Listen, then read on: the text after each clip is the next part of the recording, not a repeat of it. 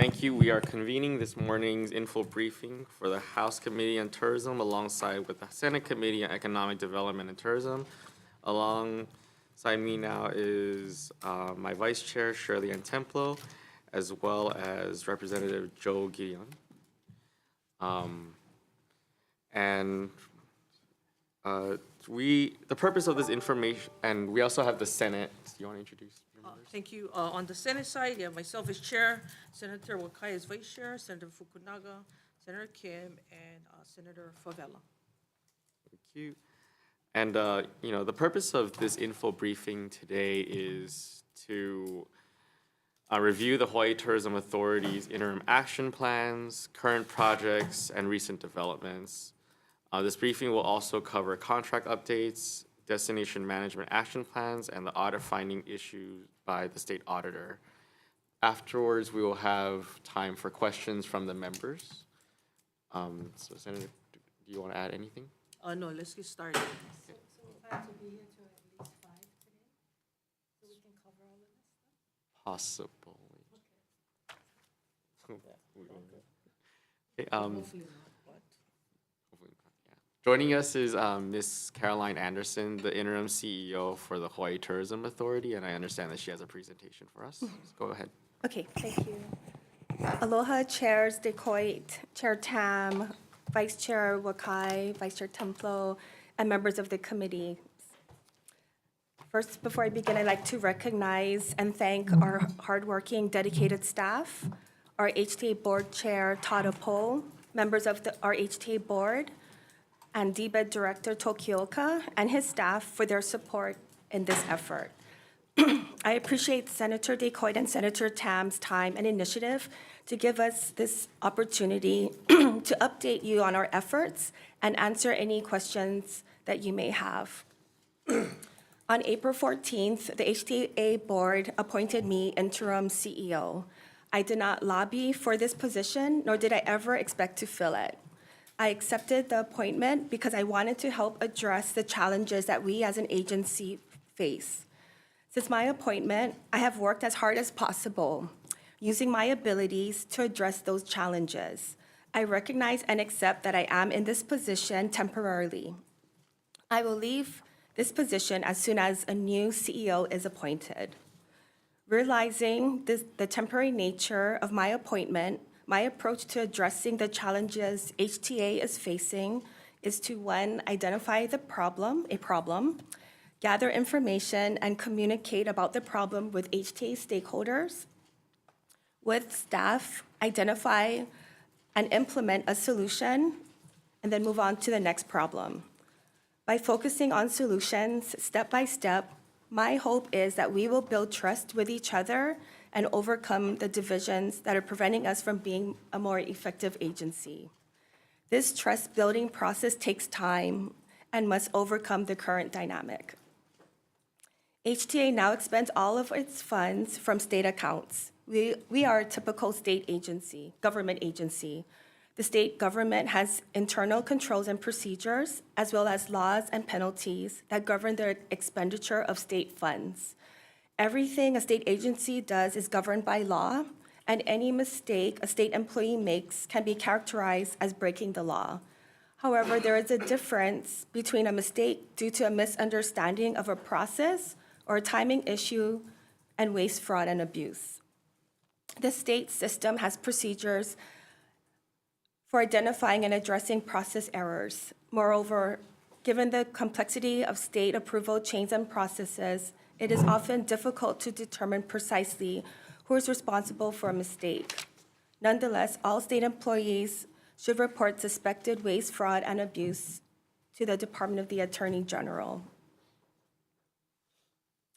While HTA is a typical state agency, HTA is often asked to do things and undertake programs that are not typical of a state agency. Therefore, I can foresee that HTA will generate process errors in the state system, or to eliminate these errors, HTA will have to change the types of programs and activities it undertakes. One of the reasons HTA was given autonomy in the past was to provide the agency the additional flexibility to respond to the tourism industry's needs in a timely manner. Today, we will discuss the DMAP process. I want to be clear that I accept responsibility for the DMAPs. I take to heart the criticisms raised about the DMAP process, particularly how we can improve the effectiveness of a DMAP plan. The DMAP process is intended to be a community-driven process. The process should not be defined as a process where experts go into the community and identify for the community what is best for them. If it were, the DMAPs would only contain actions that experts believe are the right solutions for a particular community. I have found that the DMAP process uncovers problems that have persisted for years and are very difficult to address. These problems must be identified and incorporated into the state planning process. The questions I think about are, if we don't do DMAPs, what should we do? If we create a high-stakes process where HTA must show immediate effectiveness of effort, how will this dynamic influence HTA staff to include only issues that are easy to address in the DMAPs? In our common effort to improve the DMAP process, I want the community members who participated to know that their time and effort are valued. When the auditor's reports on the DMAP process came out, I directed our staff to review it with the idea of what we could learn from it and how we could improve. I have a document that shows this review and have shared it with our board in our board meeting, and I will share it with you today. It is also posted on our website. I hope that after my presentation and our discussions today, we can make further progress in gaining your confidence that HTA is addressing outstanding issues and taking action to move forward effectively. I expect a new CEO to be appointed soon. Until that time happens, I will work to provide solutions to the HTA challenges and do my best to fulfill my responsibilities while I'm here. Thank you. So with that, I'll get into the presentation. When you say it's soon to have the interim director, what is that soon? I'm hoping it will be soon. So we are, I'm sorry, I can't answer exactly when is soon. Then how can you say soon if you don't know when soon is? So I'm hoping it will, In a month? That's no, probably not in a month. 2 months? I don't know when. So what, I'm just saying that I hope it will be soon. I think, Chair Poe, could you please come up and, I know that you're the chair, that you might have, can you help answer that question? And so I couldn't hear the question, the exact. she said that she hopes that we're going to have a CEO soon. Oh, your question is in regards What to is finding the permanent CEO. What is soon? Okay. I just couldn't hear the original question from the back. And aloha, Taupo, currently the chair of the HTA board. Appreciate the opportunity, committee chairs and committee members to be here. So my hope is that we can have that selected within the next 4 months. And we have extended the contract, so the existing search firm that helped start the process that had to be stopped earlier is still engaged with us. We are finally finishing those negotiations to have them continue to do that work. We are revising the position description based on the laws that Governor signed about a week and a half ago, which dealt with the compensation.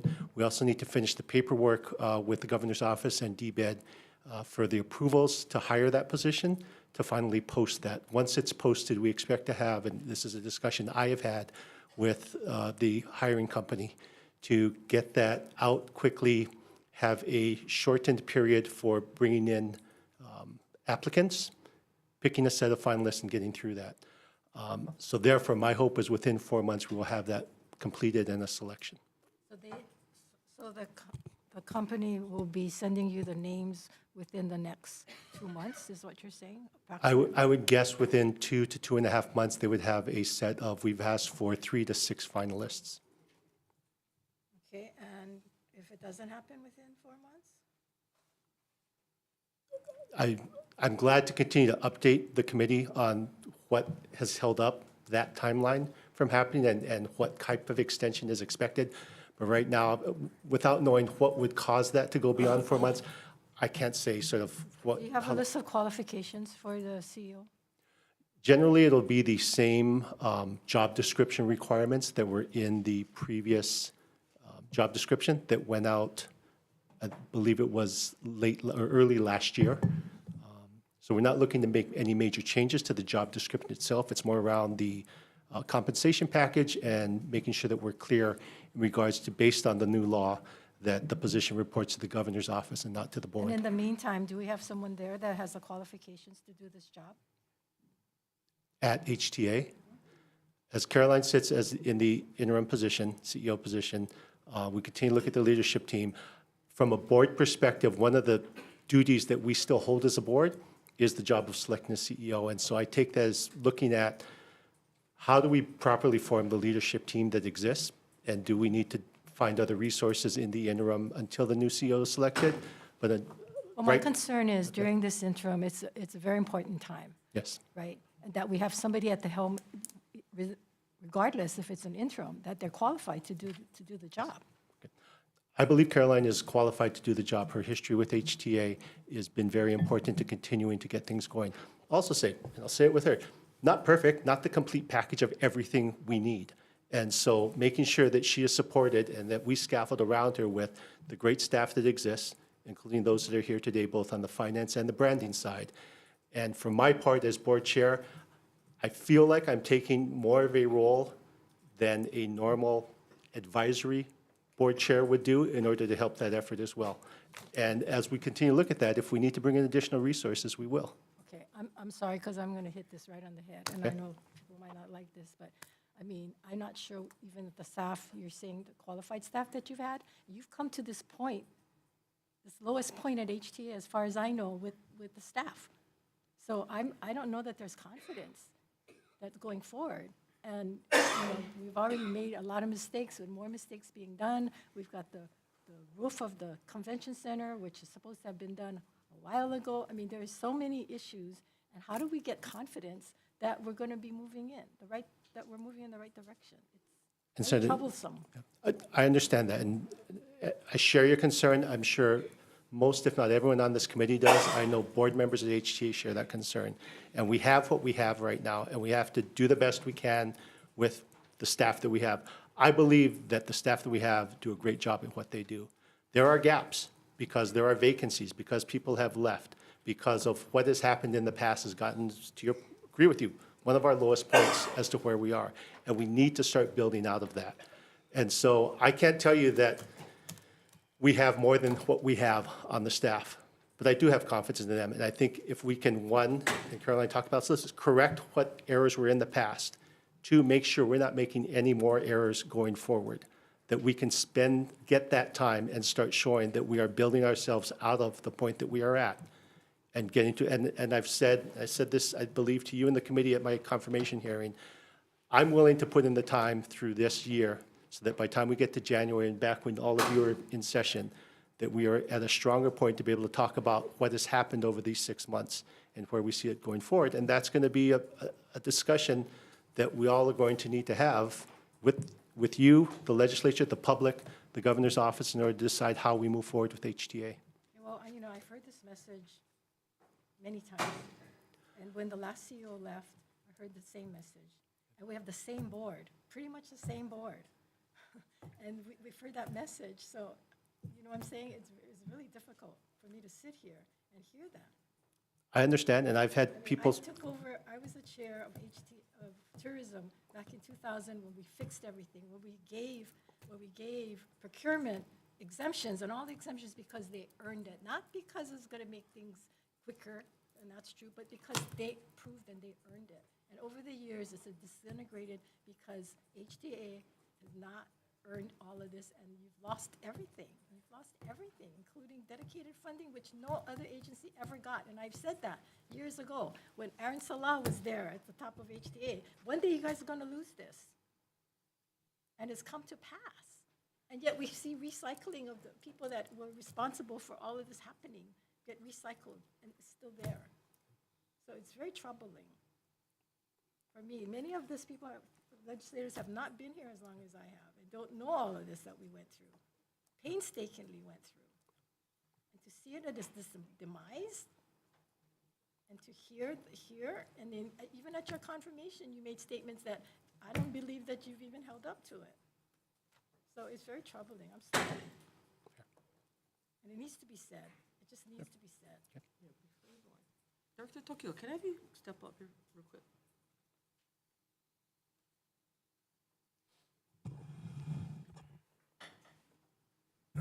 Good morning, chairs and members. Thank you. I'm sorry? Can you respond to that?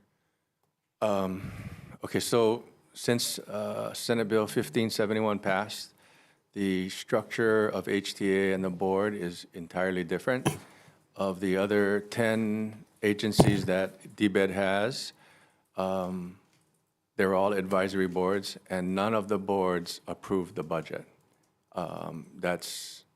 It goes through HTA, it goes through DBED, and DBED approves the budget. So what you did with SB 1571 will go through the same process as at HTA, but right now, because the bill was approved a week and a half ago, and we still have contracts that need to be done by July 1st, I know that we're having meetings with CNHA on the destination management side and HVCB on that marketing side to go over the budget and make sure that the things that need to be addressed right away will be addressed through the deliberations. And I've also had discussions with both chairs of the Tourism Committee to make sure that some of the concerns that the legislature had will be addressed in the next budget coming out. But I do know that time is of the essence with some of the contracts, but it is going to be a totally different process. And I think it'll be better in the end because right now, people don't know, because it's on a fiscal year, they don't know whether they're going to get the funding in July or not. So the plan is to change it to a calendar year so that when the budget is approved in June, that the people in July, August, September, October, and the entire year know what they can look forward to as far as grants that are given by the different organizations through Kilohana and HVCB. So that will be the process. And, we're going to have to sit down. What you did was a very, very, very different structure. So we're going to have input from you going forward as to how the legislature feels that the process should work. So that's my job. That's my task to figure all of that out. The governor and his office have asked me to work with Caroline and Todd and the administration at HTA to oversee whatever's happening now. And I think, if you ask Caroline, we've been doing that. We've been meeting once a week to find out. So I know what they're doing, because the last thing we need is to be on the front page of the Star Advertiser every week. But it's true. We need to, like Senator Kim said, we need to develop the trust. And I've said that from the time I started at DBED till today. And obviously, that hasn't happened. And we need to be better at that.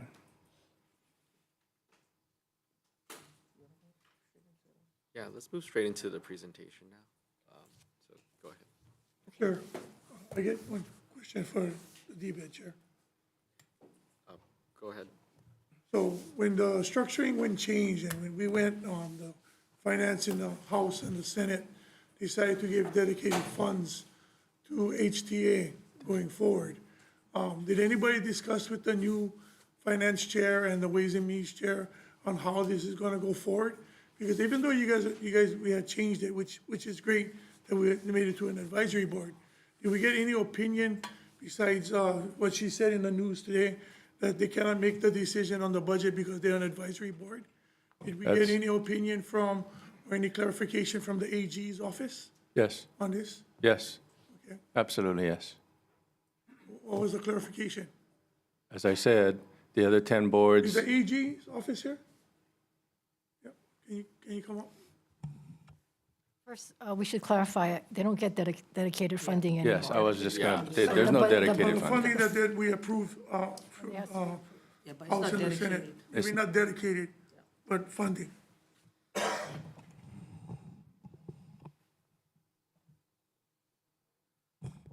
Thank you, chairs and members. I think what you're asking is the department's authority as far as the budget goes, and HTA as a board, I mean, before this bill even happened, they would vote on a budget that would then go to the director of DBED, and then he would typically make choices across the whole department and sometimes submit HTA's budget as it was given, or he could also adjust it because he's the department head. HTA was never exempt from the administrative supervision of boards and commissions provision, which allows, the agency director, department director, to approve budgets and change budgets if necessary.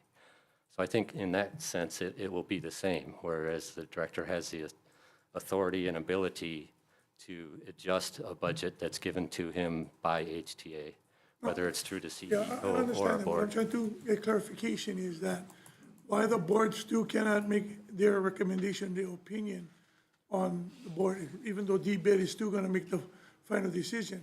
But what I'm hearing is that they cannot vote on their budget. They can Taking advise. clarification. Yeah, they can advise, they can give their They can opinion. still give their They opinion. can still advise. advise the administration, but, part of this was the concerns from the bodies, House and Senate, that they had concerns and they wanted specific changes to be made on the process. So that came clearly in SB 1571.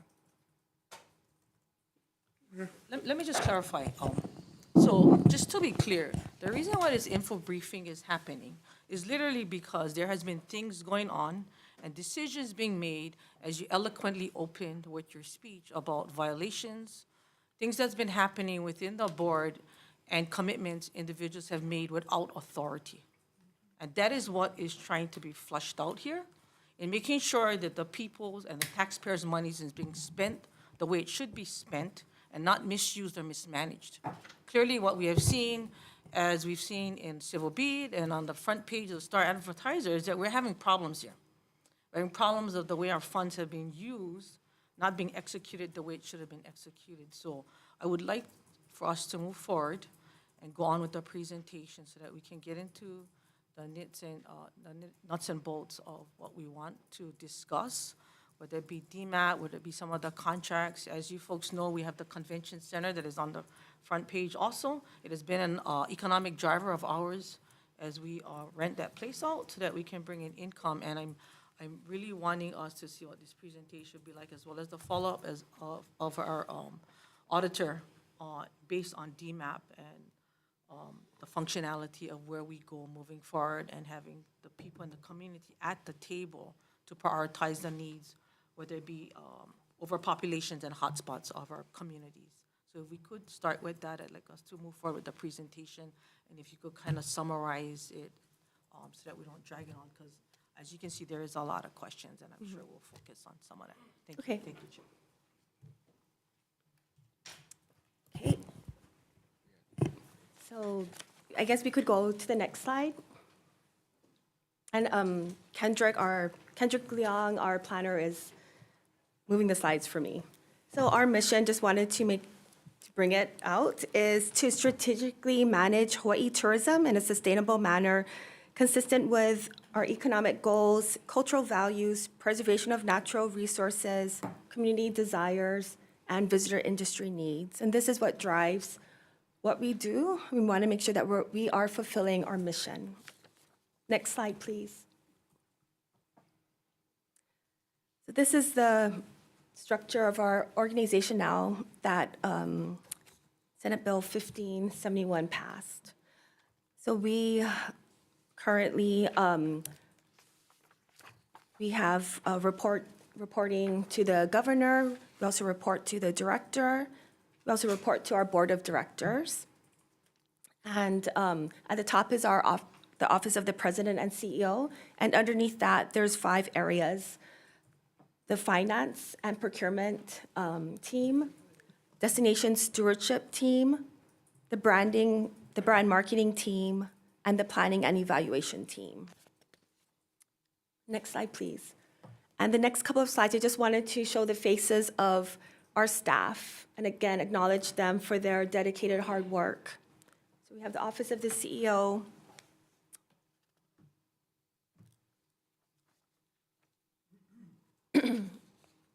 And I just wanted to introduce our latest member to our team, Jill Radke. She is our Public Affairs Officer, and she's in the room. I just wanted to acknowledge her.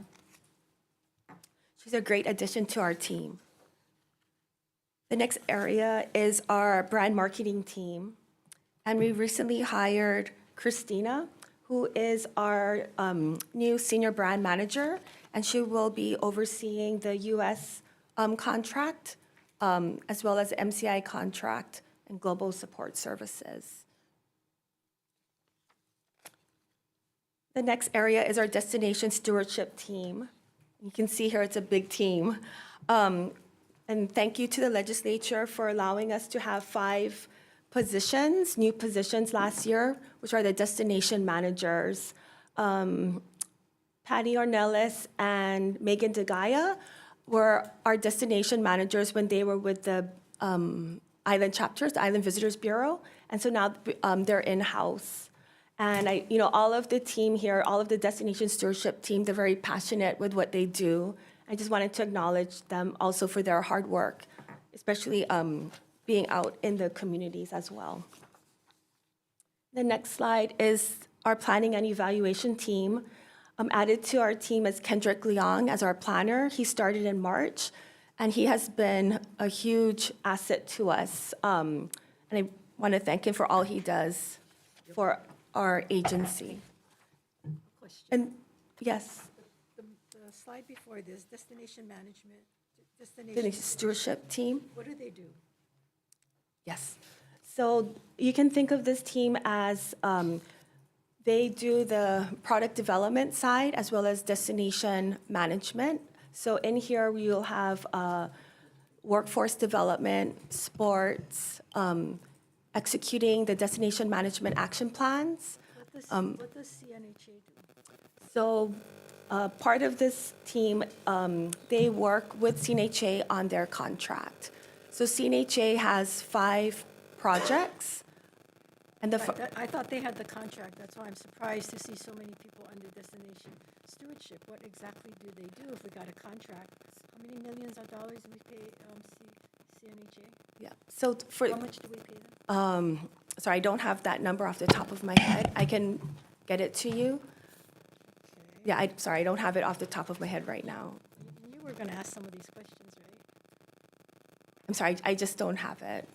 But I can tell you for the CNHA Kilohana contract, their contract is basically five overarching projects. One is to develop the tour guide certification curriculum. Okay, I don't need to know that. I just Okay. need to know if we're spending millions of dollars on CNHA to do this work, then what are these guys doing? Just overseeing them? So the team is broken out into specialists that oversee certain aspects of their project. So they still have to provide direction to the contractor and work in partnership with them.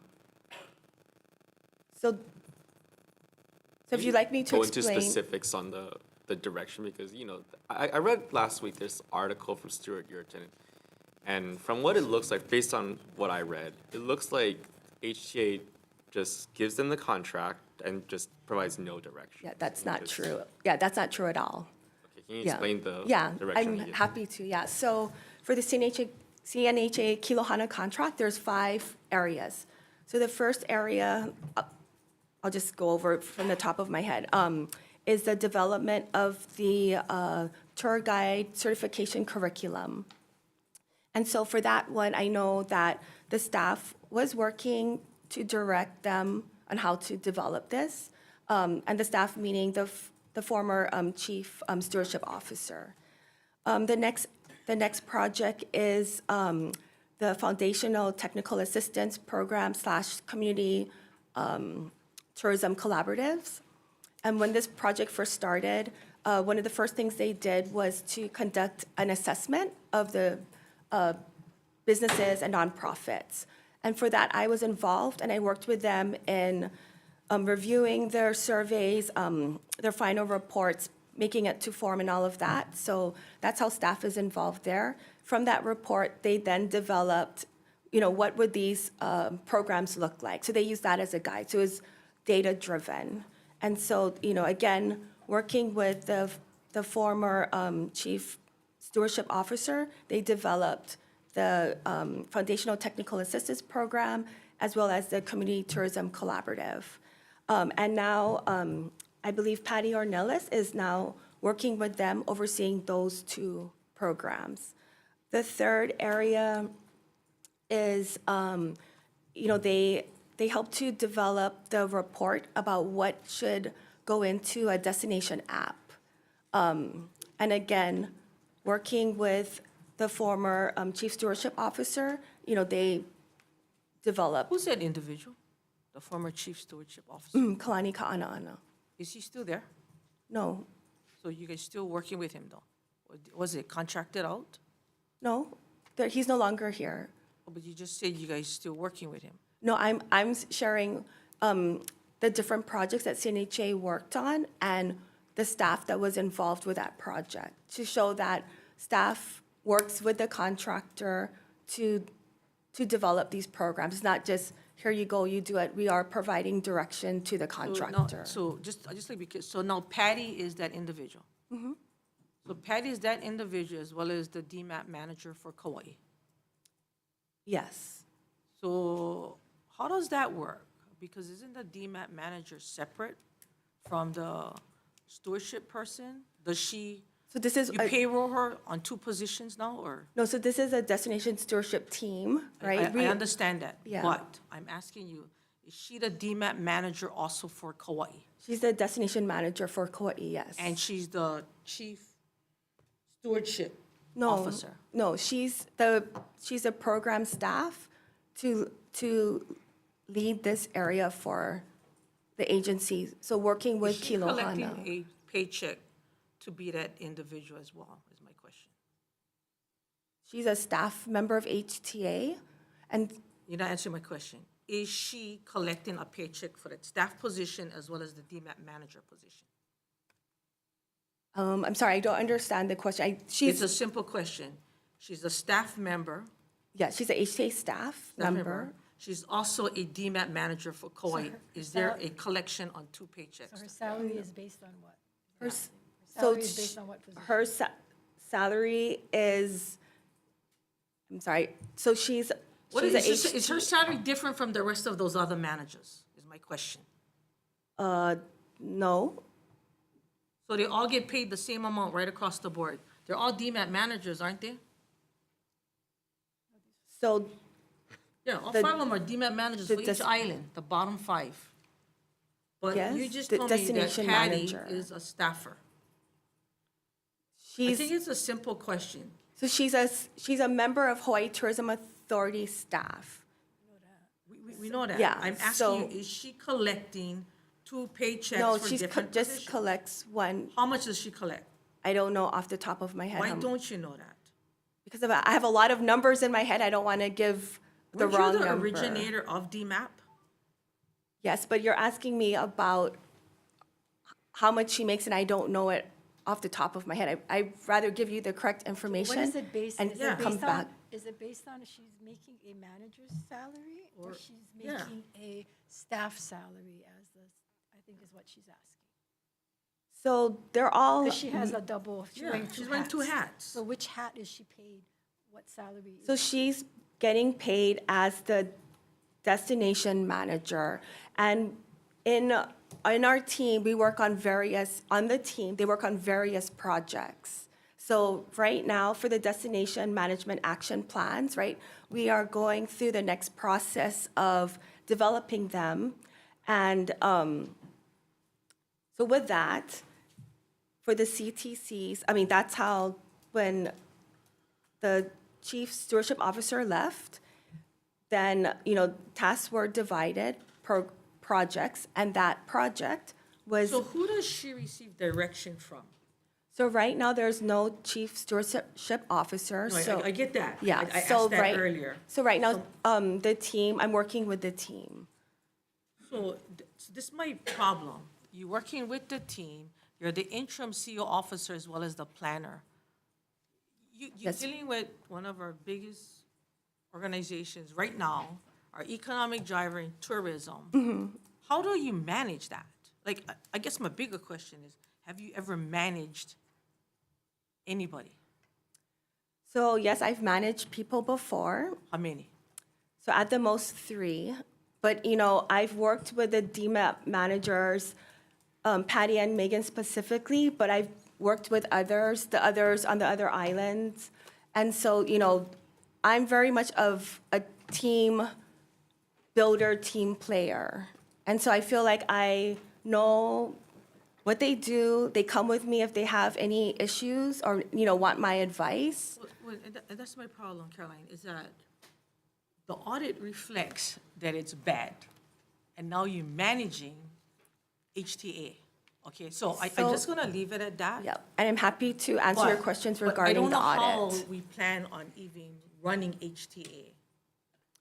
And especially if we're looking at the new CEO, maybe if in 4 months we get that person, which I don't know why we even stopped the process.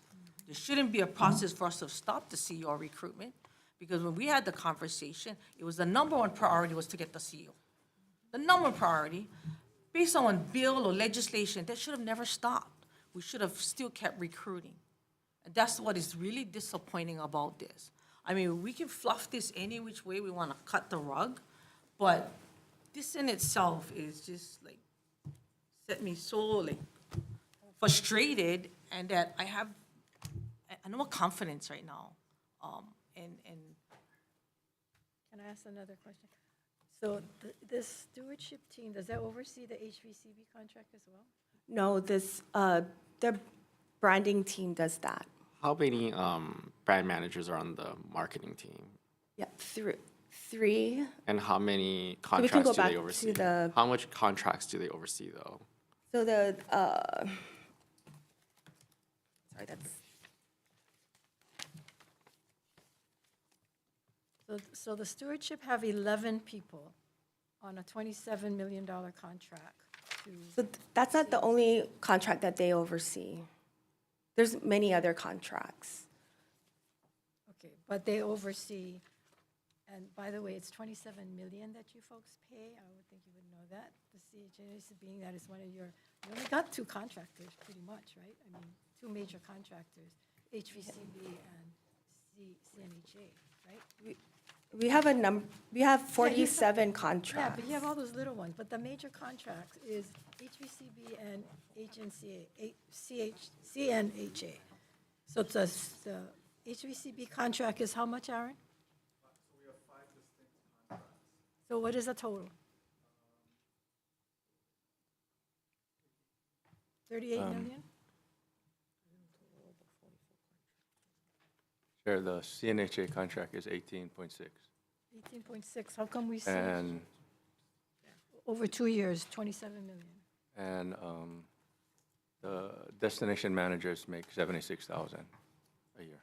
I think that's what I'm really confused by, is that we have, I'm assuming that there's more contracts under marketing, but yet we have less brand managers and, yeah. And we have more people on the destination stewardship team, but less contracts in that. Can you make that make sense, please? So, I'm sorry, let me get out another document. But as far as how many,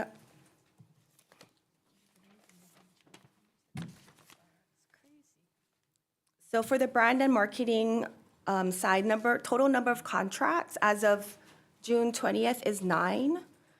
When we add up the total number of contracts for the destination stewardship team, that is approximately 15. Total of 15. So you have 15, run by 11 stewardship team. And you've got 3 branding running, overseeing 9 contracts for branding. What percentage of the budget, the $63 million, are actually dedicated to bringing in tourists?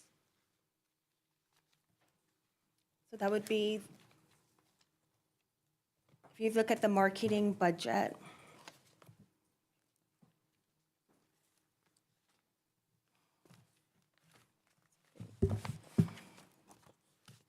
So what percentage of visitors?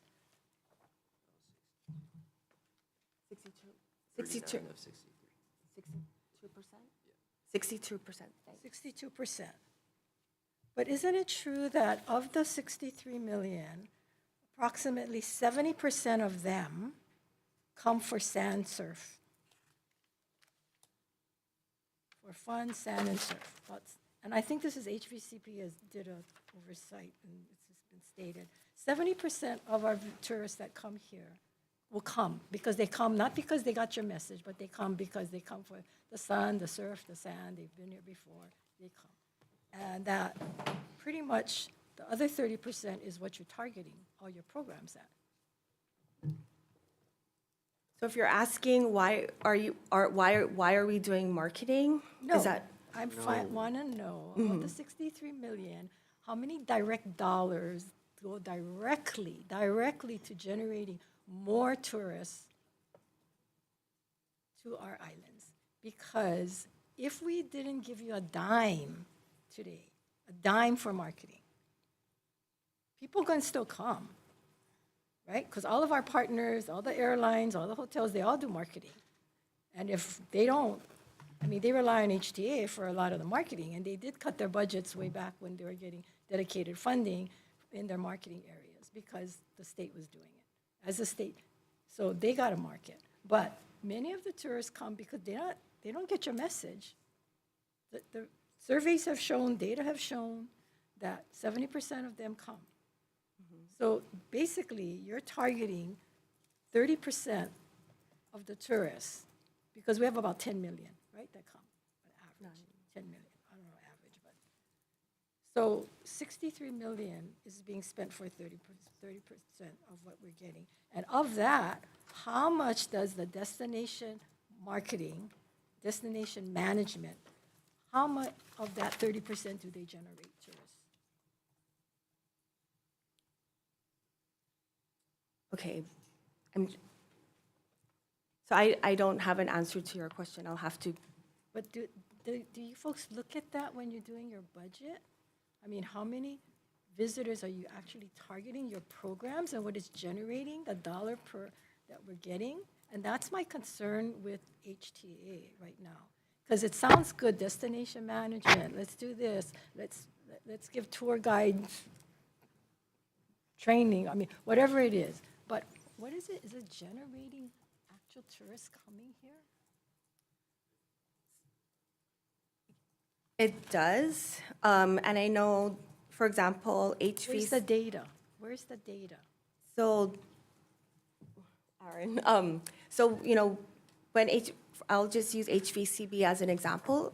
When they finished doing their marketing, like the LA saturation program, they could tell how Well, many at- bookings. At this point, I'm talking about destination management. Does HVCB do destination management? No, sorry, I thought you No. were asking about how many, No. the marketing I'm saying, dollars. yeah, of the $63 million, because 70% of the tourists come. They don't necessarily have to, they come because they want to come to some program that's being a little weak.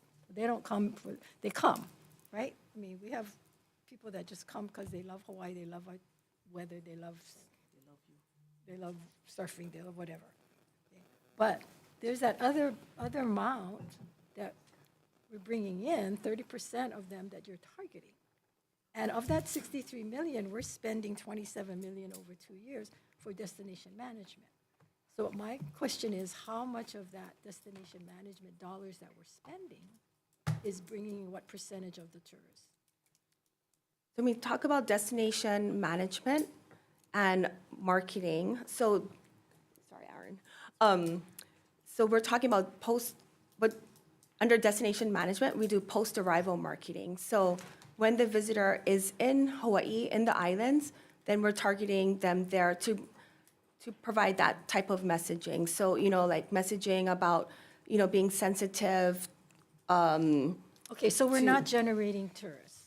not with destination. So destination management is only educating our tourists. So if I'm understanding you correctly, right now you're saying destination marketing and destination management. So destination marketing, to me, right now is the brand team working with our global marketing team to get visitors here. For destination management, I'm thinking, when you speak of that, I'm thinking of the post-arrival education program or post-arrival marketing here. So we're targeting the visitors while they're here and sharing with them the many things to see and do here to make sure the dollars stay here with our local businesses and educating them when they're on island about, Right. hiking safety, So that's- not walking on the And is that what reefs. CNHA do? That's what CNHA does, is Okay. the So post-arrival they don't marketing. do any marketing? They So don't do pre-arrival So marketing. they don't bring in any tourists? They do not bring in any. Okay, so the marketing- Pre-arrival is left with the Bureau and our Okay, international. so the Bureau marketing does team, all the marketing to bring in the tourists? as well as our international global marketing team. Okay, and I guess that's what we need to look at. How many dollars do we spend on the contracts? Did you add that up, Aaron? We have 24 million. 24 million. Okay, so 24 million in marketing. Plus what? The Maui emergency marketing campaign is 6.5. So 24 plus the 6.5 million. Okay, so we're spending approximately 30 million in marketing. For the Gen- US, this is US and global MCI. Should I come up? Yeah, please come on. So I guess, sorry. So I guess we could say that we spend zero. Zero on what? But I'm sorry, I on- don't on understand. tourism coming to Hawaii. I mean, zero in tourists that we're really targeting with the funds. No, it's No, I know they do CNHA. posts, but Yeah, in this they case, don't do you know what amazes me? You guys get money all over the place for DMAP. Like, I've known CNHA to be boots on the ground. I've known them to be in every community and district, and the outreach is there, but yet, a logo has been this. We should not be engaged, it comes in where people are not of this mindset. We should be humble, mindful, and respectful. The reason for this sentiment is that local people are not of the mindset, and that the message worldwide, whether it be here or Japan, is no come. What message is that? Do we have a campaign going on with that kind of messaging? Well, it was when we was in Maui. That was the No, I messaging. don't- You guys were there. We were trying to figure what was the message the whole time. So, Aaron, what program are you guys running right now? You're running a campaign of that mindful messaging? No, so I think what's important to note is that HVCB's contract on the leisure market with HTA is a branding contract, whereas the other GMTs are lower on the funnel, more driven to conversion. And so if I use 2019 as a metric, as a foundational metric, in 2019, the US market for which HVCB is responsible was 60% of overall visitation to Hawaii. In 2025, the US market is responsible for 75% of overall visitation to Hawaii. We are at 115% of where we were in 2019. Now, I think what's important to note is that HVCB is responsible for the US market, distinct from Oceania, et cetera, right? And so in the leisure contract, we're responsible for overall branding. And so when Senator Kim says, when you make the intervention that people come for sun, sand, and surf, you are absolutely right. That if the state spent no money on branding, people in Siberia will know Hawaii. I would encourage the committee to consider, however, that what happens if hotels are directly responsible for their own marketing and airlines directly responsible for their own marketing, the kind of people that come to Hawaii, we lose control of. And what the state's responsibility is, from our perspective, is to assure that the kind of people that come to Hawaii are the kind of people the state wants to come to Hawaii. And that's where branding is key. And so then a hotel's responsibility, ultimately, operationally, is to sell a room, or an airline sell a seat. The state's responsibility, from our perspective, is to assure that the kind of people that come are the kind of people that we want, be it that a mindful traveler, sustainable-minded, et cetera, right? And so with HTA, we have designated what we now call a Hawaii target traveler. They make a certain amount of money, they watch these kinds of shows on Netflix, et cetera. And so for HVCB in the leisure market, our intent then is to make sure that the proper message is getting to the proper person at the proper time, et cetera. And they then make their own decision to come. We don't drive at the bottom of the funnel. So let me sort of put a period there. This is distinct from the emergency campaign we're doing for Maui, because the emergency campaign that we are doing for Maui is a direct conversion campaign. And so what HTA has decided, and this is in a conjunction with DBID Director and the Governor's Office, is that Maui needs an infusion of resources that brings people directly to Maui. And so that was what effected this Emergency Maui campaign with $6.5 million. The majority of that funding is going to wholesalers, which are in the business of driving conversion at the point of sale. And so this contract is distinct from the overall leisure branding contract. Okay, let me follow up on this, Please. Aaron. So you're saying that HVCB, which has the US contract, Yes. that's a leisure branding, and that a majority of that come for sand surf, right? And you're saying that you want to control the kind of people that come here. We think the Right. state should control. Yes, the Yeah. state, through your contract, the Right. state should control.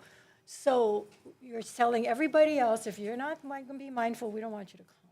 If you're not going to be good stewards of our land, we don't want you to come, right? That's what you're saying. No, not directly, no. So what we're That's what trying you to said. I no, mean- what we're trying to influence the kind of people that ultimately come. Yeah, but I'm getting the message and I hear that, and I'm saying, wow, am I mindful? They don't want me to come? I mean, the Japanese is a good example. So the Japanese are mindful. They are very respectful.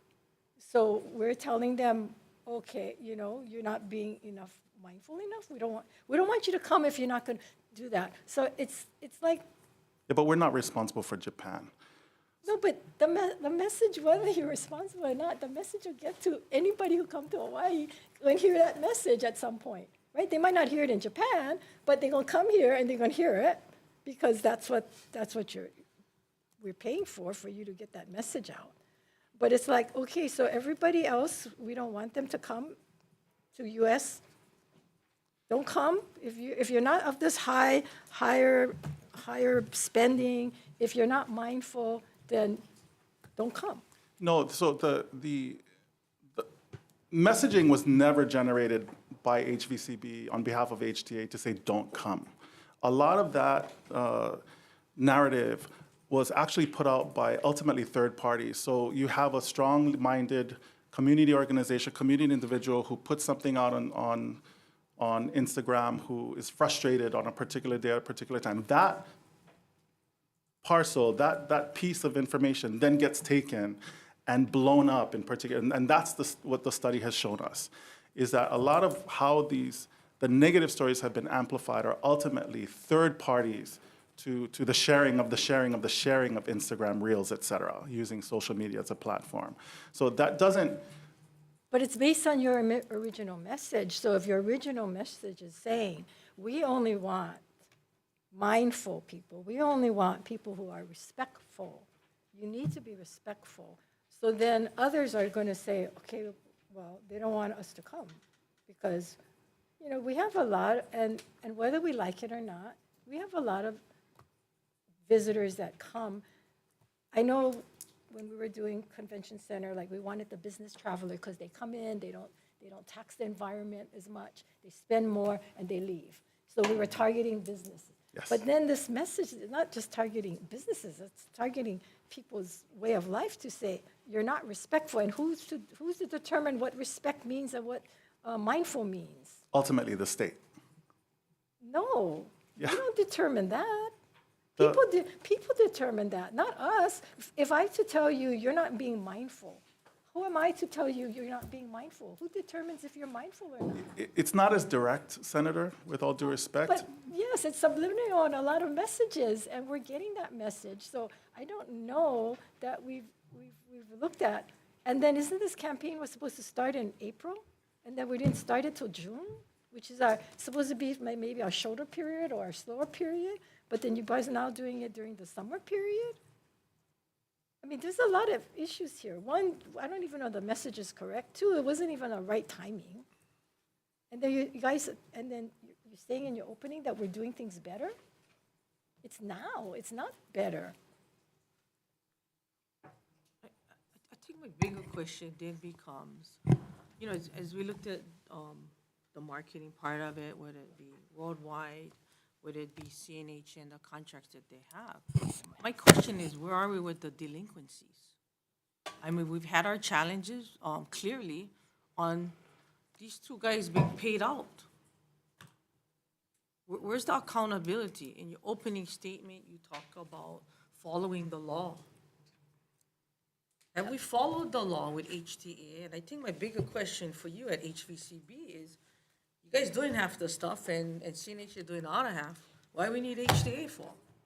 If we're gonna have the message of what we're gonna share to our tourism industry, then maybe the legislature should just say, okay, no, let's just contract it out.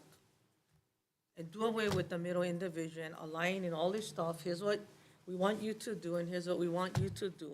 And just have the oversight at that level with a, by the way, did we ever feel? That's the way it used to be. Did we ever feel our financial officer position? Where's that? I mean, who's looking at the money is my question. Who's watching the money while we're having news come to us from the front page and then we gotta go dig for the stuff? I mean, that's my challenge here. Can I just share the history prior to HTA being created back in the late 90s? Because the legislature was not happy. HVCB was running the entire world. They had the entire contract, $83 million, I think it was we had. Okay, they were running everything. And I wasn't in the legislature then, but I understand legislators felt that the state should be doing it. So that we created HTA, but when we created HTA, we didn't give them the bodies, we didn't give them all the expertise. So what did? They turned around and contract with HVCB. Nothing changed, we just had a middleman. Okay. Then I entered in 2000, took over tourism by itself, because back then it was never by itself, it was always with DBED. And we made that change, and they took HVCB's contract, instead of going worldwide, they broke it out into many markets. And they fought it, by the way. HVCB, and you're around, HVCB fought it tooth and nail. It was very political, but the board did it at the time. And we split it all up. And so that HTA would be more relevant, but now it's back to the same thing. We're back to contracts, and why have HTA? Because you haven't managed it well. Because DBED can do it again if they're going to just contract it with HVCB. And we didn't have HCNA back. NCA back then. CNHA, I can never get that straight. So that's kind of the history, is going back. There was a $300,000 governance study that was conducted last year that basically said that we should revert back to what it was. To what it was. Yeah, and again, it But we can depends. If talk you have about that. bad leadership in DBED, then things happen. If you have good leadership and bad leadership in HTA, you know what I mean? It just reverses itself sometimes. So it's never ideal. We talk about the delinquencies and the invoices. Have we determined how much of an interest we have to pay for that? So we have, through their current contract, their fixed price contract, we've handled that. And so now there are no interests that we need to pay for any delinquent invoices.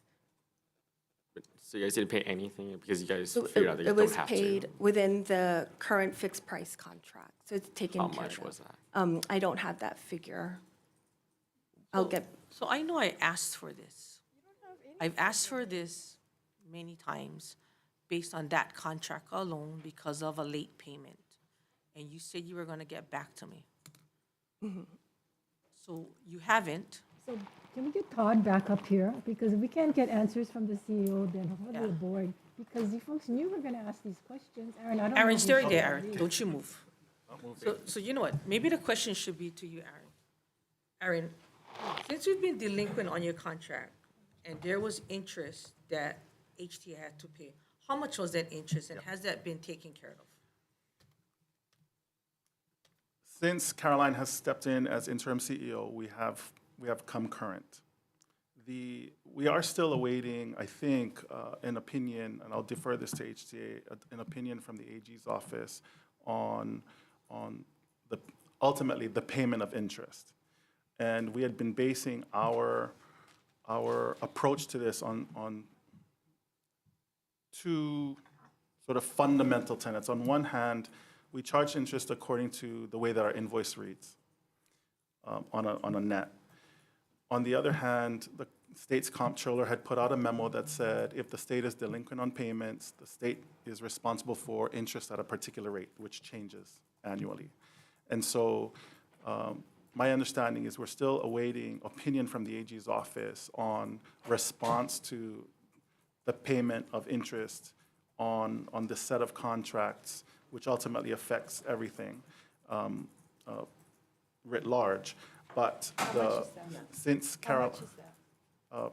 That you folks, HVCB thinks, based on your 30 days, 780,000. 780,000. Have the director come up and answer that as well. Did we ever get a number that, or AG, do you know the question? Okay. I don't know that we needed to, because I think it's in statute. What? The interest, What the interest? it's in statute. If we owe somebody money, I think they have the right to collect interest on what we owe after so many days. I don't know what that time period is, but let me just say that HVCB came to me before Aaron was appointed, and I had a meeting with Tom Mullins, chair of the Budget and Finance Committee, Arakawa, Isaac Choi, myself, and we talked about that amount. And it was $11 million at the time that we owed. $11 million. And then Tom said, well, you know, we have the right to collect interest. And I was very upset, and I told Isaac Choi, you need to resolve this now. How do we even find out that they weren't paying the bills? They came to me. Who came to them? Tom Mullins. Tom Mullins came to me and said, Jimmy, we got a problem. I wasn't aware of it, but as soon as I was aware of it, I had the meeting. And everybody. So were you aware of that? No, I wasn't involved at the time. So nobody knew this thing never Oh, came up at the that, board meeting? Who was the responsible? previous interim CEO and president knew. He knew. In fact, I'm sorry, he was in the meeting too. And that's not the only situation. CNHA was another one. They were almost $4 million, and it was past 400 days. And they called me at the same time, and I brought them in. Tyler was in the meeting with me and Isaac and Daniel and Kalani. And I told them, we gotta resolve this. I said, can we? Why wasn't it paid? Well, I'll get into that, but why? I said, this is not fair for an organization like CNHA to be out. I think at that time was like $3 million. Isaac, okay, I'm not going to use his name. The former financial officer worked with Tyler on 2 weekends, and they resolved all of the issues of deliverables, of the contracts, and everything was in email sent to to HTA 2 weeks in advance of each contract. So they sat down and they went through every single one. And I think it took them 2 weeks or 3 weeks to resolve the solution, and then they got paid, I think, a month and a half later. But Who is overseeing the payments of these contracts? the former destination stewardship manager, Kalani Kana'ana, on the CNH, on the Kilohana contract. And what about for the HVCB? Eva, I don't know her last name, And that person is still? no longer there. Okay, so they were overseeing and they weren't being paid. The organizations weren't being paid correct, And, on a timely basis. but why? I cannot answer that question. I was mind-boggled myself, because when we found out that, Because they were aware, at some point they were aware. And Oh, they they still were didn't- aware. They didn't pay. My understanding is that they didn't give the approvals or something. I don't who didn't give the approval? know, the Kalani and Oh, yes, yes. Yeah, they didn't sign off, so yes, sign off. yes. Why? I don't know. In the For my- meantime, the two organizations are left holding the bag. Yes. And when I found out about the $780,000 interest, I'm like, this is going to end up on the front page of the Star Advertiser. And, we cannot go back and fix it. I think we did as best as we can So to where pay is them. that money going to come from? It's paid already. Yeah, but Most where of did it. it come out of? It was in the budget. It was in HTA's No, coffers. it's a $780,000. Oh, I don't, I think, Where is that money going to come from? I don't even know if that legal part is going to be paid or not. Should they be owed that money? If it gets determined, where is that money going to come? Okay. And what is? That's a what is specific CNHA's question. position of interest? They don't have any interest that I'm aware of. So They didn't did ch- not, didn't charge you. they did not in a meeting tell me, or even today, as of today, they just wanted to get paid. I'm not going to speak for them, but I think they just wanted to get paid, and they never talked about interest, So to their if credit. the interest, where would the $780,000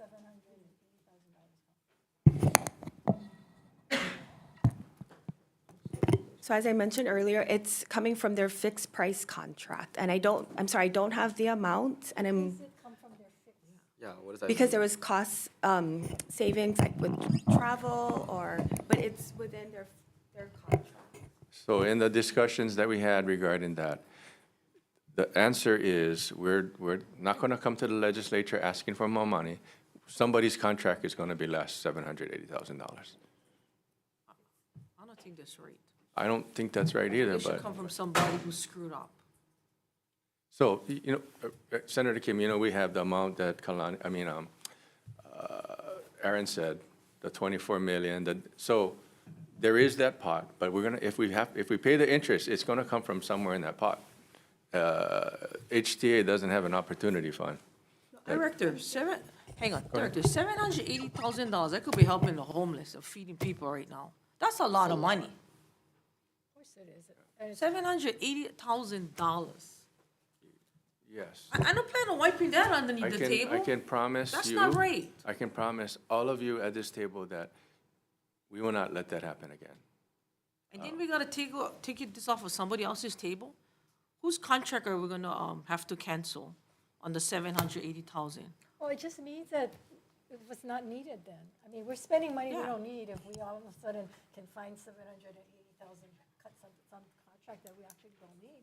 So where's this, we didn't owe the interest, was this a slush somewhere? No, We like I paid? said, we don't have an opportunity, I didn't want to say slush fund, because that doesn't exist.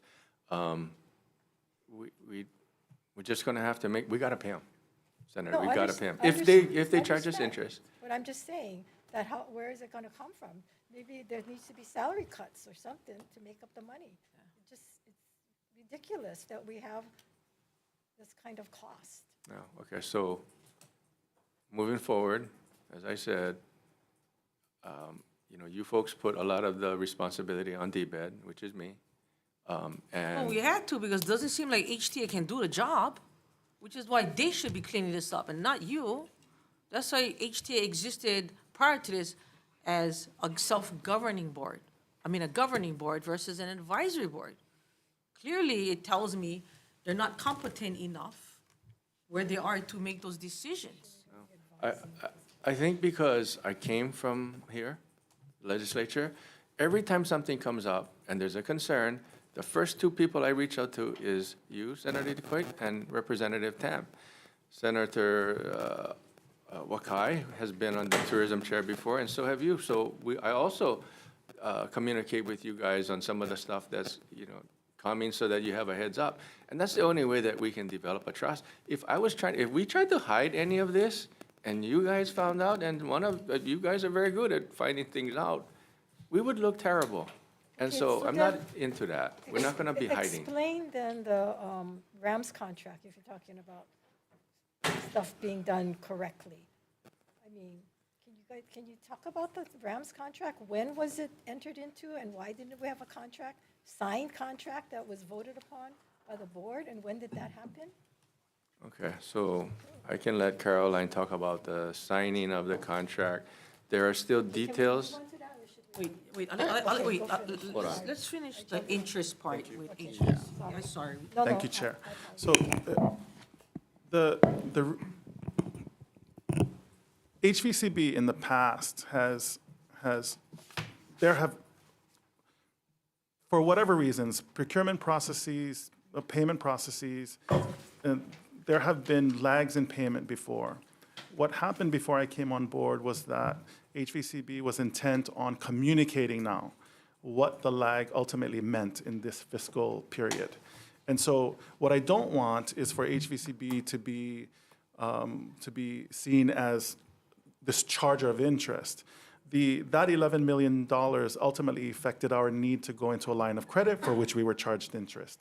And so as we're, as a nonprofit private organization responsible for our own overhead, our own expenses, the goal really is to assert a need for a discussion on what the process is and how these processes are handled, who approves what, at what time, so that we can get paid on time.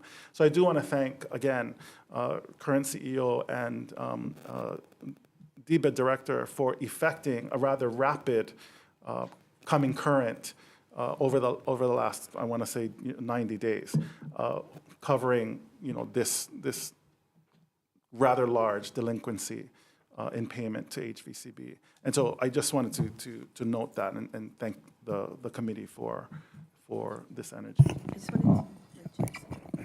Yeah, I'm sorry, I should have mentioned, Mr. Mullins told me that. He said, Jimmy, we got to float credit cards to pay our vendors. And he told me that in the meeting, and so what Aaron said is exactly right. I mean, they got to pay. So I don't know what that interest amount is going to be, but he said they had to float credit cards to pay the bills, and that should never happen. And the sad thing is, all of this money was in HTA's account. It wasn't like we had to come over here and ask for more money. We had the money. Okay, so my question now is, because you're aware of all of these unpaid invoices, was there any kind of repercussions for those that were responsible for this?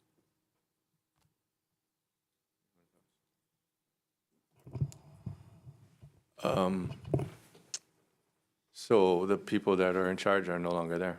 And they just resigned on their For the- own? yes. Or is it because they resigned because of this I incident? don't know or- why they resigned specifically, but they are no longer at HTA. Okay, because what I'm hearing is that, like, this happened and there was no repercussions for them. And what's to stop this from happening? I had brought up to the previous CEO that documentation should be, I mean, $3 million and $11 million is a lot of money. Yeah. But at the point where I found out about HVCB, that person had already left the organization. Whether she had the training to do what she was supposed to do, I'm not sure.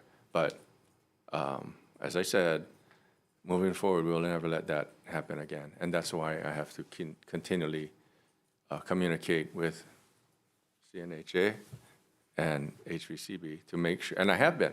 Is everything okay? They know. Aaron knows, Tyler knows, because I don't we don't need, this is not how we should be run. And I'm not there day-to-day doing it, but I call them at least once or twice a month. You know, I just let me make one comment, Director. I don't think this is your job. I think this is HTA's job to be doing that. You know, that's what I think is more upsetting, is that you're having to jump into the middle of this when clearly that's HTA and the board and everybody else that should be doing this. Isn't that, I think what the best part of the bill is, that I didn't believe that you should have any part of being on the board. But now you smack dab trying to clean up the mess that HTA was incapable of doing. Well, Senator, thank you for that comments, but it's under HTA. I mean, HTA is under DBED, so I I can't. get it, I but can't if just that let is it the go. case, then why go need a CEO? Exactly. So I'm gonna fork out this next batch of money to pay for one CEO, that if they screw up, I resort back to the DBED director to clean the mess up? Is that the message we're sending the community? I'm not.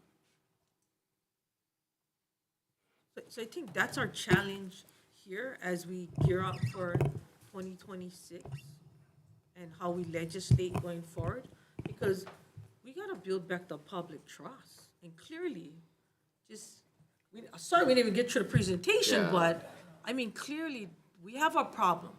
Houston, we have a problem. And how do we fix it? Yeah, and the people responsible have left, and there's no Yeah. repercussions, and yet you guys fired or let go of the person who did the whistleblowing on all of this. How is that fair? I mean, I heard you say earlier that if it wasn't for your chief financial officer to get them paid in 2 weeks, which, I mean, I don't believe I should micromanage anybody and their staff. But I believe, which is why we have an entity separate alone, that we vet out people through the process of what you're capable of doing by your job descriptions and your qualifications. In the meantime, I feel like now we're literally having to jump in here and say, okay, apparently this person wasn't qualified. But it seems like we had a qualified person that majorly had a target on his back because he flushed out the deficiencies of what we now will pay, which hopefully we figure out something, which that we should be figuring this out. You guys come to us to legislate, to help create a budget for our number one economic driver, which is tourism. This is far beyond the scope of what I believe we should be doing in having an info briefing today. I should be home with my grandson right now. But this is too important, I believe, after the discussions we've had and reading Star Advertiser, even on Molokai, I get it online, but, you know, I'm super, like, disappointed. Like, I don't even know where to start, aside from trying to continue to build some kind of transparency. But it's a lot of money. It's a lot of money. I know we talk about partnerships and leveraging. And I think we have great partners that we work with right now in HVCB and CNHA. But to build this and then try to make sure we build back transparency and help this industry move forward, we depend on it. Director, can I ask, what is the former chief financial officer's role in all this too?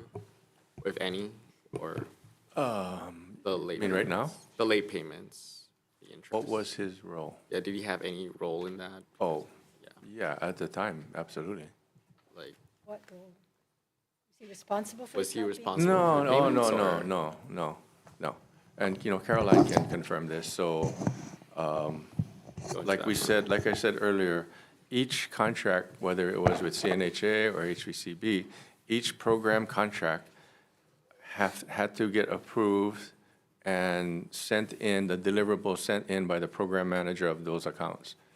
He never, the VP of Finance, never got those contracts to his desk to approve it. And that's why I said I had to get involved to take one of the program managers off the Kilohana contract and put the former VP of Finance on that contract to confirm the deliverables and make the payments. And that's what happened in 2 weekends, 2 Saturdays. Right after we had the meeting, so it was pretty quick. Right, Tyler? Yes. So yeah, that was his involvement. It was resolving that issue and then starting to resolve the HVCB issue. And I know that more work has been done since that time on HVCB because he's no longer So at he wasn't given the invoices from by the the CEO by the program managers. and the program manager. Yes. But he was the one that pointed the fingers at the different people who were responsible, which is why he's not there anymore.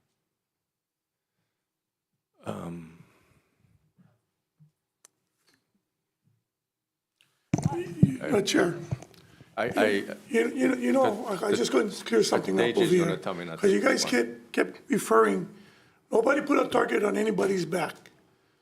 Okay, these charges were serious enough that the AG and Human Resources took action in him leaving without pay.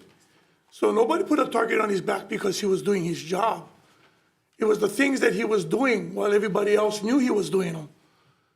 And so the director didn't know because it was told to him.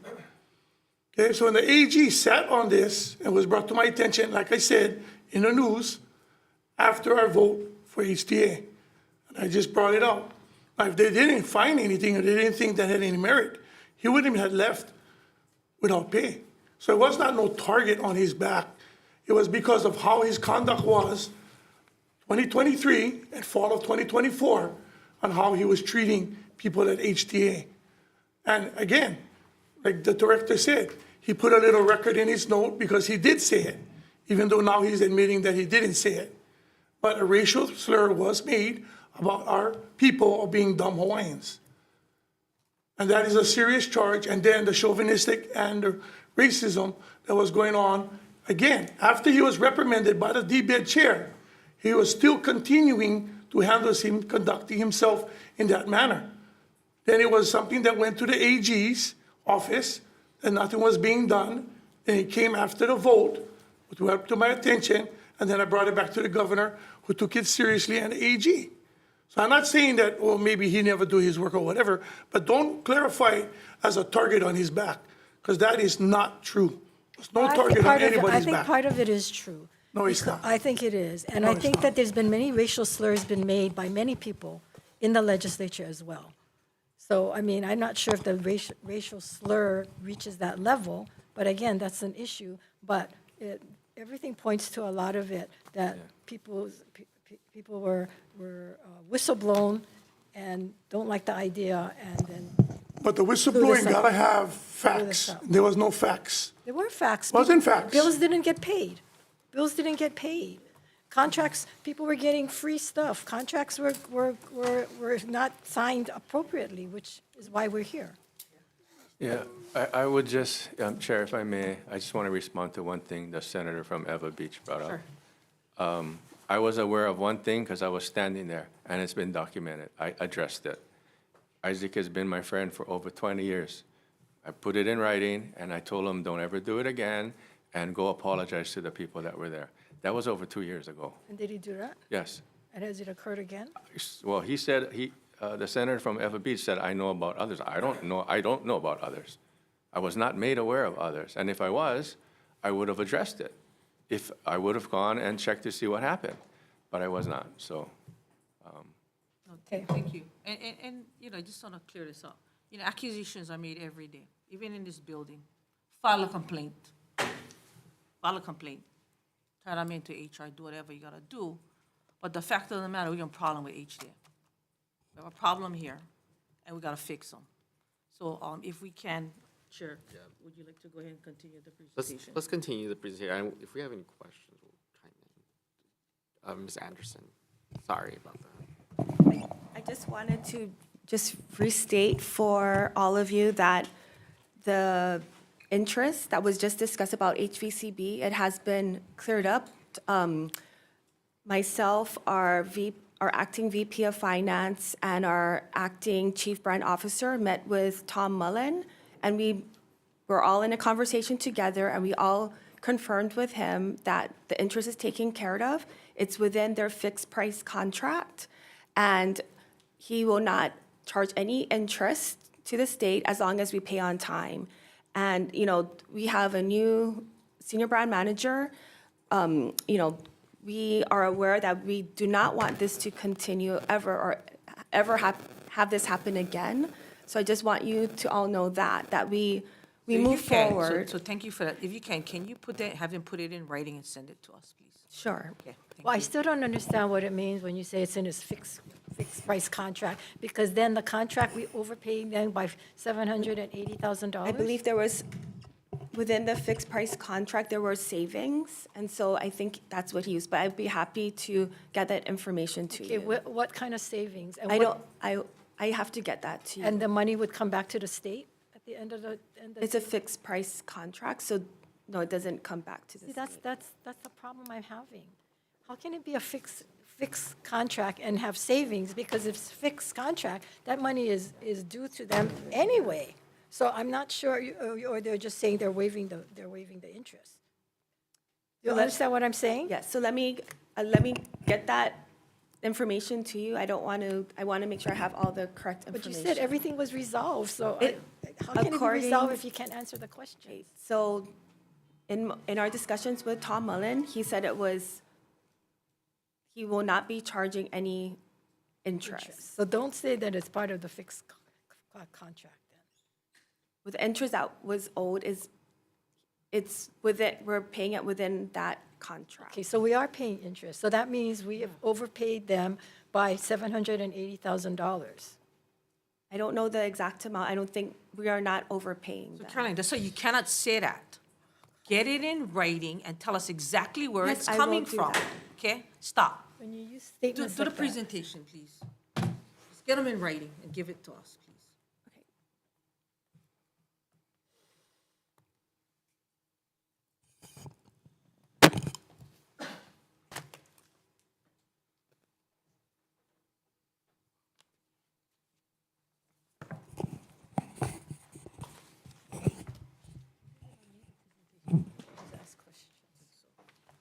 Well, if you don't want to have a presentation, we can just ask questions. If anything, just like to cover the 90-day action plan. So,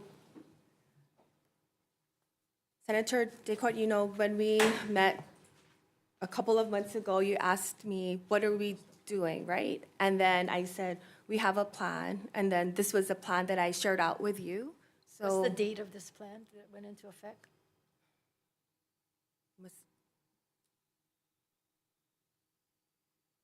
So the 90-day is up in July, so April.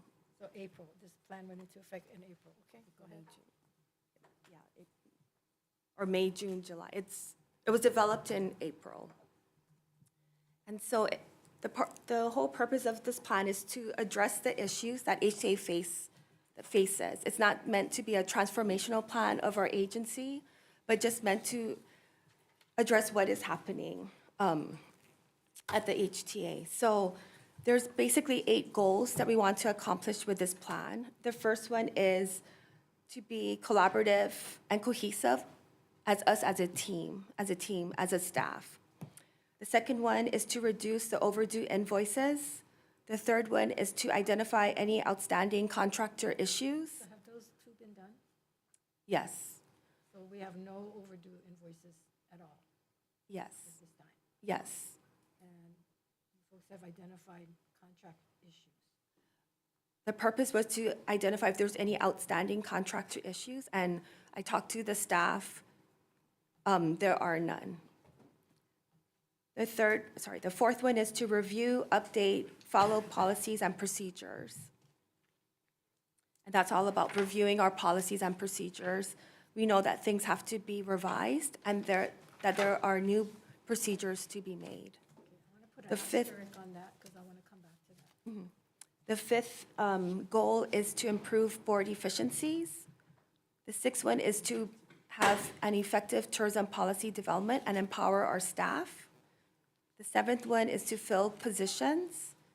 And the 8th one is to establish an administrative framework for the Rooftop project.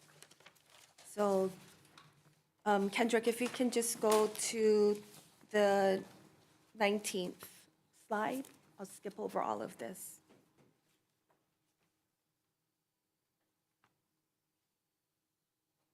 Was one more? Thanks. And then the next slide. So just wanted to share with you our progress to date for each of the goals. So the first one was in regards to achieving a collaborative and cohesive team that communicates and coordinates efforts and we work together effectively. So this action is in progress, and things that we've done is, one, we now have staff meetings that are weekly. Before it was inconsistent. The second one is, before Jill came on board, we did not have a public affairs officer or a PR contract, and so we formed an internal PR Hui to see what we could do to get out messaging about the work that HTA does. The third thing we did was to, work with staff. My message to staff was to stay focused amongst everything that's happening around us and to getting our work done, because we're nearing the closeout of our fiscal year. There's lots of contracts to get executed, procurements to be done, and I just wanted them to keep on task. And also to assess our program's activities as we develop the 26 budget, as well as our strategic tourism management plan, which is basically our operational plan, as identified in our Hawaii revised statutes. We're also looking to see what kind of team building and employee recognition activities can be done. And our managers have either conducted or in the process of conducting employee goal setting and reviews for the upcoming year. And again, this is all to make sure that, we have a cohesive team working together at HTA.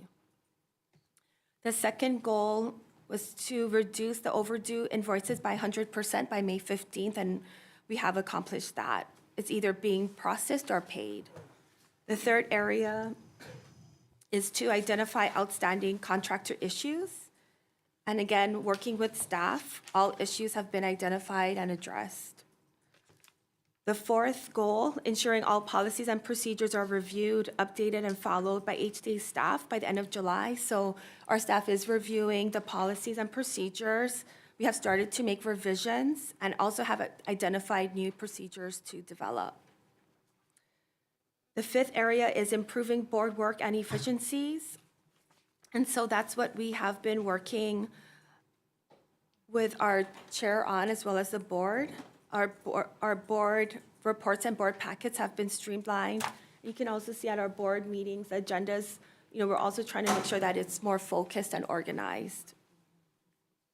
And the work still continues. The sixth area is ensuring effective tourism policy development, setting clear direction while empowering our staff to implement our annual tourism management plan.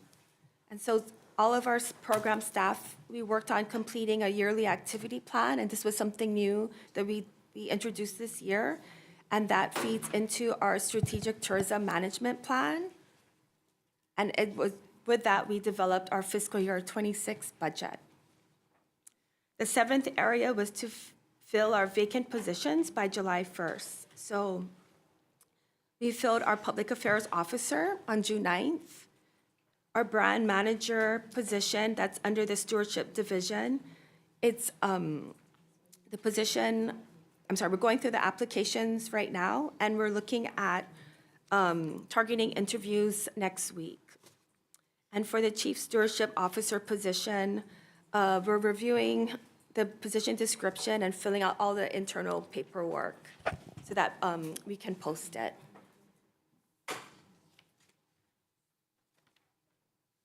And the last area was regarding in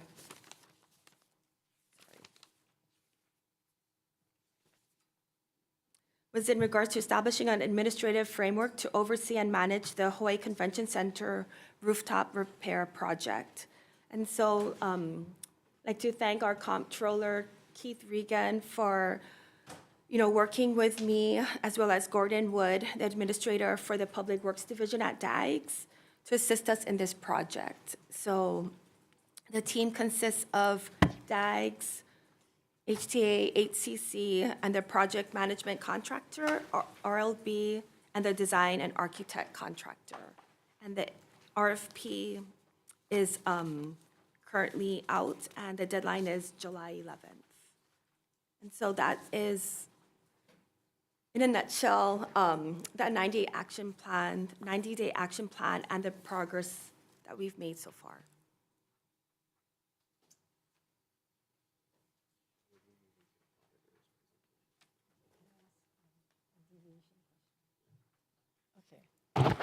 Caroline, my understanding is on your folks' HTA Budget Committee agenda, since November of 2023, concerns were raised about the non-payments and the late payments.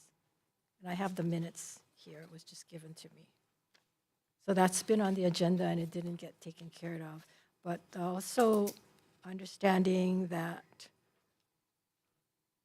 those that caused this action to not take place has since left, except all but one, who is still working and has procurement violations. So who would that be?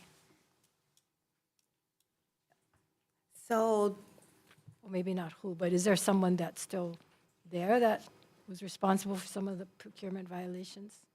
so if you're speaking of the late payments, there's no one on staff that are here now.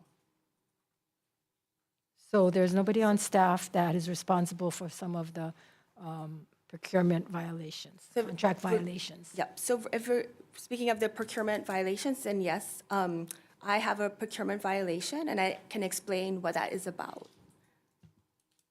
So if I can just, We can bring that up later then. Don't Yeah. go into it right now, but, so you're the one that, so, yes, so Okay. if I can go into it, so our staff keeps a log and of, I think we want to move on, we'll get to that after, all right, because it is, just wanted to clarify that. So I think now we can move over to the auditor's presentation. And then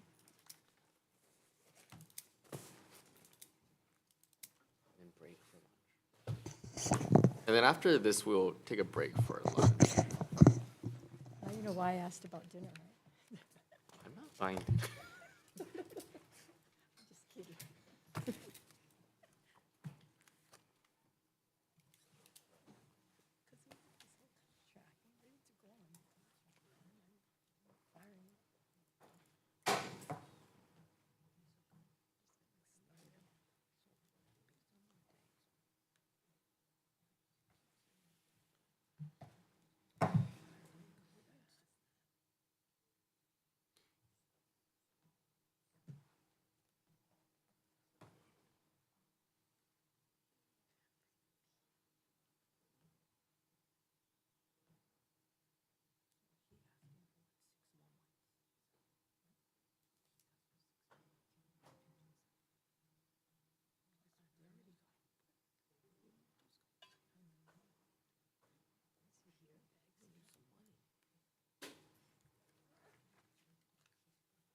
Okay, in the meantime then, how long more we can ask more questions?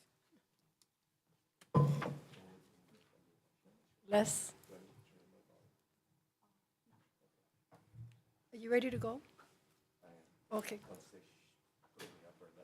Okay, maybe we can ask then. So do we have an update on the roof? yes. What's the update? So if you want to, okay, so basically on the roof, so as I just explained, we formed a team. DAGS is going to help us lead the effort. But is the timing going to be the same? Yes, we're still on track for construction to begin on January 1. And so it's going to take the exact same time that it was going to before. We don't have to, Correct, right now as we know it, we're still on schedule. Just the RFP for the proposal for the bids have been pushed back. The date is now July 11th. But we need, When was it supposed to be?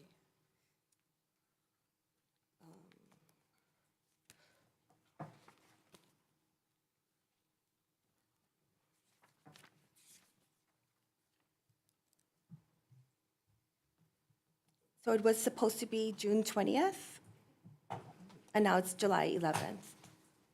Okay, so we're going to be on schedule, and you folks won't have to push anything else back. Correct.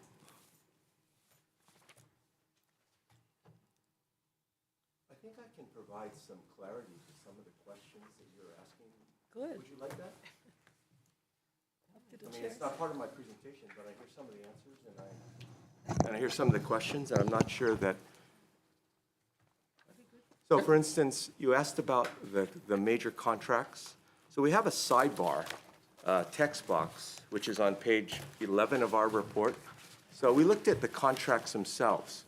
So we looked at, for instance, CNHA's contract, and it's for support services for destination management for the period of 7/1/2023 to 5/1/2026. The contract amount, $27,141,032. That's what the contract says. We looked at the other contract for HVCB. HVCB's contract, and this is the title of the contract, which maybe helps some of the confusion in the discussion. Tourism Destination Brand Management and Marketing Services for the United States market. That period is 6/30/2023 to 12/31/2025. Contract amount $38,350,000. So I heard figures that were thrown out, different titles of the contracts themselves that seem to be different, but those are the contracts that we looked at, and we saw the documents themselves. Maybe there's some explanation as to the documents that we reviewed not being the most recent contracts. I think that they are the most recent contracts. They came from HTA, but that was one of the, I guess, areas that I think there was some confusion about. I also want to clarify, I think there's a disconnect between the destination management action plans that I see on the agenda that we talked about in our audit and destination management. So I know that CNHA has a destination management, I read the title, support services for destination management. Stewardship, I'm sorry. What am I saying? Management. Well, the title of the contract, I think, is. Stewardship. Okay, my fault, our fault. In any event, there's a difference between that and the Destination Management Action Plan. So I saw an article the other day in Civil Beat that talked about some money that CNHA had spent for destination stewardship. That is not DMAPs. That is separate expenditure from DMAP. So when you saw when you were asking, Senator, about the new staff that HTA has on destination management, that may be for DMAPs. That's not for destination stewardship. Those are very different aspects. I think HVCB also had destination stewardship as part of their contract. That's moved to CNHA, but that was always part of their contract. And when they did DMAP, some of those people that are now HTA staff, they were HVCB and Island Visitor Bureau staff, which I think is HVCB. So I think there may have been some confusion in some of the questions and the answers. So I thought maybe I could provide some of my perspective, some of the information that may help clarify some of those questions. I also saw, well, we can get into that later, but mindful messaging, I heard that discussion, regenerative tourism, responsible tourists. I think that we looked at this issue because it's part of what we looked at in destination management. And we talk about how the strategic plan really hasn't changed from the 2020 to 2025 strategic plan, from the prior strategic plan in 2024. In fact, I have some slides about that, so I don't want to repeat myself. But one of the destination management, or one of the big plans, was to get the responsible tourist, the tourist that spends more here. And I think that's part of our plan, HTA's plan, is to limit the impact on the environment, limit the impact on the residents by getting less tourists, which means getting higher spending tourists. That's been part of the plan for probably decades. probably before the 2016 plan. So I'm not sure if that was your question, but I wanted to kind of clarify. That's kind of the responsible tourist, the regenerative tourism, I guess, direction, and that's been part of the plan Right, for. but I think it's a messaging because of the way you put it out there. I mean, like if we go after business, the business visitor, that's, you know, they're labeled business and not basically spending or mindful or whatever, but You know what, that's a question better put to HTA and obviously the brand managers themselves. I don't know how they do it, but I think every jurisdiction is looking for the same guy. The guy that spends a lot and Right. spends here, you know, do you stays. folks look at the difference between management and stewardship? Because that's a confusing thing that I'm seeing there. We're talking about management, DMAP, stewardship. It's very confusing. We looked at destination management and more specifically, what HTA has done in accomplishing destination management. And the big difference, I don't have to do slides. The big difference is the DMAPs. So then we looked at initially the strategic plan with respect to destination management. Is there any difference? How are they accomplishing the strategic plan or the vision?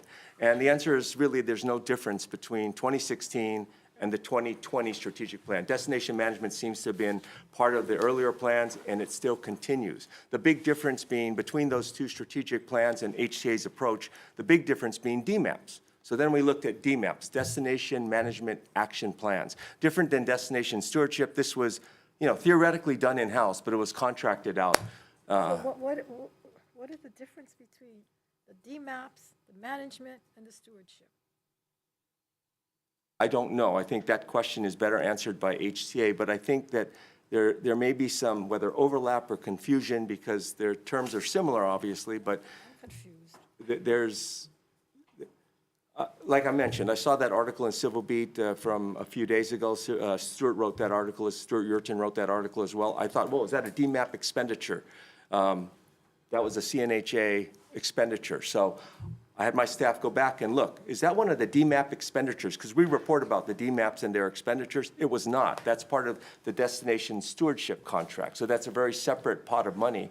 And there's other grants that HTA has provided historically, but also has revised or fine-tuned to be more specific towards whether it's cultural events or I'm sure that the CEO can talk a little more about those, but Did you folks identify in the audit, and I did read it generally, the exact different contracts and how much they each were and what each contract did? for destination stewardship, destination management? Yeah. No, we didn't report it, but we did get a list of all of the contracts that HTA has. So while you're giving your presentation, HTA, can you provide us with a list of the contracts, what they do, and the amounts, please? Okay, I'm sorry I Okay. took a little different Before you tack. jump on, Yeah. can you, if you ever had the opportunity to look at the reservation system, what is the difference when we talk about addressing hotspots for tourists, which is really what this is about? Because residents were just upset about all these tourists coming in. The difference between the reservation system that makes money versus us funding destination management and stewardship. What is the difference? What is the difference on its outcomes and its goals of what they are trying to accomplish? Because what I see in a reservation system is that it then addresses the hotspots, of which you clearly identify in your auditing. I think the reservation system is one way that certain hotspots that they've been, quote, addressed, whether it's, you know, Diamond Head or Honolulu Bay. Some of that may have predated HTA's efforts, like Honolulu Bay. Maybe they had some fingerprints on that, but that seems to me to be a city and county of Honolulu reservation system and a project that the city has done. But I'm not sure I'm understanding your question. There certainly is. So, in Wainapanapa, we have a reservation system. It generates about $3 million. It goes back to funding, fixing, whether it be toilets, roads. It also employs the residents in that area. It allows for people that want to come and visit to go online prior to coming to visit. And at a certain capacity, it then says, you know, we're full for today, so you might want to try another day and then spread out to go to other areas. Something like what Haiena has done. Okay. But in this case, we've been funding DMAP. I have yet to see, because DMAP is spread out all over the place, and that in stewardship of monies for this, monies in grants, but yet not really coming full circle and telling me, where's the hot spots? And how we're addressing the hot spots and trying to alleviate inundation of over-tourism population in areas that residents have been very upset about. I'm going to zip through slides to get to your question. Thank you. Can I just zip through and talk about them? Okay, we done 5 audits of HTA. Okay, so this is our 6th audit of Hawaii Tourism Authority. I thought you meant. Go ahead, Les. Okay, by law, every 5 years. The last one we looked at was in 2018. HTA was a different entity. I know, Senator, you've talked about how HTA has in essence been transformed by legislative action, no longer exempt from procurement, no longer has dedicated funding through the Tourism Special Fund. So and now we know that it's being moved as an agency of DBED and not as an autonomous agency. So lots has changed. So we didn't want to look at, for instance, contracts and procurement. It was an issue. We saw the CNHA and HCV stuff that was reported in the news, but things had changed. So what did we look at? We wanted to see, what is HTA really about? Really, this is the news for us. It was about all of the resident frustration about having too many tourists, about the hotspot, Senator. You know, and I think that got exacerbated during COVID when we had the lockdown and there weren't tourists in our beaches and in Kailua Town or wherever else they may be. So I think residents felt even stronger about the fact that we had too many tourists. So this is what we started with. We said, okay, let's look at what HTA is doing to address this. And so we created objectives. Objectives being, let's look at the strategic plan. Is there been any achievement of the strategic plan objectives relating to destination management? And the second one, I mentioned earlier that to us the big difference was DMAPs or destination management action plans. That was the second objective. Let's see how effective they were. So what did we do? So what did we find? Sorry. We found that destination management, the focus is not new or effective. I mentioned earlier, it's the same as the 2016 strategic plan. Really no movement of that needle in terms of achieving some kind of better situation for residents, better destination management, maybe if you want to call it destination stewardship. There's no difference. There's no achievement of that goal in the strategic plan. And then we also found with respect to the DMAPs, poorly planned, poorly executed, rushed, contracted out, and very little assessment of actual implementation of action items. That's what we found. I got to say that I read in the paper yesterday, the Star Advertiser, it had an article about today's briefing, and near the bottom, it talked about the audit, and it talked about the fact that there were HTA staffers and board members that disagreed with the audit findings. That is news to me, okay, because we provide the entity, HTA, we provide them with a draft of the audit. We don't provide it to you, we provide it to them. We have an exit conference. We sit around and we talk about the audit, concerns they have about the report itself, and then they actually provide us or have the opportunity to provide us with written comments about the draft. This is their written comments. They basically have no objection to the draft report. During our discussion, there was no disagreement with the audit findings. So when I read that in the paper, it was a surprise to me. I'm not sure what those objections about the findings are, but I wanted to make that point. I'm not sure what they are. I'm not aware of the concerns about our report. Les, did you provide a presentation to the board? Thank you. HTA on I'm glad you asked that. And the answer is no. Okay, we've offered in our letter to the board that provided the copy of the actual report that we issued, we offered to meet with the board, to brief the board, just like what we're doing here, about the audit, about the findings, about the recommendations themselves. We have not been invited. I know the board has had two meetings where they did have, I think staff provided information about our audit report, but we are not on that agenda. We were invited, but because we're not on that agenda, it's not for the purposes of us presenting the audit. We declined. It's not our discussion. It's between the board and staff or administration. So in May and June, the discussion was on the agenda, but you weren't invited. We were invited, but it is not our agenda item. It was for management to brief the board about the audit. It is not for the auditor to brief the board about the report and the recommendations. So I'm not sure exactly what management did at those meetings, but we declined because it wasn't our meeting. Or we weren't invited to present, I guess is a better way to say that. Is there a reason why they weren't invited? I did invite you. You invited us to attend, but that agenda item is not for us to make the presentation. That was for you to have discussion with the board. So if you're asking us to come and present to the board our audit and our recommendations, we're happy to come. But that was not, neither of those agenda items were for that purpose. So let me just Okay, be so clear. I- I was there at that meeting. The auditor was there, but at no time was he asked to present. He sat there awaiting, sitting next to me, and you were never asked to present. Senator, that's a different meeting. That was about the financial audit, and so I'm talking about the performance audit, the audit that I'm talking about here. I know that Caroline is correct, I'm sorry, the CEO is correct, that she did send me an email informing me that they had it on the agenda, and if I wanted to attend, I was welcome to. But that, like I said, that agenda item was not for us to present to the board the report or recommendations. What was that agenda item for? For me, it looked like it was for management to discuss the audit report with the board. A zillion years ago, some of you may Chair Poe, remember. You're the chair, why didn't you ask the auditor to present anything to the board? So as was stated, it was on the agenda, the audit was on the agenda. We asked Caroline to invite the auditor, which he did.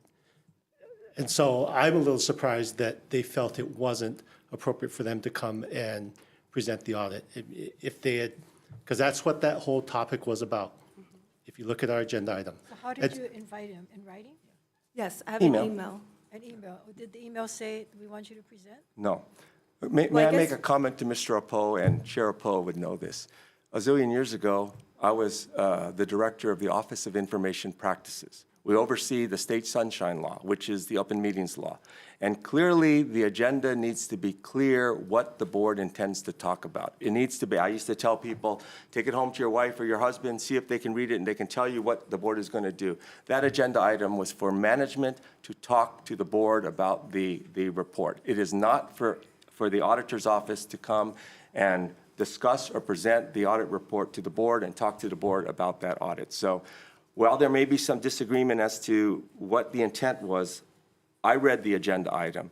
I got Ms. Anderson, CEO Anderson's emails, and it clearly, to me, was not for the purposes of us presenting the report or even having a discussion with the board about it. What meeting was that for? The May meeting or the June meeting? There were two times, I'm not sure. Yeah, it was our last May meeting, and And he didn't show up, in your estimation, he didn't show up.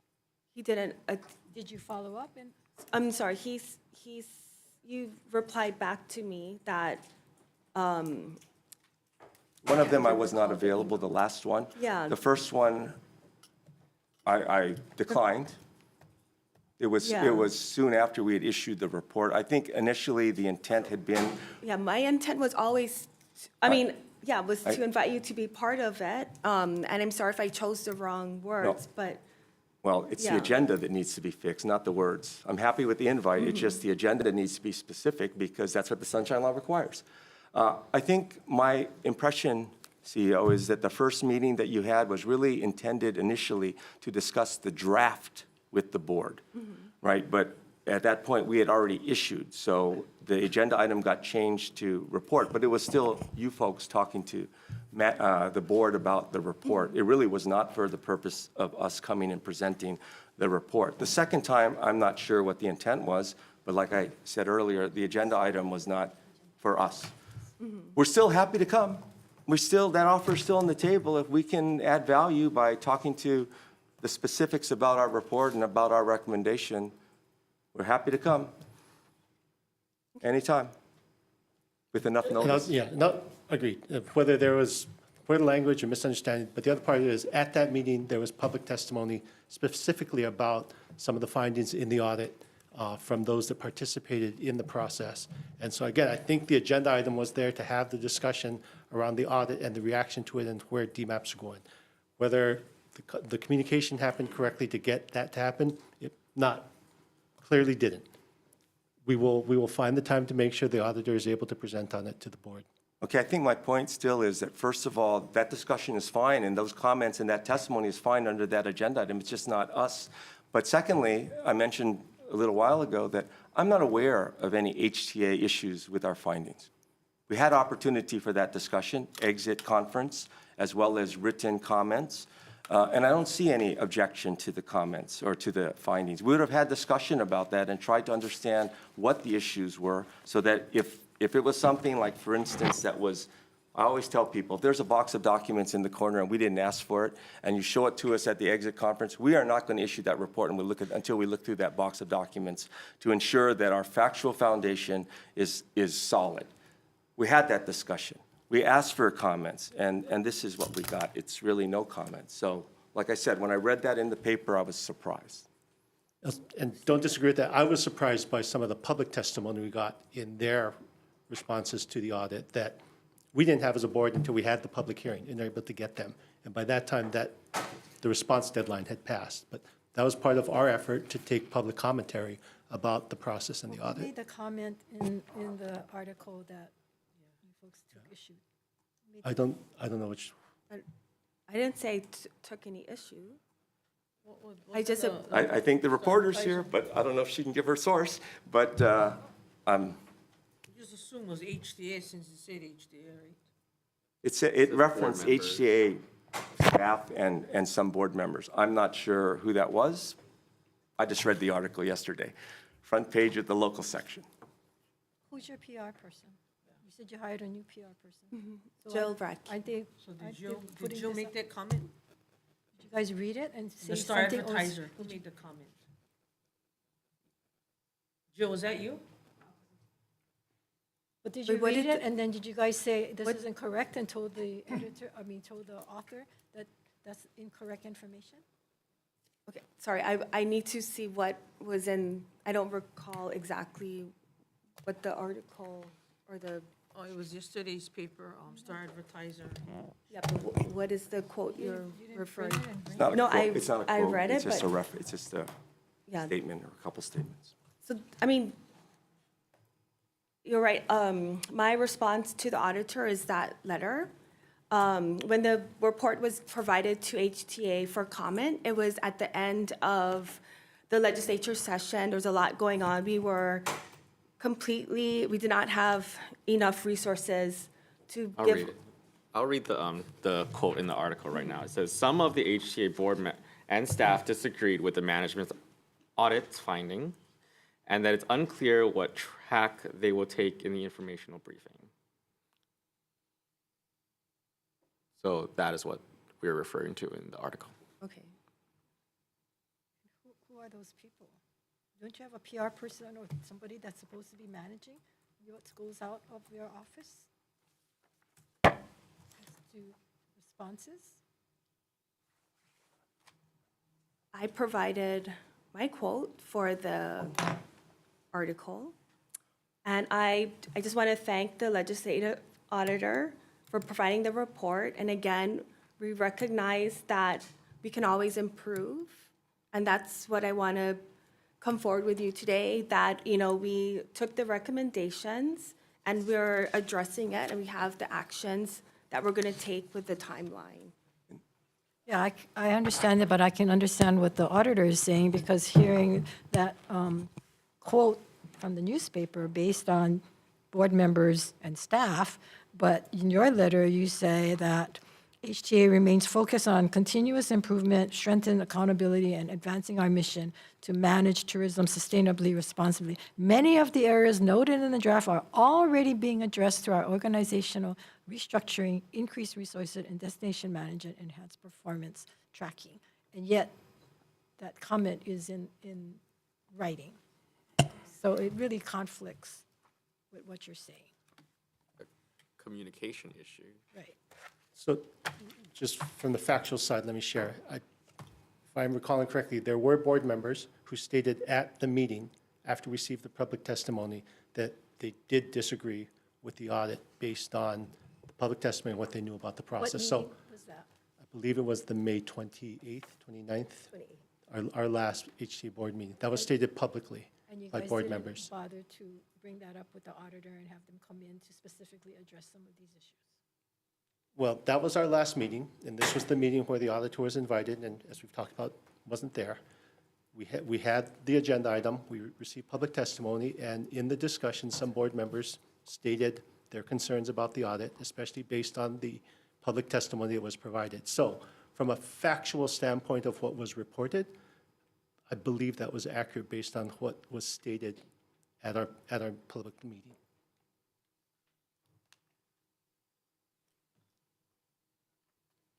We're happy to answer any questions that We'll they may continue the have. process. We need I to think, dive in. I think my suggestion to the board, that issue is with management. Management had no issue with the findings, so if you have issues with the findings, your issue is with management. But we're happy to come and talk. Fair. You know, we're happy to come. We can go past that last meeting, because honestly, I wasn't available at the last meeting, and I don't think there was much notice that we were given, certainly not when the agenda was filed. I don't think the email came at that point 6 days in advance. In any event, we're happy to come, and we're happy to answer questions. If HTA has some concerns about the audit today, we can address them. I mean, we're very confident, and we can talk about the process if you want, very confident in our audit findings and the support for it, so we're happy to talk about it. Should I go? Okay. This is our first finding. This is about the strategic plan. Nothing new, not very effective, remains unable to gauge its own performance. 2016 to 2020 strategic plan, they even stopped tracking their performance. HTA uses these things called KPIs, Key Performance Indicators, which are the same KPIs or key performance indicators that they've used for decades. It is not specific to destination management or destination stewardship. Yet HTA has talked about in its 2020 to 2025 strategic plan, the current strategic plan, about the fact that they're putting greater emphasis on destination management. But the KPIs have not been adjusted to somehow measure any new movement towards destination management. These are just additional slides that talk about, from the strategic plan, that talk about the new emphasis, the new focus on destination management. Sandra, you had a question? Is this related to Samari, the surveys that you folks use? Don't you use that, Samari? MARI is for our marketing effectiveness. Is that? Yes, those are some of the KPIs. It's resident sentiment, it's visitor spending. There's 4 of them. I'm sure I'm drawing a blank on the other 2. And how long have you guys been using Samari? So SMARI isn't for those Okay. KPIs. Yeah. Sorry. Samari is on. SMARI is for marketing. And how long have you been using Samari? 2 years. Okay, we'll come back to that. I have issues with Samari. Maybe this is the answer to your question, Sandra. The strategic plan defines destination management. Doesn't define destination stewardship, but it does define destination management. I think it's been defined in the statute now. But this is the definition from the strategic plan. You know, attracting and educating responsible visitors, which is the questions I think that you're asking, advocating for solutions to overcrowded attractions, which is really the hotspots to me, and working with other responsible agencies to address many of these issues. HTA doesn't have the authority or the ability to address many of these issues with respect to hotspots. County, private land, HTA had done, and we have another text box in our report. Our report's long, and I don't understand. I know you guys are busy, but there's another text box about same old or something like that, where HTA had commented previously that they were not able to effectuate change because they don't have the authority to do it. They're not involved in, sorry, I'm looking for the page as we talk, but there's another text box about the challenges HTA faces because they have to rely upon other departments, other agencies, even other governments. It's on page 38? 32, a lesson not learned. So this is sorry, I'm going to zip because I know I was given 5 minutes and I'm already 30 minutes in. This is the 2016 plan. This is goal 1, and it is destination management. That was the intent to show the 2016 plan, really same thing. The difference between 2016 and 2020 is DMAPs, Destination Management Action Plans. And so HTA created DMAPs for each island. There is a separate Destination Action Management Plan for every island. So with respect to DMAPs, this is, Confusing, that term is so confusing because you think it's a map. Destination I hear you. maps. You know what, we talk about HTA and DMAPs, and sometimes even internally, we start using acronyms, HTA's acronyms as well. We start using acronyms that no one else understands. And that's part of our challenge, is to make sure that we can communicate in a way that other people can understand. But I'm going to probably use DMAPs as I talk, but it's Destination Action Management Plans.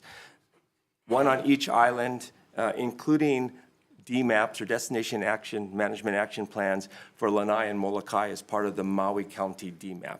Our findings was HTA our findings really were that it was really largely ineffective. The actions and sub-actions didn't address the hotspots, which our understanding was the DMAPs were primarily to address the resident dissatisfaction with tourists in places where they never were, or the number of people that were in those places. Many of the actions that were funded, the action items that were funded, didn't have anything to do with hotspots, were unrelated to hotspots. And then the last year of the DMAPs, 3-year DMAPs, HTA stopped tracking progress towards the DMAPs, towards achievement of the action items. Goals of the DMAPs: rebuild, refine, and reset tourism in Hawaii. This is really what, again, the same slide, but this is really what DMAPs, I think, we're trying to address. Help resident dissatisfaction with tourists in places where they weren't. Some of the comments from statements that come out of the DMAPs: we must manage the visitor experience with capacity limits at hotspots. Hotspots defined, recreational sites, attractions, et cetera. Hotspot defined on the bottom, area or site that attracts visitors due to its popularity, which may result in overcrowding, congestion, et cetera. And then problems also in the DMAPs, problems identifying hotspots. Do we know how many hotspots? Yeah, we do, and this is the start of the slide that I was rushing to get to answer Chair DeCoite's question. So every DMAP, including Molokai and Lanai, there are hotspots that are listed in the back of the DMAP, the report itself. So I'm going to show you them all. So there's some, this is the Kauai hotspot list. Okay, there's some, and I circled some, I don't know all these places, but I circled some that I don't understand why they're listed as a hotspot. Traffic in Kapa'a, Haleakala access. Not sure that's a state thing, think that's a U.S. Park Service thing, but I don't really understand why they're here. This is Molokai, this is Lanai. On the Big Island, Ali'i Drive, Banyan Drive, not sure why they're listed as hotspots. On Oahu, Haiku Stairs, illegal to go up Haiku Stairs. Hanuma Bay, already there's a reservation system. Kukani Local Birthing Stones, that's an OHA legacy property. I don't think the public is allowed on that site up in Wahiawa. Not sure why it's a hotspot. Waikiki capacity, not sure why that's listed as a hotspot either. Waikiki, I think, is intentionally supposed to be the tourist hotspot. That's where the hotels are, that's where Waikiki Beach is, that's where people are supposed to stay or go to. I think that's our big issue. Oh, this is the tracking sheets that HTA has used. Site certainly currently closed is Kukani Loco. I just put them up there so you could see them. I'm going to zip through them so we can talk a little more. HTA hired somebody to evaluate their achievement of the Destination Management Action Plan, action items and sub-action items. They contracted for somebody to assess how they did in achieving the action or sub-action items. This is the report from Pacific Research and Evaluation, LLC. They talk about achieving on Oahu the percentage that the steering committee members felt that that the hotspot or the action items relating to the hotspot had been achieved. These are other recommendations that are in the report itself. To answer Senator Kim's question, Number of hotspots that were identified in the DMAPs in total, there were 97 hotspots identified. Total number of sub-action items in the DMAPs, 200. Out of the 200, the number of sub-action items that related to hotspots, only 26. And only 4 of those sub-action items were deemed to be complete with respect to all of the DMAPs. These are just examples. At what period of time? This was from 2016 to now? No, it's not 2016. I'm sorry, Senator. It's a three-year DMAP. So the DMAPs, I believe, started in 2023 through 2021, thank you, through 2024 then. So they're, like I think the CEO mentioned that they're in the second cycle or getting Planning the prepared to the next cycle of DMAPs. 3-year DMAPs all executed around the same time for around the same year, the same 3-year period. I think our issues with the DMAPs themselves, which we report in the report itself, I mentioned it was rushed without a clear idea of what they were intended to achieve and how actions would be prioritized. There's no process, no criteria for selecting steering committee members who could be part of the steering committee that met on every island, that developed the action items, the sub-action items. There was no criteria for what constituted an action item or a sub-action item, what constituted a hotspot. That's why we see the list of the hotspots, some of which not clear why it's listed as a hotspot. No funding criteria as to which action and sub-action items were funded through HTA's DMAP funding. And I think this is a big issue that we felt. HTA delegated much of the DMAP activities to contractors, creation, management, assessment of the achievement of the DMAP action and sub-action items, contracted out to consultants or contractors, including, like I showed you, the evaluation of the achievement. HTA, in essence, deferred a lot of their own authority to contractors. In fact, I think every one of the action and sub-action items that were listed in those DMAPs were approved by the HTA staff and then the HTA board. None of them rejected. Sorry, go ahead, Senator. So the total number of sub-actions that you have here, 200, and each of those sub-actions came out of a group? Came out of a Came group. out of the group meeting? They came out of the report. So they had, and maybe Ms. So like on- Anderson was. Like on Oahu, 17 hotspots identified, 45 sub-actions. Yes. And that was hired, these sub-actions as a result of what? Of a group meeting, of Yes. a contractor, or what? Yes. So here's some examples of what a sub-action item looks like. So action A and the sub-action items are A1, A2, and A3. What page? Oh, it's in the appendix, or maybe it's not.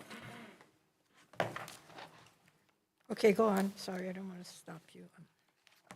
So this is an example of the report that has a number of pages of action items, A through F, or A through G. Depends on the DMAP. And then each of those action items has sub-action items. So when we are Right, counting but is them, it a result of what? Is it a result of the group meeting over periods of time? Is it because they hired a consultant? The consultant ran the meetings and came up with these sub-actions, or?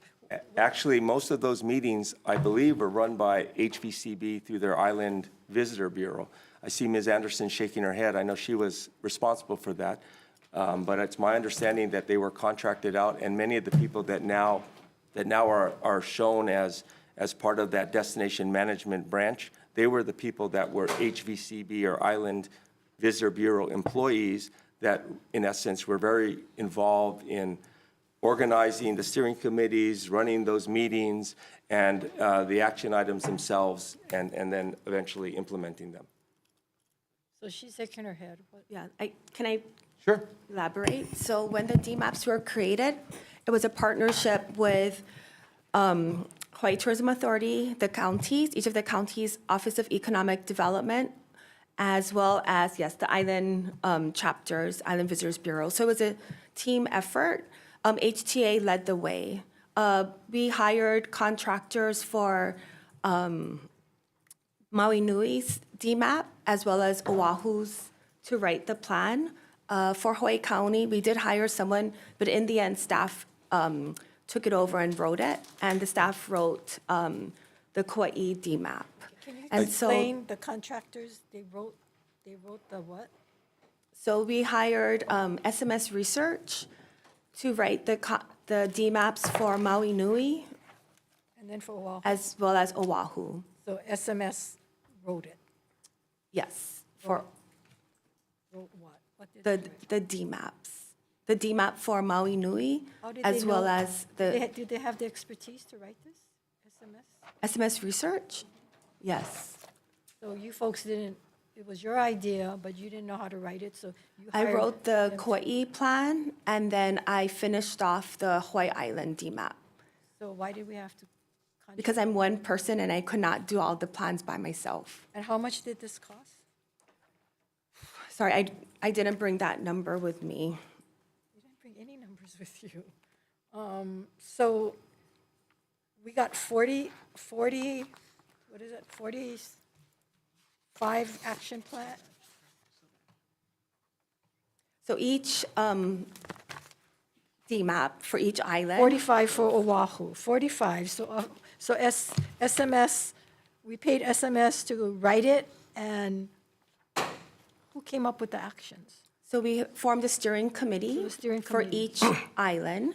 So we had a very robust discussion over a course of, I think it was 3 or 4 months with the steering committee. We also took the draft actions to the community to get their input and feedback and see what other actions that the community could come up with. But out of And- that, we only got two hotspot sub-actions identified as complete, and then 10 in Oahu, which is pertain to hotspots. So if I could go back to the purpose of the destination management action plans, the purpose of that was, one, to, as a result of our strategic plan, it called for a focus on destination management. And it was because in 2019, we were at 10 million visitors, and the communities felt it, our residents felt it. So in 2020, when we did our new tourism strategic plan, we wanted to make sure that we were focusing, we had a way to focus on how can we help these communities, how can we manage tourism better. And so as a result of that, we developed the destination management action plans. And we know that from our resident sentiment survey that we do annually, that residents want to have a voice in tourism. And that's exactly what the destination management action plans did. We had a process where steering committees were made up of not only visitor industry, we had some committees had agriculture, technology, Hawaiian culture, natural resources. So we brought in diverse voices. Okay, understand that, and I think that's great that you had all of these voices, but at the end of the day, results speak for itself. Yes. Right, at the end of the day, looking back and looking at, like we said, you identify these hot spots, which some of them don't make sense to be even considered a hot spot. But then when you look at the results of all the time and effort that you put into it and the results, it's dismal. So, It's worse than dismal. we, And you wrote it, so it's kind of concerning that we went through all of this and we ended up with what we have. I mean, so one, you have to think of it, one is a plan, an action plan, and the other part of it is an implementation. And so I had our team go back through all of the projects we did, and it's a 168-page document, but it details all of the projects and the measures that we did for each project. So again, this was our first round of the DMAPs. The reason why we hired the consultant to take a look at the DMAPs was because we knew that, even when we were implementing it, we knew, okay, this is what we would do to improve it the next time around. So we hired the consultant to take a look at our DMAPs and then to also to advise us what we could be doing better so that this next round, we can improve, because no plan, I've always said no plan is perfect. And so we always have to improve, and that's what we're trying to do with the next round of DMAPs and our strategic plan. what was the total cost for the 2 years of the DMAPs? So it's 3 years, and 3 years. What is the again, I'm cost? sorry, I don't have that figure with me, and I will get it to you. So You're going to include all the staff time, all the consultant work, all the stuff that was done. I mean, that's what I want to see, not just, oh, we hired SMS, but it was a lot of effort and time. There was a on staff. lot of So, time. and then, so I would think you would have that number and you would evaluate to see whether or not you guys should continue with this DMAP. Because if it's so dismal, why are we spending all the time and effort? That something, I think that intent was good, but it didn't accomplish the intent. So we need to look at it and not say, oh, we can do it better. Is that I don't think this is working. So one of the things that we know from from this first run of DMAPs is that it was very broad because it addressed marketing, it addressed, product, et cetera. So moving forward, the next round of DMAPs will be specifically focused on destination management types of issues, and again, making it more focused. And we knew that last year. So I'm going to stop you right there. I think when you first started this in 2020, which this is actually over 3 years, it was to focus in on those exact things. It's pinpointing what was the issue we had in the beginning. Now, basically, you're asking for $2 million more just for your HTA budget. It's like just throwing more money on the fire. I think you guys should come up with a clear plan, exactly what each area wants to do, because correct me if I'm wrong, when the ask first was who would we recommend to sit in these areas, right? You reached out early on when you guys first started DMAP. And it was to get individuals that was a diverse group of individuals. And I'm going to just speak on behalf of Molokai. We did that. We gave you guys some individuals. Apparently, because you guys had representation from HCPB, at that point, Mr. Monahan was there. You guys had your brand manager that also got involved. It just blew my mind that we had a politician there trying to make their own recommendation that also drove policy that came out of Maui. And I said, why would you guys accept one politician on there? They shouldn't be part of that, especially if they're going to drive the policy behind it. But yet, it became an issue where I literally had to get John on the plane for us to go to Maui and deal with this, which to me, the process was flawed in the beginning because you guys didn't have the balls to stand up and say, no, you don't belong on there. Let the community decide. I never even sat on there. I just sat from a side to watch how this process was going to unfold because I believe that this should have been driven from the community up and not the governing legislative body going down. But you guys are more afraid of your own shadow instead of allowing the people to decide that, which is why this is 5 years later. This started in 2020. 5 years later, and we have no priority. I've not seen anybody here that had any priority come from the DMAP to say, okay, if this is the priority, then let's appropriate funds. But you're asking me for give you some more money for go run this program, which is flawed. It's literally flawed. The audit proves that. So why would we want to do that anymore? Sometimes you just got to take a whole different direction, whether it's my baby or your baby. You got to discipline the baby. That's not right. That's not right. And I know Senator Favela has a question, and I'm sorry, but go ahead, Senator Favela. But Totally different from over there. I'm going back over here. For your audit on for the DMAP, who did you get information from? How you got the information from the destination management? What in your audit, what you found? The planning director, who is now the interim CEO, as well as trackers that HTA has internally, as well as the contracted reports. I don't know if there's steering committee meetings. We had asked for a lot of documents that we had Of the project received. managers or any of the staff within that organization? We didn't talk to external contractors. Is that your question to me? Within the project managers from destination management? The destination management people who are now listed, the 5 people that Ms. Anderson talked a little while about, I'm not sure of who, They- did any of them.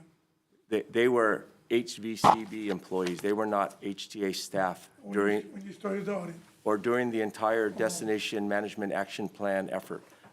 I'm not sure the date that they came aboard, but they are relatively recent hires. They were brought in-house after the first iteration of the DMAPs. Is that what you're asking me, Senator? Okay. May I address something? I think Ms. Anderson and I are talking apples and oranges.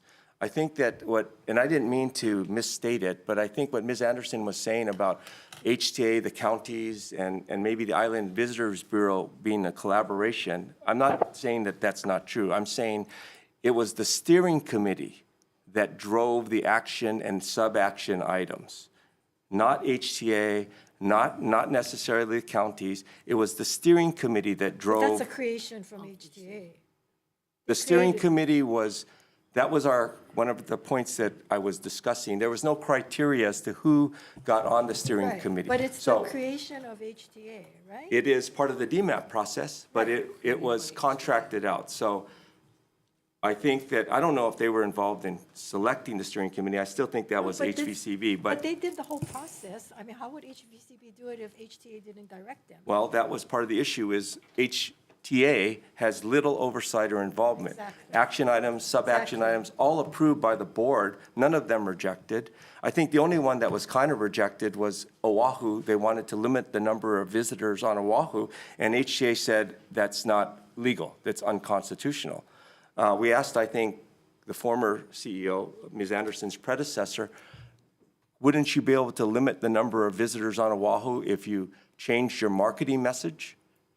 And he said, What if we don't market? Would that? well, I don't know that one, but certainly changing your marketing message or not marketing, it may reduce the number of visitors. But I think that's the tension that HTA is trying to, or the tightrope HTA is trying to walk on this.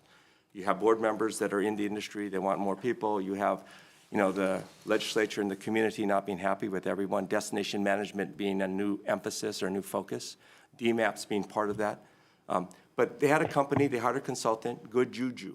That's how I remember it. That's a good name, Good Juju. They were hired to facilitate the DMAP process, $112,000 or whatever the contract was, $112 to facilitate the steering committee meetings. So these are the steering committee members, and part of our issue was no criteria as to who gets to sit on the committee.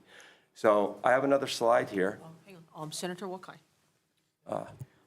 I want to kind of just address the confusion you just mentioned, Mr. Kondo. And to you, Caroline, thank you for stepping forward. I mean, you're answering questions. You didn't create all of these problems, but you stepped forward to answer questions as to how we got to this point. And the way I look at HTA, I mean, you're the victim of your own success, right? You marketed Hawaii to the globe, brought in 10 million visitors in 2019, and all of a sudden, the criticism started to gurgle, and then all of a sudden, stewardship management became part of your focus. And part of me thinks that these are polar opposites almost, where we want you to bring in higher priced visitors, we want you to bring in more money, and at the same time, oh, we don't want you there, don't do this, don't do that. And how can one entity do both of those? So as we go forward, should we maybe contemplate in the future that we separate these two things out? We let you and the marketing team do what you do best, and you've been very successful at that. And we have the stewardship and management go to some other entity, maybe DCCA, maybe Office of Planning, but some other entity, because all this confusion, I don't know how we're ever going to get to a better place to answer all of the questions that are being asked about hotspots and taking care of the INA, respecting the culture. That's kind of not the expertise, but we've kind of just flushed it on you. And then because it's all confusing, then all of us are all aggro over here on this side, and it doesn't need to be that way. So maybe in your opinion, would it be better for us to pull that part of it off, have you just purely as a marketing entity, and have maybe DCCA or some other entity do it? Because I look at, business development. DBED is there to promote business, encourage business, and then we have DCCA there to regulate businesses if they get out of line and bad on you and hear the consequences for that bad behavior. We do it in other areas of government. Should we be doing that for tourism? Have two entities doing, one entity doing marketing and a completely different entity doing the management and stewardship? I believe it should be one entity doing both, because when we talk about destination stewardship, it's holistically looking at everything. We need to do tourism marketing, but making sure it's done right. And we also have to do destination stewardship, destination management, and bridge the two together. HTA is a government agency, and we can bring together other government agencies, whether it be DOT, DLNR. We also brought in the counties, whether it be the Office of Economic Development or their Parks and Recreation, et cetera, because tourism destination management involves interagency collaboration. And, while Mr. Kondo said, yes, HTA has, was in our strat plan since 2016, et cetera, what the DMAPs did, though, was we really did come together, interagency, work together to try to solve problems. And yes, granted, we could not solve every hotspot because there's so many hotspots. We did work on solving, I think, some of the more critical hotspots, like in South Maui, in Hana, with the Maui Hikina program and the stewards there, or on Hawaii Island. We had a stewardship program, again, helping to solve smaller community areas.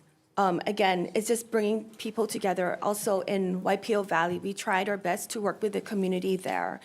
Community issues are so hard. These issues have been with community for a long, long time, generations. And, when government steps in, they're very wary of government. They're not trusting of government. So how can we build that trust with communities? And that's what the DMAP process allowed us to do. And also to become closer to other state agencies like DLNR. Like we could see, I think DLNR can see that tourism really does care about the environment, and we really do want to help. And our visitor industry wants to make sure that our resources are taken care of, and that's what this process did. But you just mentioned other state agencies, and that's where you're never going to be able to get all of the answers that we want on this side, because you have no control over what DLNR does. You have no control over what Department of Law Enforcement might weigh.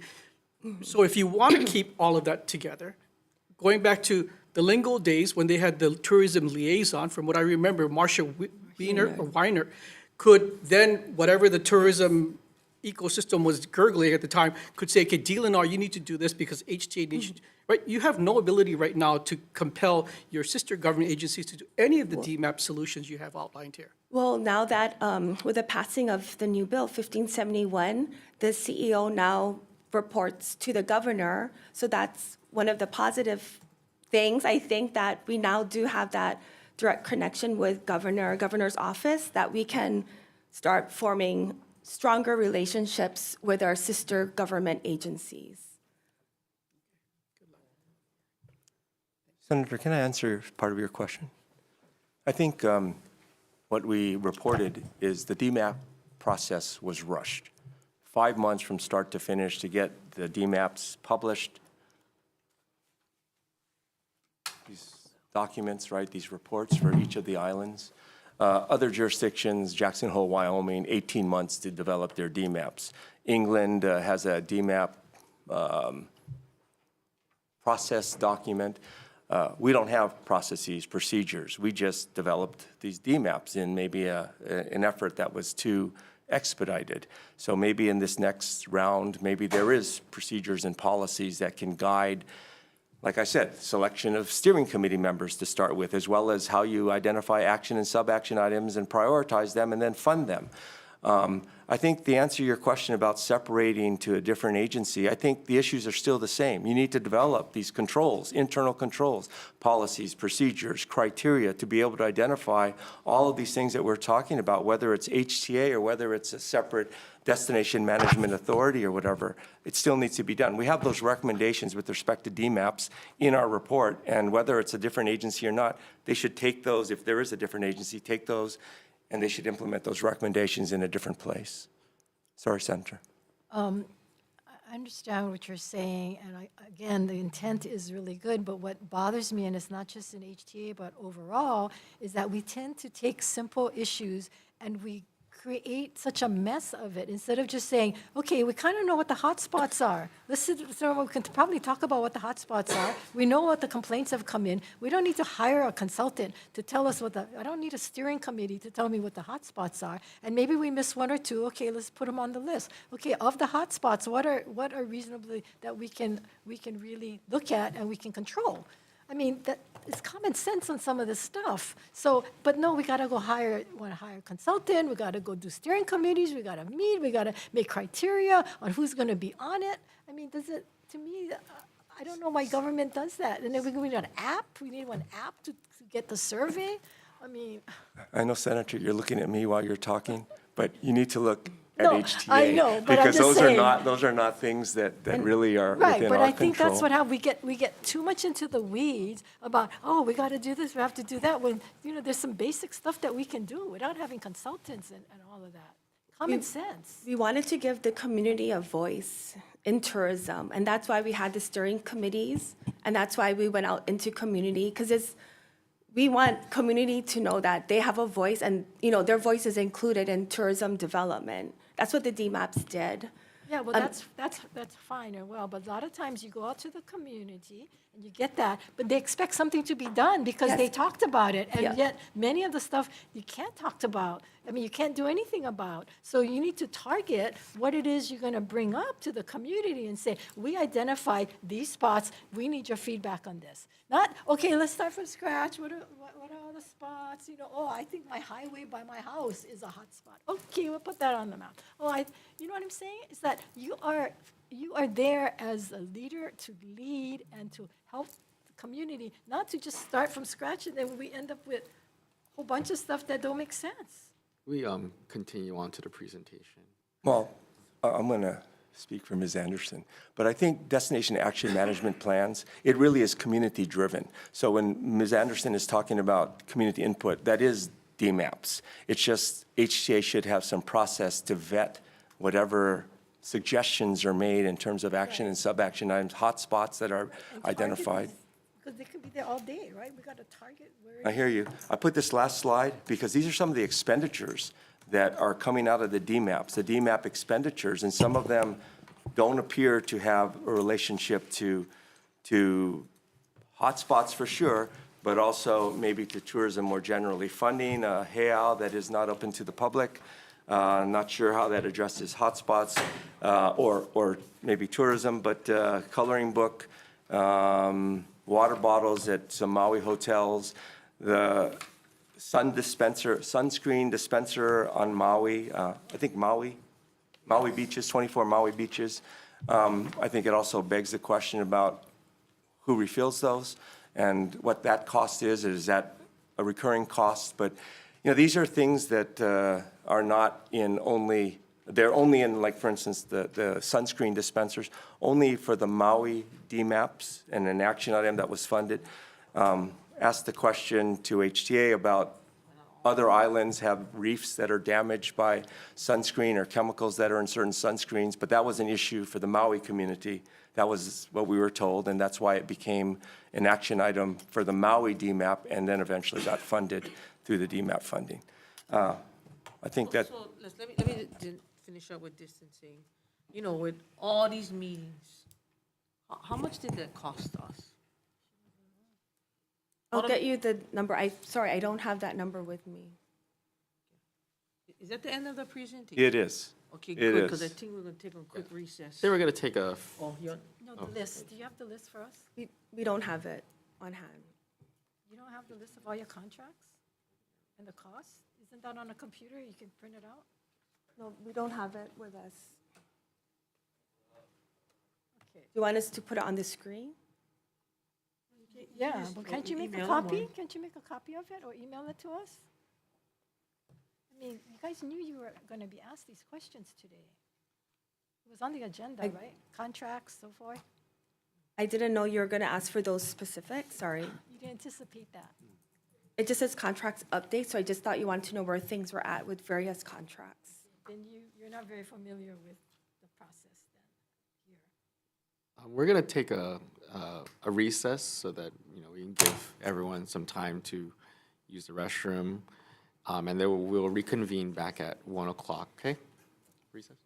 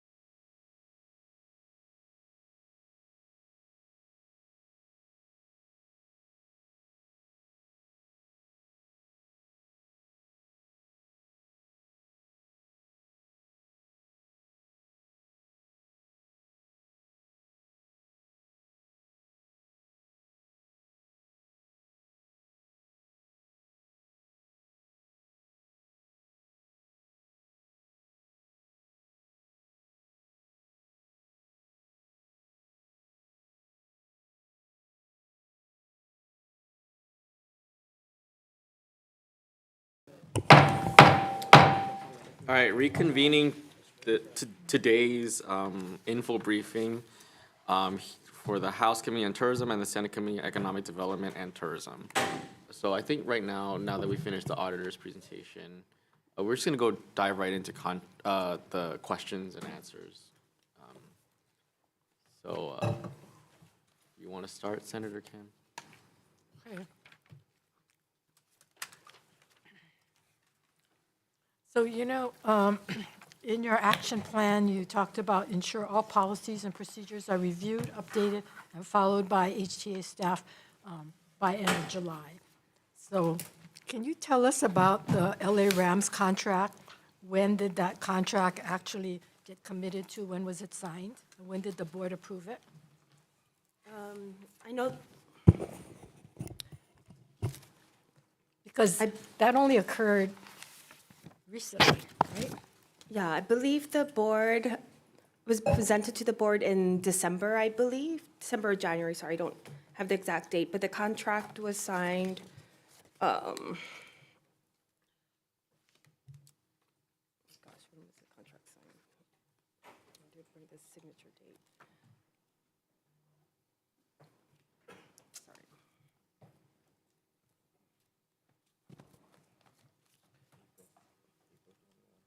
April 21. Thanks. So it was signed in April 21, but it was I'm sorry. Yep. created in December. It was approved, I believe, by the board, or it went before the board in December. I think it was mentioned about it, that we were looking at negotiations. Was there a vote taken? I believe there was one, I'll have to look. Sorry,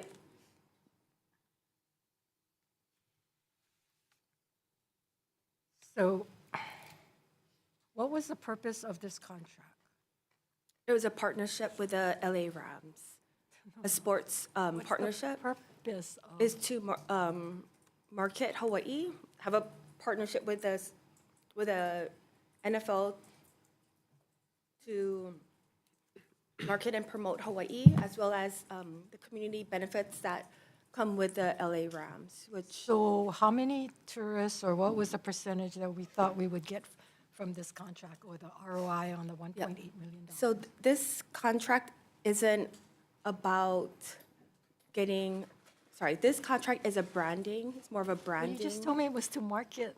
Yeah, Didn't to you just say market that? Hawaii, to have a brand Okay, partnership So if we're with, marketing Hawaii, marketing means you're marketing Hawaii, we want to get tourism, right? I mean, that's what HTA is, tourism.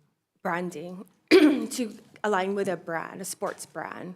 And so as far as bringing visitors here, there's no game being played here, right? It's about the media attention that we're getting in the SoFi Stadium where the games are being played. And I believe it's in January that we will have a takeover of the arena with the Rams. So $1.8 million, so we can It's- have the arena plus the Maui stuff? Yeah, 1.5 million, and if they make it to the playoffs, then it's an additional 300,000, so total of 1.8. And it comes with all of this, with the media, social media, all of those assets, those marketing assets, to help us get in front of the California market, which is our #1 US market.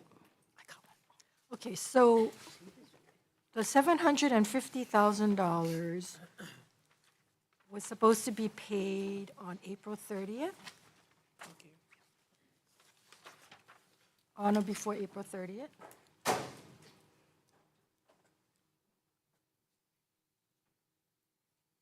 Yes. So it was paid. I don't know, I'll have to look into it. I don't know it offhand. But you said in your thing that all contracts were up to date. All of the late payments were up to date. So this would be considered a late payment if it's not? So I'll have to check with our team if Who's Or here that when. can respond to this? Anybody here from HTA? Okay, I see a hand raised up. Okay, thank you. And so was procurement followed on this contract? I believe it was. Okay, so you went sole source. Was there a reason why we went sole source on this and not checked with any other teams? So that details I don't have the answer to. Okay, So so I, is there a you know, I- board member here? The board member this was brought up on the board in December? Was it discussed? Todd?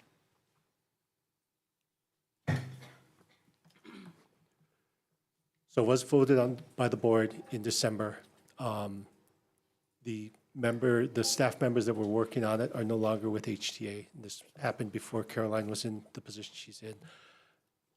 I do not recall the exact specifics of why they went sole source, but it was discussed and they said it was approved through the proper procurement channels. That's what was presented to the board by the staff at the time. Okay, but, and nobody's here from the staff that did this contract? That worked on it, no. This contract was being done by Kalani at the time. And there's no trail, there's no, I'm going to guess there is, but. because I guess, it's- that's the whole thing. Is the board, or was the board actually looking at getting the most bang for our money? And was this getting the most bang for our money? Was this the team? And I'm not questioning LA Rams or San Francisco Giants or Seattle. I mean, these are all teams, right? But it's like sole source, so somebody had to have kind of talked with them for some reason, or why we went sole source. I guess that's my concern.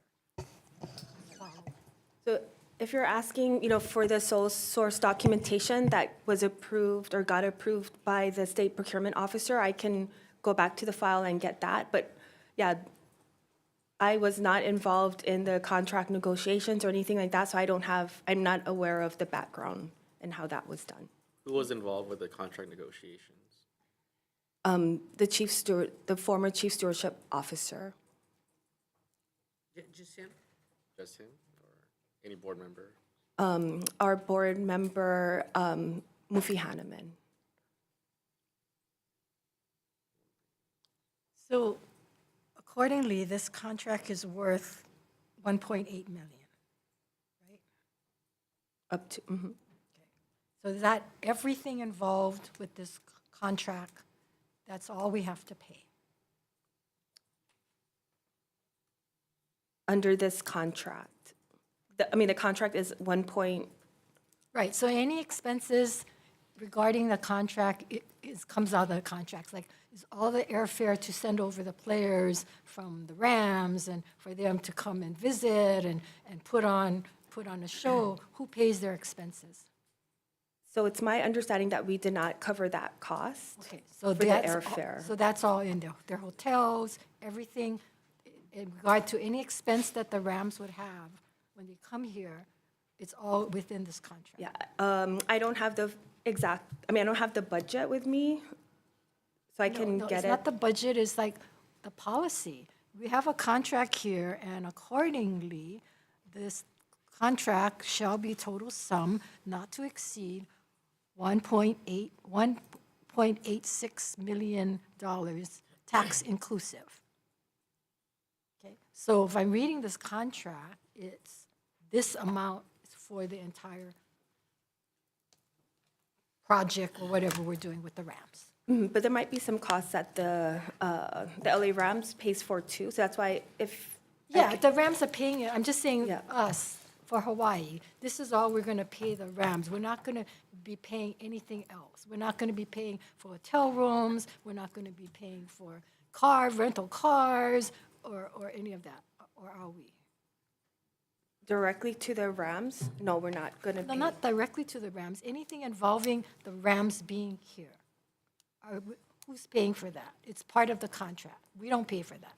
Like when they went to Maui, did we incur any expense outside of the contract when they went to Maui?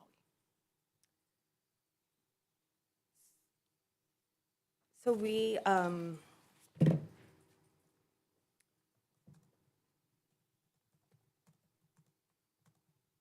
of the things that we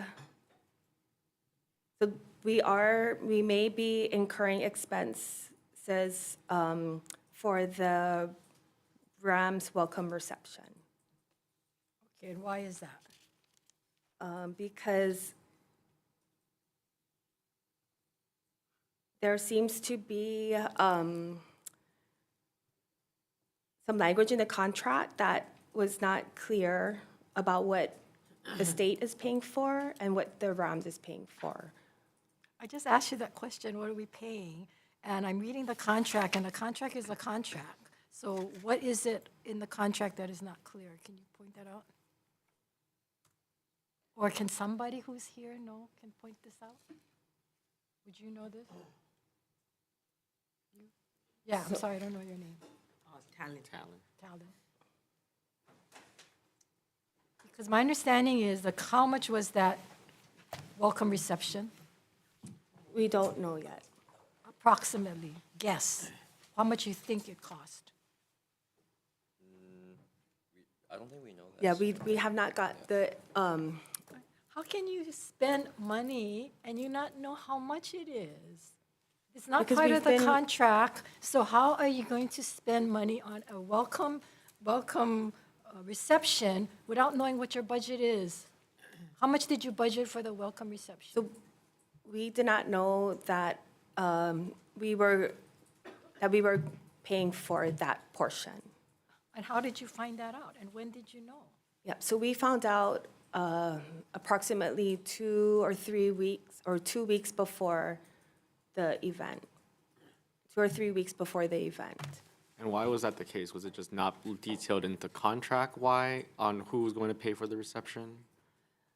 So, yeah, it was not clear to the staff that we would be paying for that.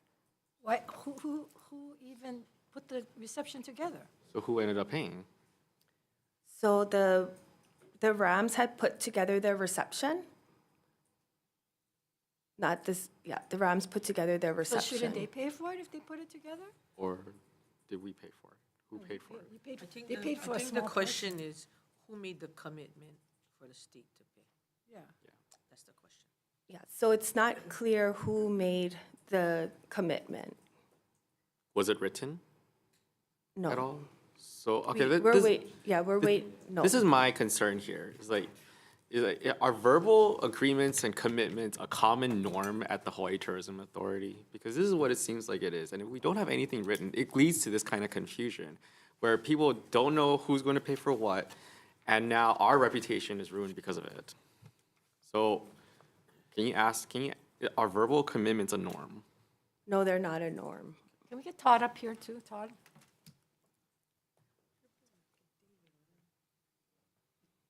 And I don't know if David wants to come up.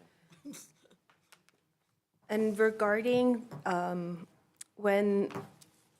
about the first payment, it was paid on May 30th. Okay, so that, you guys paid it. So Todd, when you guys discussed this in committee, in the board, and you approved it, what did you approve? So it was up to 1.8, a base Up of. to 1.8, A right? base of 1.5, up to 1.8 if there were playoff additional. And my understanding was for them to come to minicamp, to do sweepstakes, so for exposure both in California and in Japan, and for us to be part of ongoing marketing throughout their season, including, as Caroline mentioned, a takeover day for one of their games. So there's a lot of questions on marketing, but right now I'm focusing on the dollars. Okay. So any expense occurred from them going to Japan or them coming to Hawaii, it's all on the rounds, part of this contract. We don't pay any of that. That was my understanding of what we were approving That's your at the board. understanding, but is that what's current? And I'll say, as a board member, I have not read through the entire contract, so this issue How that can you're. you guys vote on something when you don't read the contract? My view, I guess, is that the board's job is not to review all the terms of a contract. Our job is to approve, I beg to differ. Okay. How can you approve it if you don't know the details of the contract? because we're told what's going to be in there. Yes, but you got to double check. Again, I don't agree that the board should be reading the entire contract and approving that. The board approves what staff should be moving forward So- with, and it So in is, the contract, if there was something that was bad, I'll give you an example. When I came in here, HTA had a contract with the CEO, and it said that he could not be fired for poor performance. It was in the contract, exact words, cannot be fired for poor performance. And I was appalled, because he was doing a bad job, and the contract said they couldn't fire him for poor performance. And I asked the board members, did you guys read that? Nobody read it. Nobody read it. It didn't come up. But those are the things, why approve a contract if you don't know what's in it? and the distinction I have on that is specifically the board's job, is the selection and hiring, and therefore the contract of the CEO. I would expect the board members to be in detail of the CEO contract. Okay, but not when we're spending $1.8 million. They shouldn't read, they don't have to read it. We need to understand what is going to happen with the program that is being done. Okay, so And what- we approved the dollar amount set as to what that should be. So what was your understanding about a welcome reception? That there would be one. Okay, and again, whatever our expenses were going to be, I expect as a board member from what we were presented, that would be within $1.5 million. And my understanding is it's not. Okay, and as I said, So you this guys is are the not first gonna- I'm hearing, this is the first I'm hearing of that So you're today not as going to well. pay for it. My understanding is this, and again, I don't even sit on the board, I'm not the CEO, but I know these numbers, that maybe, Jimmy, can you give us the numbers of the welcome reception? 'Cause my understanding, it went into what, $100,000? Perfect timing. 50,000, 100,000, something like that? That the Rams is paying what? Made an inquiry with the management at the Marriott Wailea, and I haven't gotten that information back yet. But, you know, if you just take a normal luau, and this one, the bar was hosted, so it's going to be a minimum of $200 a person and 400 people, minimum. 400 what? 400 people. People, over 400 people, yes. So what's your estimation? What's that math? 800,000? I'm sorry, no, 80,000. And how much Wait, of wait, that wait. is the Ram paying? Okay, so when I looked at the contract, it states in there that the amount that they're committed to pay is $5,000. That says in the contract? I didn't see that when I read the Line contract. 13. Director, were you Yes. aware of a commitment made for this? Well, that's what we're trying to find out right now. And before, and I'm sorry I was late. I went to go answer some calls and get lunch.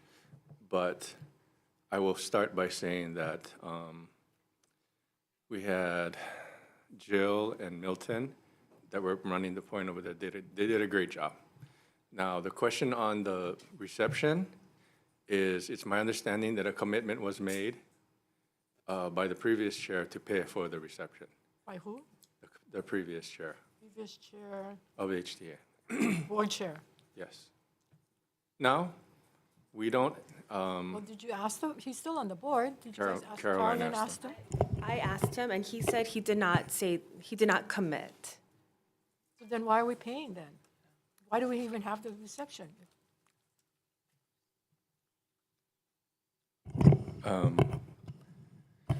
the obligation was made, it should have never been not in writing, but at the point that it came to my attention, it's like the thing is already going.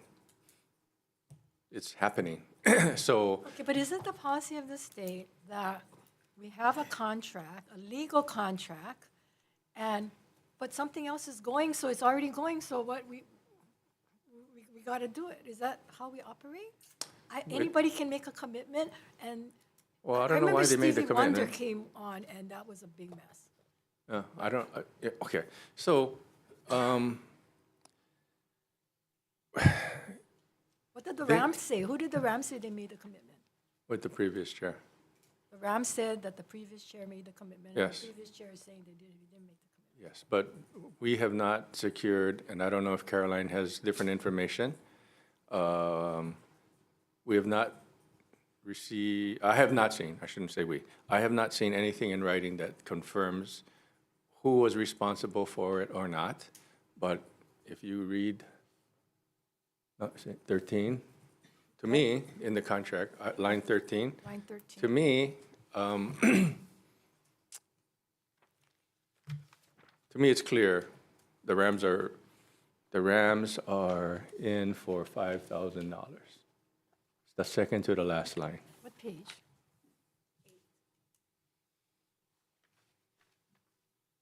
Have we ever been, Second to the last line? let me or just we ask sub- this. Have we ever been hit with, state procurement oral violations? Now, there's oral commitments that we've made via HTA. Has HTA been hit with state procurement violations on oral commitments? I'm gonna, I would like for you to check, and I would like, on record or on reporting of all oral violations by state procurement office. My other question is, I know that you have the deputy AG here as well. Has this been also, because deputy AG sits during your board meetings, and I think at our last meeting, which is why I find it very hard that in your budget that we wanted to see on, I believe it was 125,000 line item, really, because you guys need an attorney. You need an attorney. I think it's very ironic that some of these questions that, and commitments that have been made should never have been made if you had somebody to give you guys legal advice. Because apparently, if you're telling me that you guys just agreeing because the other person told you it was good, and you're agreeing to stuff, this is like me giving my business to my granddaughter and saying, hey, yeah, just go run wild with the checkbook.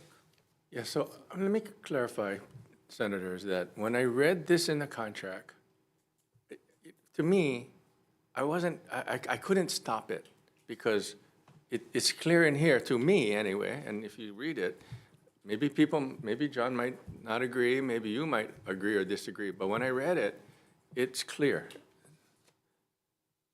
They shall contribute $5,000. Yes. Okay. But To supplement food and beverages for the event. I don't know how it can be more clear than that.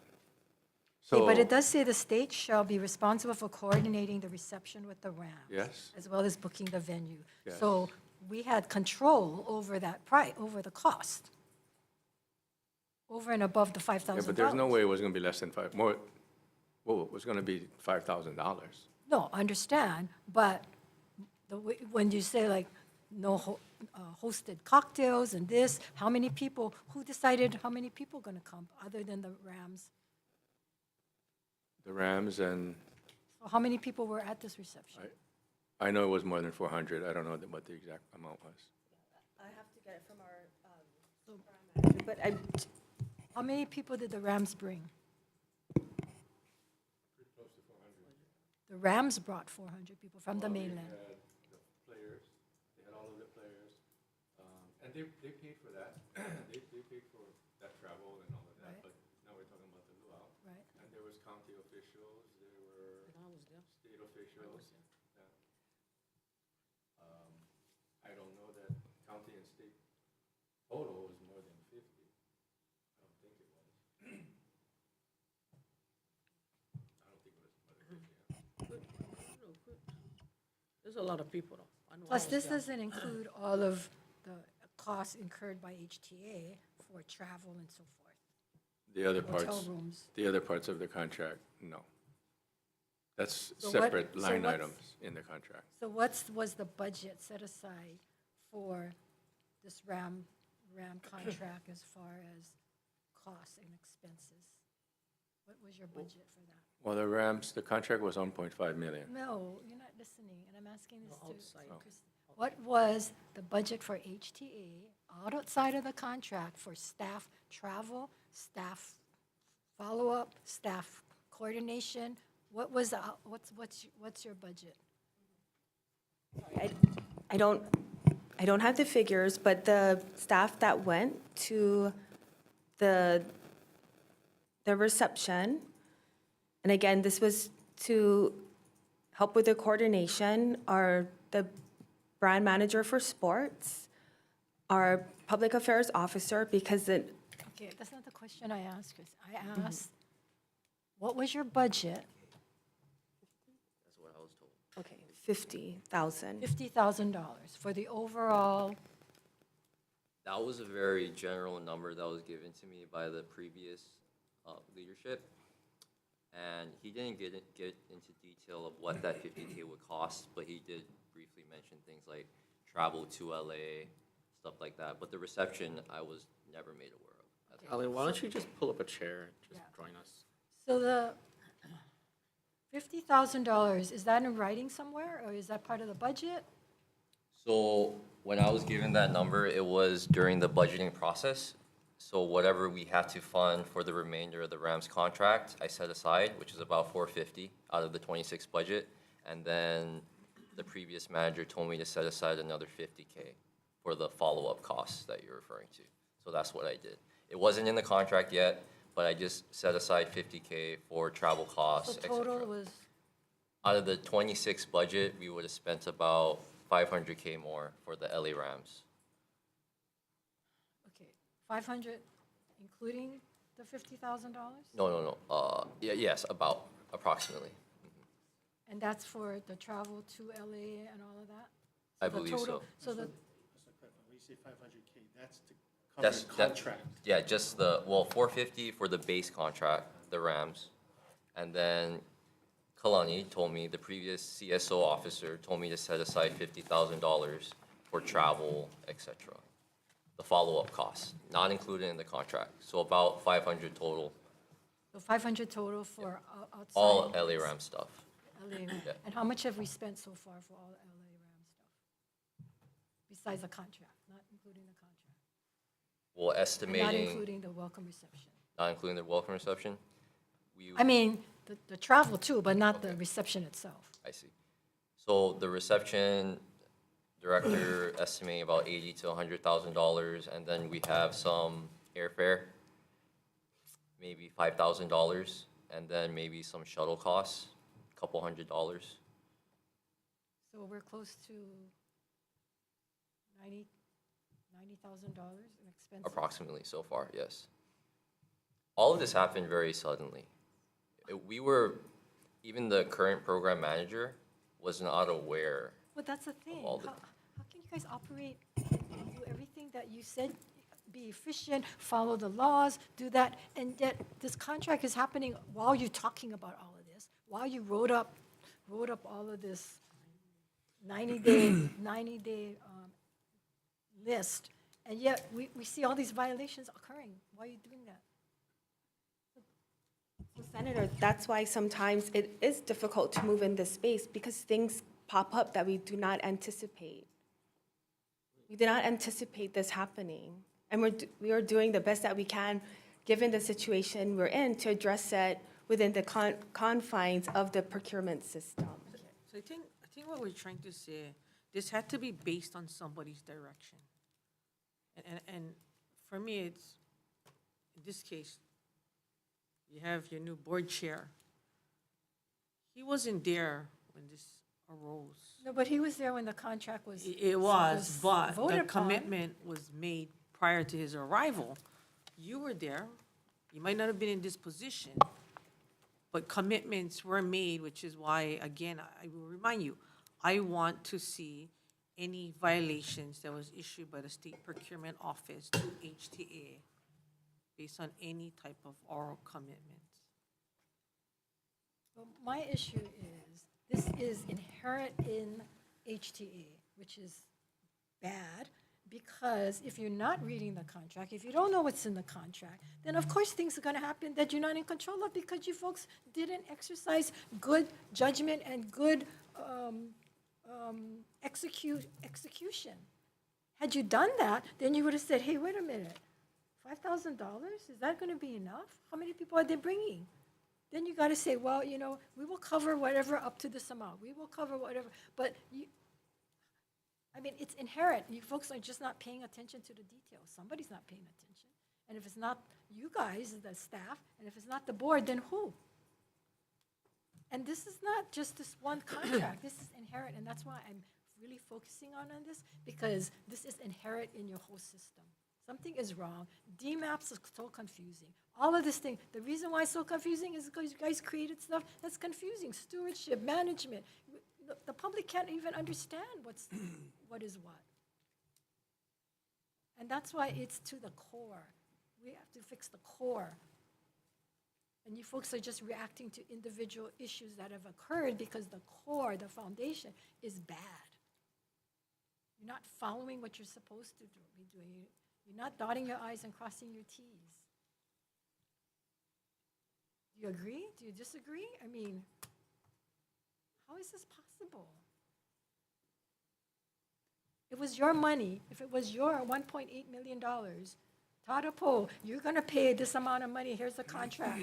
Would you have read it before voting for it? If I'm responsible for the contract, yes. Yes. No, but you're voting for it. You're approving it. If your money's going to pay for it. No, you voted on the contract. And I disagree with that. You didn't vote for the contract. We voted for the program, and it's staff's responsibility to implement. What is on the agenda for vote? What was the vote taken? What was the contract? What was on the agenda? Was it for a program or was it for the contract? The contract wasn't created in December. You voted on the program. Okay, so nobody voted on the contract then. When I asked the question, when was the contract put up for a vote, and you folks told me December. So I'm assuming you voted on the contract. No wonder you didn't read it, you didn't have a contract. So that's a whole different issue now. How can you vote, you voted for a program, but they gotta follow up. We're saying, okay, here's the contract. Board, here's the contract. Okay, you're shaking your head, come on, David Arakawa, you've been on for a long time on the board. So what did you guys vote on? We voted on the program, but as you have, my name is Dave Arakawa. I've been on the board about a little over 6 years. No, I'm budget committee. This came through, not to say budget committee is involved, we're involved with the budget, but this would have come through the branding committee. Branding committee would make a presentation to the board. I would have expected, I cannot recall right now, I would have expected that presentation to say 500,000 for this, 400,000 for that, 50,000 for the party, right? Whatever it is, right? So while Chair Apo is correct that we don't approve necessarily, in this case, we may not have approved a contract, we approve a program. Right now, I cannot remember whether we have a program, we had a program presented, but I do believe that it's good practice if you're going to approve a program that it has the basic terms of the contract in there, like the costs. What do we pay for? What do they pay for? Those basic things. So I agree 100% with you folks Wouldn't on the that. board say, okay, and I know I would do this, okay, I'm voting for the bill, but I want to see the bill, and I want to see the committee report, right? I mean, I'm not going to just say, okay, yeah, I agree with the concept of this law, but I want to see it in writing Yes. before we do it. And the same thing, okay, we're approving the program, but what does that mean? Then Yeah. wouldn't then you want to see the document that we're actually signing on the dotted line that commits us to all of this stuff? Isn't that the responsibility of the board? I think that it's the responsibility of the board to approve certain programs and to know how much we're spending for what. As to approving the individual contract, I'm not so sure if we do that, but let me tell you this, I know where you're going and I agree with where you're going because we had a LA activate, West Coast activation, and it was for 6.5 million. And there was a program that was, that the governor and the administration approved. And then it went over to HTA and some board members put things in it that weren't the same as what was expected. And it took us 2 or 3 extra months to work our way through that, right? You know, it was very simple when it came for the board. Originally with the program, we knew how much was going to be spent on every line item. And there was a question on, what was it, $300,000 or something like that? 500,000? 50? Yeah, Maui market. And so it was only that question, only 300,000. There's a question about 300,000. No. The amount was 3 million, Oh, 3 million? Yes, so let's go back and get Okay. factual here. The Yeah, yeah, contract yeah. you're talking about, David, was a 3 million. right? Okay. But the motion, same thing, we voted on the program, and we laid out, here's the 5 buckets how that's spent. We approve what we expect to happen with the program and the dollar amount. So bringing it back to this contract, my expectation and what we approved was 1.5 up to 1.8. So what is now being talked about, as I said, is a surprise to me. I'm just hearing about it today. That is beyond what the board approved. How can it be you're only aware of it today when I don't even sit on the board and I was aware of it? How can you be a board chair and not be aware of it until today? That's troubling. But ultimately, and not anymore because the law changed, but ultimately, when you was on the board, you had oversight. You had a fiduciary responsibility, you had oversight.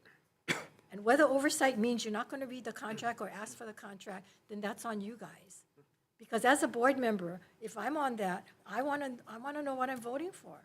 I want to know what's in it. I want to know what we're going to be paying.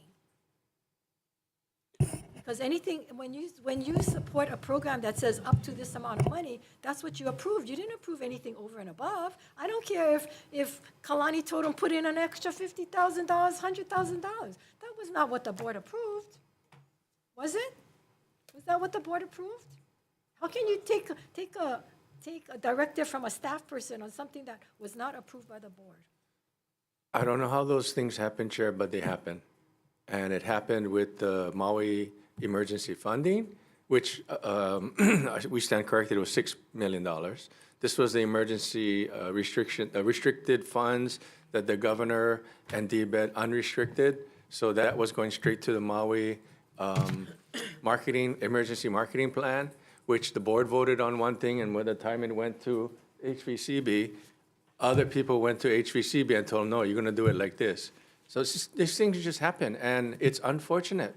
You know, I can say, yeah, We're trying. I can tell you For that how- myself. A decade? You're trying for a decade? Senator, I can tell you that myself and other board members, including Mr. Arakawa, asked for that LA Rams contract months ago. Oh, we're not done.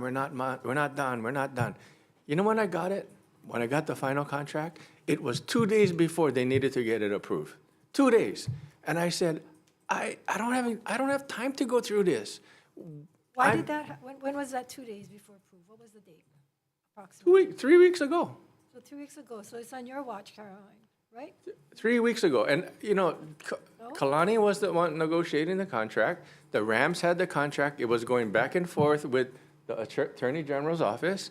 So I'm just saying, by the time I got it, I was told I have 2 days to sign this contract. And it was already in the second day.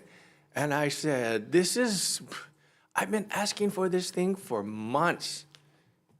He was, other members were, and we did not get it. So that's the kind of thing that has been frustrating. And Okay, so what do you do when you don't get something? What do? You guys just wait? no. We ask the questions, we bring it up in the board meetings, nothing happened. So then what do? Do you then not sign the contract and say, that's too bad, you guys never get it to? I mean, see, that's the thing. You allow this to continue. You enable people to do these things because there's no consequence.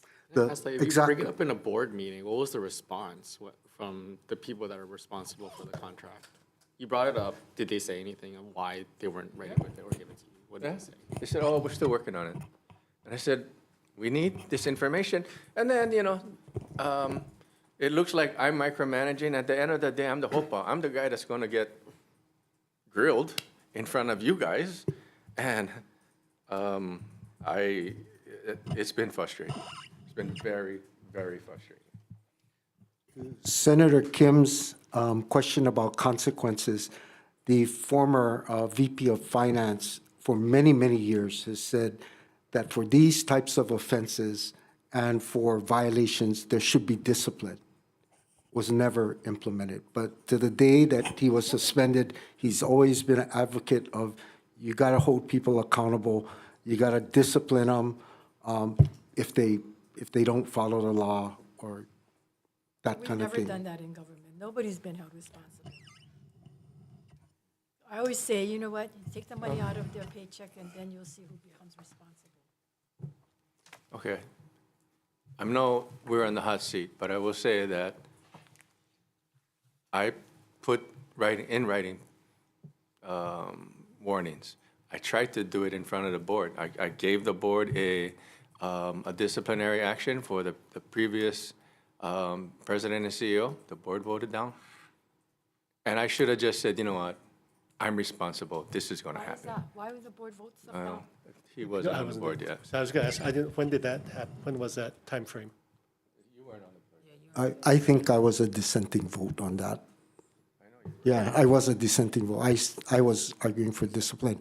But I've tried to, since November 2023, so Senator Kim is correct, these issues, right, procurement violations or suspected procurement violations, contract violations, and non-payment of invoices have been on the agenda for the Budget and Finance meeting. And we're continuing to go through them, and when we solve them, it comes off the agenda, but there's continuing things going on.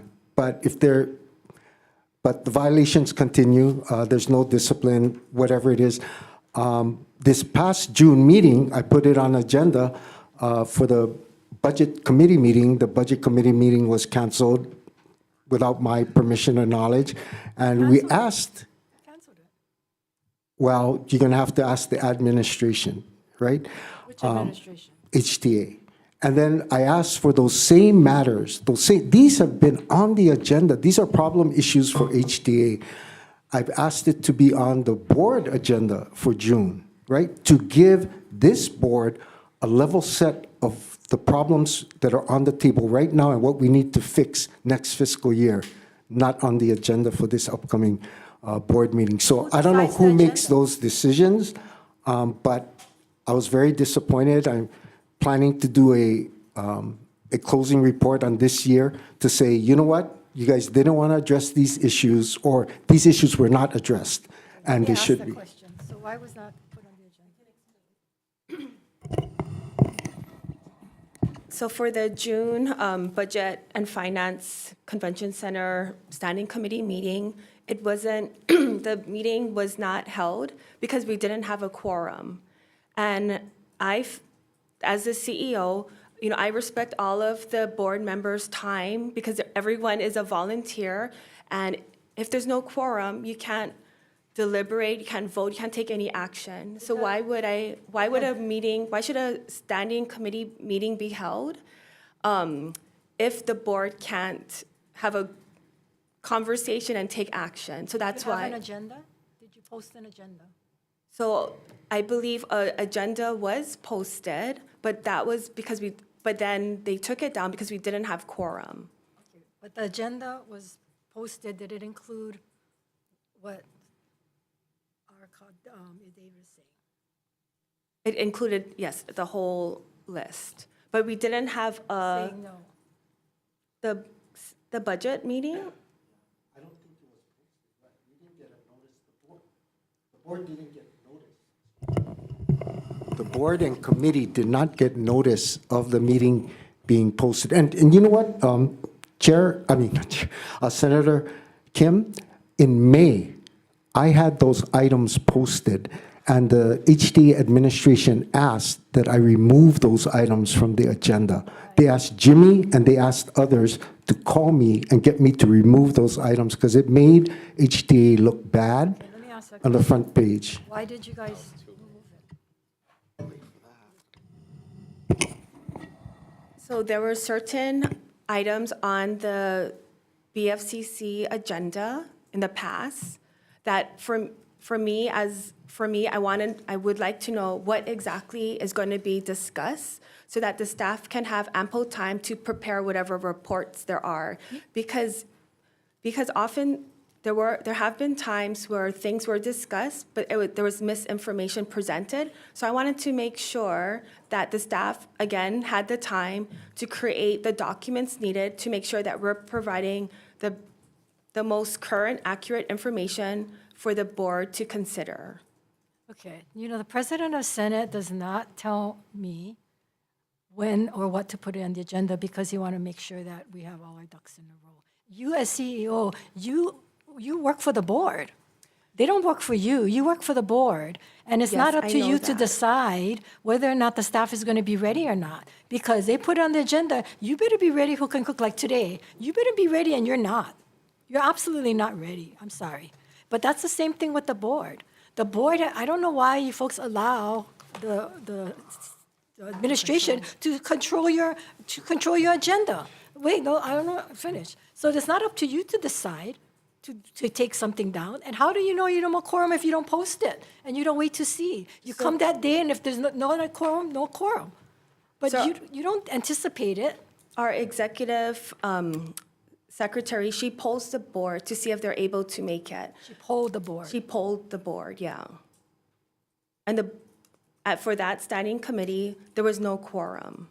So, wait, how long has it been since you guys had your last meeting?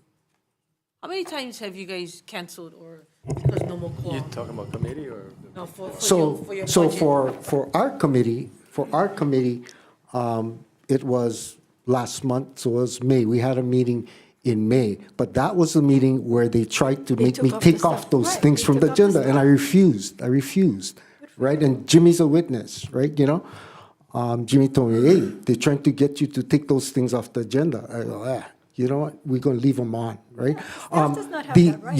Your question about what right does the CEO or chair has, that is would have been my number one on the administration committee meeting. And the administration committee chair asked for a meeting, same thing, I don't know what's going on, but, no quorum, so no meeting. He says, I want to have the meeting, like today, it's informational, no need vote, you're not voting on anything, but it's informational. So please have the admin committee meeting, same request is please have the budget committee meeting, informational, so the board knows going into the June meeting what's going on with everything. No, the first thing for me, I'm vice chair for the admin committee. The first thing for me was going to be the CEO and the chair cannot take things off of agendas for committees. Because sometimes those agenda items make them look bad. It's about them. It's about them, right? So they should not be able, it's a conflict of interest, right? And I've put that in writing, right? But that would, if we had the admin committee meeting, if you talk to the admin committee chair, he would say, yeah, David said, one of the first things we're going to cover in the admin committee meeting is no control over the agenda, especially if the agenda item pertains to the person who wants to take it off the agenda. So what gives the CEO the right to do that? So I'm about collaboration and just working together to set the Apparently, you wasn't agenda. collaborating. You're dictating. No, but that's not I a don't- board oversees you. They hire and fire you. They appoint you. You cannot dictate what they're going to discuss because there's no collaboration. It's not up to you to make that determination. You serve at the pleasure of the board, and the board members are confirmed by us. Not to rubber stamp what you want, not to rubber stamp what the administration wants. You folks go to the barking orders of the board, and hopefully the board is exercising stuff, operating, they're not, because they don't think they have to approve the contract, which is asinine. So that's why I'm concerned about the qualifications. I'm concerned about who's leading HTA now. It's crazy you have somebody, Gestapo, saying you can't have this I'm on not your a agenda. Gestapo. I'm not saying, but if you can And- say to take something off the agenda, then you are. I'm sorry. The handwriting's on the wall. I think there were, on the BFCC committee agenda, there were items on there that I heard from multiple people that they're tired of seeing HTA in the paper. And so I wanted some of those items, you know, if we don't have all the information ready by that committee meeting, we're not prepared as staff to present, right? I want to make sure that what's presented is correct and factual. Okay, so so- today, are you correct and factual in giving us all the information? That's You're why not I have ready. said I have to go back and get the numbers because I don't have it Yeah, with me. but you're not ready, so we're supposed to wait until you're ready for us to have this hearing so that you guys don't look bad? So If you had resolved this with the budget, maybe you wouldn't be here today. But that's what the board is for, whether you look bad or not. If you don't want to look bad, then you folks better start doing things right. You better start following the rules, right? You have to be ready. That's why you guys get paid what you get paid. Understood. And the board is voluntary, yet when we confirm them, they confirm that they're going to attend all the meetings. And if they don't, then they should get off the board. And so it's easy for admin to say, oh, sorry, no quorum. How do we know that's true? You guys could have called and said, you know, we don't want this, so please don't come. But we don't know. We don't know what's going on. But you don't post it and you don't allow it and show up. And if it's informational, you don't need a quorum. I can hold an informational briefing by myself, and I have done that. If my committee members don't show up and they're not interested, well, so be it. But I'm going to ask the questions. I want it on record, and they can watch it after. I think what we're trying to say is that the fact that we're not putting it on the agenda leads to probably more bad headlines because of the lack of transparency. Exactly. And if you want to avoid bad headlines, I think the better approach would be to actually address these problems head on instead of putting it under the rug. Yeah, that's why you have sunshine, because you're supposed to shine the light, whether it's good or bad. For me, it was about making sure we have the information to provide at the meeting.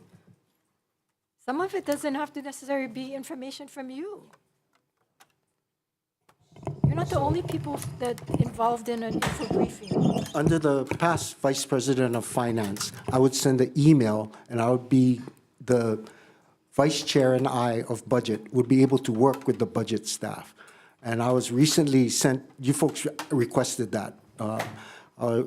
I was sent the email saying I'm not to speak to budget staff, right? BFCC Chair and Vice Chair, not to speak to budget staff, got to go through Caroline. Okay, so, whether they prepare the information or not, we all want them to prepare the information. But if I cannot talk to them directly, especially when the subject matter may pertain to the person who's I got to go through to ask for it, right? So anyway, Do you have like a gag order on you or something? You're allowed Some- to only speak to certain people? What's the deal here? I would think I wouldn't care if you're in the paper. I would like to see you in the paper for fixing stuff, not just in the paper for, I cannot say this, I cannot say that. The problem still exists today. And it's a bigger problem than normal. But I've been told some of you guys not allowed to even speak to us. Is that correct? I think that's a matter we should take up in our board meeting. I think that has been, Well, this is just an info briefing. I just want to know for my own information if I want to talk to you about something else with the budget. Because it seems to me that you guys are being micromanaged and manhandled as a volunteer person. under the whistleblower law, under the state whistleblower law, legislators, government officials can ask agency staff and people working for an agency for information, that's relevant. And Let me tell recently, you this. Last year, I was trying to figure out how to fund the convention center. And the one person that I needed to talk to was told not to come and see Oh, me. yeah, she's been told that before. She was told not to come see me. I had to go see the Senate president and ask him, hey, why can't I talk to this individual? Isn't that convention center one of our biggest revenue makers? And lo and behold, when I was able to speak to her, we were able to have my colleagues support the funding mechanism of the $60 million, which is a whole new question. We're gonna be at probably 5 o'clock, but, So I'm coming back, for so that don't end the admin, meeting. for that admin committee meeting, if and when we ever have one, the issue of gag orders is number 2 on the list. Number 1 is they cannot tell us what to put on our agenda, or they cannot take off things on the agenda if it's relevant. These issues have been on the agenda since November 2023, right? Those issues on procurement, not paying our bills and things like that. So I think we're all here because we want to make it better. Caroline, Todd, and director here, we're all here, you guys are all here because we want to make it better. So we're all committed to making it work better. But there are a couple of things we can handle, the agendas, not dictating agendas, not restricting staff from working with legislators or the board I think what committee. is sad is that, when does your term expire? June 30. So it looks like we're not gonna get another meeting in your committee then. Was it to like not have that meeting so we couldn't flush out some of this stuff, or? Who knows? I mean, the 2 committees I'm most involved Who's with didn't on have that quorum. committee? Who's on that committee that you lack quorum to have that last meeting? I think You, who else? Director? How Yeah. many people you needed for that committee to? four. And the 2 people who couldn't make it were Member White and Member Fund. Couldn't make it, so we couldn't make quorum. Isn't Fun a new member that just came on? Yes. We just appointed him. But anyway, in any case, I think we're all committed here to move forward and improve HTA and to gain public trust, right? And there are certain things that we can all do to get there. That was nicely said, but I really wish that was the case. Chair, can respond to 2 quick things. So one, in regards to who can speak to the legislature. And this is, so first, there is a written resolution that the board voted on, discussed, and passed that identified the individuals that would represent HTA to the legislature. And that was the board, the CEO of the organization, the board chair, and the chair of the legislative PIG. In that discussion, this was said in open session, that we understood that others would get asked questions, would have conversations with legislators based on their knowledge, their past relationships. We just asked everyone, board members and staff, that be coordinated and that the CEO have knowledge of those conversations. So it wasn't a gag order or saying you can't talk to anyone.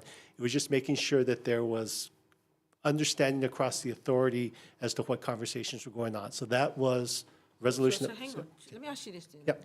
With that being said, do you guys have a resolution for who can do your public responses in regards to Star Advertiser and Civil Beat? I don't know that, we haven't passed one since I've been on board. I don't know that we have a. Maybe you guys should have one. Yeah, so you have a resolution about people talking to us, but no resolution about people talking to the media? Well, the resolution was to identify who would represent HTA in front of the legislature and the governor's office. It is really concerning to have that kind of, because it is kind of intimidating, especially if someone does have something that they want to share with us that they don't want the CEO or the chair to know because they are acting as a whistleblower towards procurement violations. Yeah. Chair Tam, I think we can ask the AG, but I do not think that resolution trumps the whistleblower law. So I think I know under the that, state law, but- under the state, oh, okay, so you're making a point. Yeah, So but you it should does be able to provide some ask. kind of intimidation factor to anyone that wants to bring it up. Because what are you trying to hide, it looks like? It looks like you guys are trying to hide something. And I'll guarantee you we're not trying to hide anything. And the intent behind it was so that there was identified voice of what HTA's position was on any bill, budget, policy, or otherwise. That was the intent of it. Well, that was my point. You did a resolution for that, but in the comment to the auditors, Star Advertiser, somebody from the board gave their own response of what was said. So I would think at that point, your public relations should be the one under control of who makes a response to the media. I mean, that would make more sense to me. Or whoever speaks, basically, is that a reflection of the entire HTA and HTA board? I mean, if that's a board member. I would just think that there would be continuity, right across the board. Like this, you guys picking and choosing the restrictions, and if you come here, you sign in. I'm like, this is the people's house. Anybody can walk into my office and have a meeting. It's a matter of not, what they're laying on the table for me to look at. I would think at that point, my clear response would be, hey, what's your guys' thoughts? This is what they're telling me about you. I mean, it causes me to do more homework and research, which is something my staff have to do a lot of, as most of us. But, this is why transparency and an open door process is what we want to maintain. So, okay, since while we're on the topic of permanent interactions groups, can I ask when was the last time the PIG for the $300,000 governance study has met? Because from what I understand, this governance study was purchased by HTA, published in June 2024, and nothing has come out of it.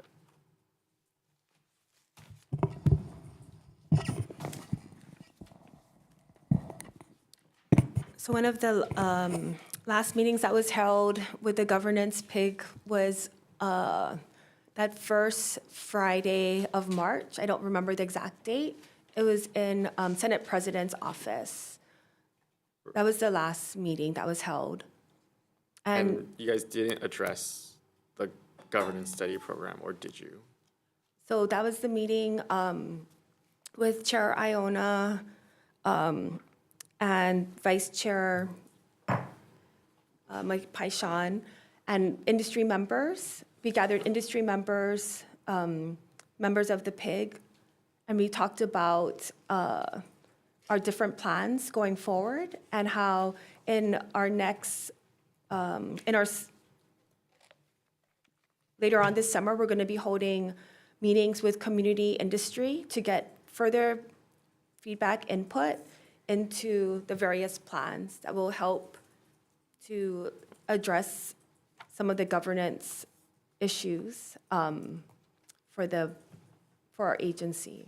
That's what I'm confused by, because it looks like the governance study was very clear about what the recommendations were.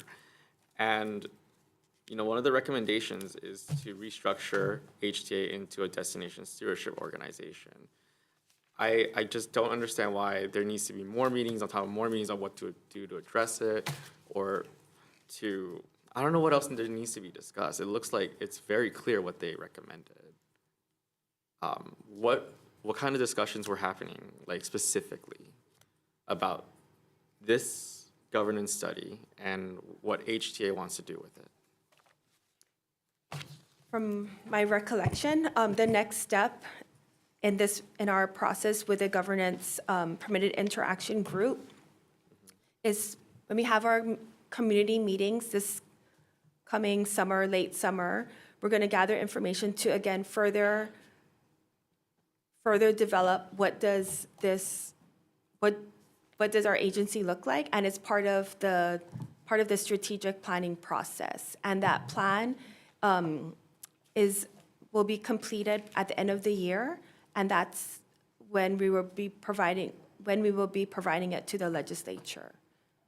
I'm still baffled by why it wasn't even provided to us at the beginning of this session, because it was very clear about what they wanted. And if you wanted to have those discussions, we have public hearings here about it, and anyone from the public could have chimed in then. So it looks like, here's how I feel that's coming out of this governance study, and why I'm a little disappointed in it, is that you looked at the governance study. The first thing in the governance study was that you guys pretty much needed to be replaced. You guys didn't like what it says, so you guys are kicking the can down the road, down the road, down the road, until people forget about it. So that's just appalling that $300,000 that you're spending to figure out how you guys are supposed to be governing. And because you guys don't like what it says, you guys decided to kick the can down the road. That's what it looks like to me and the general public from this governance study. Is that like how, is there any of you sit on that PIG can answer to what's being discussed there?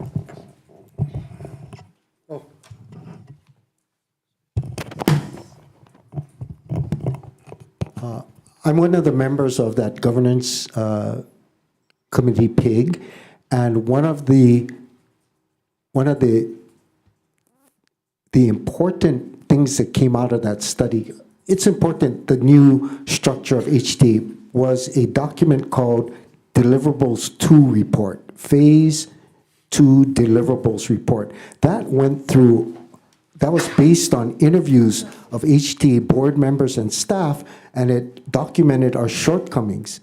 That has been ignored since that report has come up. And myself and others on the board, including the Vice President of Finance, have repeatedly said, we got to address that Phase 2 deliverable report because it shows us from an independent party our shortcomings and what we need to improve on. So if we go forward with the governance study and presentation, we should definitely address that Phase 2 deliverables report. And I encourage you folks to take a look at that and what it says about how we operate, because that would explain a lot of what's been going on here. I don't think we did anything to address that. I'm not sure if anything in our budget, our proposed budget, is going to specifically address that. And that's what the budget committee wanted to cover.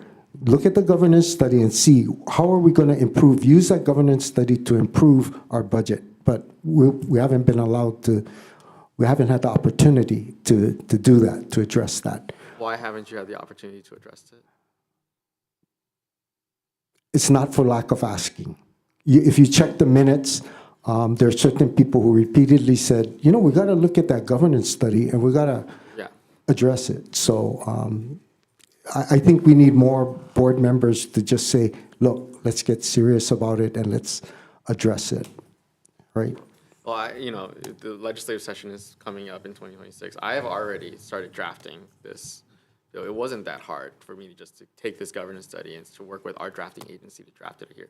What I'm concerned about is why hasn't HTA even brought up a bill on this governance study when it was published in 2024 of June.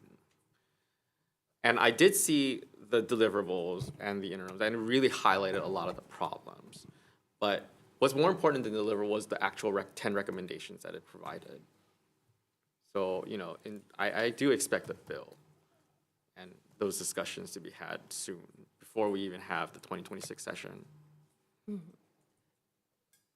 And as presented in that governance permitted interaction group meeting back in March, the timeline that was presented, that we would have our plan before the leg session starts. And I guess in my mind, I thought that was agreed upon by all, that was the plan that we were proceeding, the timeline that we were proceeding with. So it calls for an 18-month sort of, or 2 years of a transition to become the new DSO. Are you telling me that HTA has started that transition? No, I'm talking about the meetings with industry from what we presented at that March meeting in Senate President's office chambers. Okay. So I just literally pulled up this article, in fact, it was by Allison Schaefer. HTA pursues governance study and quality assurance program. You seen that article? It was done in July of 2023.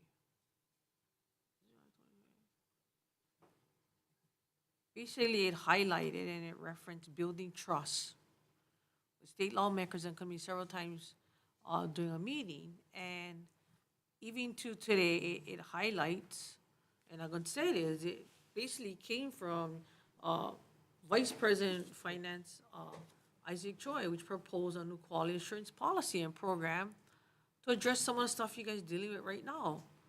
Mismanagement, government waste, fraud, or abuse. 2023. That is crazy. And we're still talking about how we fix stuff. Is this fixable? Can we fix HTA, or is HTA that far broken that we just move into a complete different direction with legislative action? I think that's my walk away from this, is that I think it's gonna take legislative action to move in a different direction. Because clearly, I don't see any changes that are gonna be made to build public trust back. I'm reading another article here, and this was more recent.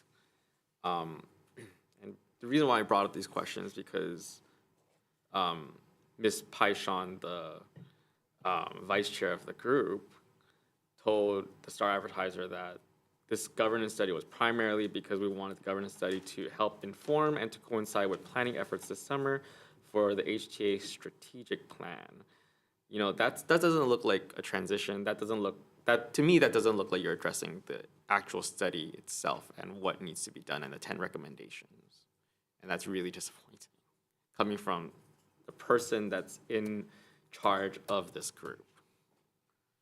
So, you know, what are you going to do moving forward between now and the 2026 legislative session to ensure that something like a bill moves forward for us so we can address it and have those conversations in this building about the governance of HTA? So I would be happy to meet with you, the committee members, you know, to further discuss this. I mean, all I can do is just, you know, be open and see what I you'd guess like. better that this question should be for Chair Todd. What, you know, are you going to meet with Member Iona and Member Paishon about this governance study and how to move forward and what the plan is during this interim? I'll definitely meet with them, but I think, given the new law, that it's really a discussion with DBED director and the governor. I mean, you guys are still advisory. You still have opinions about things. Right, and but provide those to your opinions for question us. of how do we get, the authority should lead in shaping the legislation as to where this future goes. So while we will opine and give advice on it, I think it's really, under the new law, driven by the department and the governor. And so that's the key input that's needed. And then we can be advisory to help make sure that the authority is moving down that path. I know that you're advisory now, but you know, this was done in 2024 and you guys should have been working on this since then, but it feels like nothing has been done since. Only now that we're bringing it up, am I getting this answer that you guys are gonna finally address it? My understanding, having come onto the board in November, is that this, sort of what was stated there, that this was all part of moving towards the new strategic plan. And if the strategic plan potentially says, here's the new structure, if that was the wrong direction to go with it, that's fine. That's what we're talking about now. But that was my understanding as to what was this governance plan was being used for. Okay. Well, you know, we'll see what happens after this interim on this plan. So let me go back, because you guys said you guys had a meeting in the Senate President's office. Was that a briefing on the governance study of the people involved and of the people that were involved in this meeting? And I'm assuming they weren't just from Honolulu. How much these meetings costing us? We're flying people in, we're flying them back out on a governance study? I mean, like, where's this taking us? Because at the end of the day, my question is really, who's on the board and who's directly responsible for ensuring HTA's strategic plan, and that are not only adopted and implemented with the measurable results? So regarding the meeting, the last governance permitted interaction group meeting, it happened the Friday after Tourism Day was over, and I believe you were both in the meeting. And so, you know, we had, you know, Chair Iona, you know, she was kind enough to provide, you know, bentos and all of that, and then that's where, again, we wanted to bring together industry, our legislators, so that we could hear from everybody about, you know, the direction that they saw HTA going in, where they saw the visitor industry going in. And that was the first start of it. And, again, at that meeting, I made a presentation about the various plans and, letting everyone know that this summer, we're going to start our community industry meetings to get more input, and that will feed into our strategic plan. And that's the plan that Chair mentioned that, would be part in answering the governance, fulfilling the governance permitted interaction group. So Caroline, I wasn't there, so I just want to answer Senator's question. There were no costs for traveling, I think, because people were there for Tourism Day? Is that- Correct, yeah. Okay. So I don't believe there are any HTA costs for having that, and the reason it was planned was because Tourism Day was happening at the Capitol. You want to move on to your next topic? Okay, can I get so one of the things that, we'll move on to the next one then. One of the things that I want to ask about is the Meet Hawai'i contract. What's the status of that? The Meet Hawai'i contract, it's still up and running. We have met all the payments. I mean, the payments are on track. Yeah, the payments are on track, but like, is there plans to renew it because it's coming up, right? Yeah, it's coming up, and we plan to renew that contract. Okay. When will it be renewed? I don't know the exact end date of. The current contract ends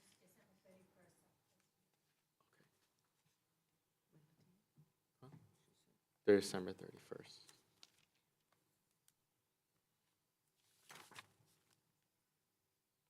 And any changes that we should be aware of? With the MCI contract? None at this time. Because what I'm just afraid that I kind of think that this was probably the only thing working right now, because they are selling the convention center, which is going to be closed, right? And the main reason why I brought it up is because I wanted to know what sales are going on in the future when the convention center is going to be open, and that's still going on. So, because it's only profitable.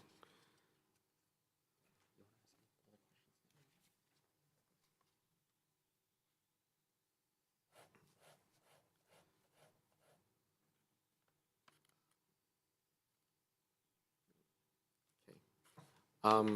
Go ahead. So you guys have, what is Bishop Museum in regard to your guys' contracts or procurement violations? Sorry, Chair, I'm going to let her answer, but I just want to disclose conflict of interest issue. I'm on the board for Bishop Museum. The grant and the procurement happened before I was part of HTA. I just want to put that on the record in case any questions come up. So you guys have, February 18, 2025, State Procurement Office was notified of a procurement violation by Bishop Museum procuring computer equipment after the contract was closed. What is the status of the violation, and were there any consequences to the vendor? So I'm just going to share out that our procurement team has a procurement tracker, a report on procurement violations, a tracking form. So on this form, it says that per SPO determination on February 18, 2025, SPO does not have jurisdictions in this matter. Agency did not violate the Hawaii Revised Statute or Hawaii Administrative Rules. Issues pertain to contractors' breach of contract, which the agency is responsible for addressing. And the corrective action, it says that the staff took is that they completed the essential tasks. The HTA Finance and Procurement team, this is just to remind them to make sure that the contract is, that the contract doesn't close before it ends. But it said no action needed per the Chief Procurement Officer. Okay, so what we understand, this was discussed extensively in the Budget Committee, and what apparently happened is that Bishop Museum had a contract, they performed the work, but as part of the contract, they were allowed to buy certain softwares, buy certain computer-related equipment. And the invoice and the purchase of that equipment the request to purchase the equipment did not come in until after the work was POW and after the contract was POW. So that's why that came up. It's unfortunate, and we need to do a better job, because if Bishop Museum is going to do the work for us and they need that equipment, we should have provided it to them up front, right? But so far, the procurement office has told us no need to pay for it, right, Caroline? Yeah? So unfortunate, very unfortunate for Bishop Museum, but we got to do a better job in monitoring doing the contract to make sure that they purchase the equipment upfront or when they need to purchase the equipment, not after the contract is finished. So You guys just, pattern of contract, just kind of screw-ups all along the way. I think that's even more disappointing. What is this other, a procurement violation in October 31st of 2024? Same thing by HTA vendor, SMS Research and Marketing Service. Yeah. So for that one, so that's a procurement violation that I have. And so the contract had ended, and I accepted their final deliverable after it ended. And so I didn't know that I was supposed to have extended the contract prior. And so that was my procurement violation. I actually wrote up that violation myself under the direction of then President and CEO Daniel Naho'opi'i. So I provided it to the procurement team, and I wrote on the form that we were supposed to fill out that now that I know that I can't accept deliverables after the contract ends, that I'll know better to make sure that I'll extend it before it does. And I just want to point out that, a lot of not a lot, there's only 3 procurement violations that were approved by the SPO.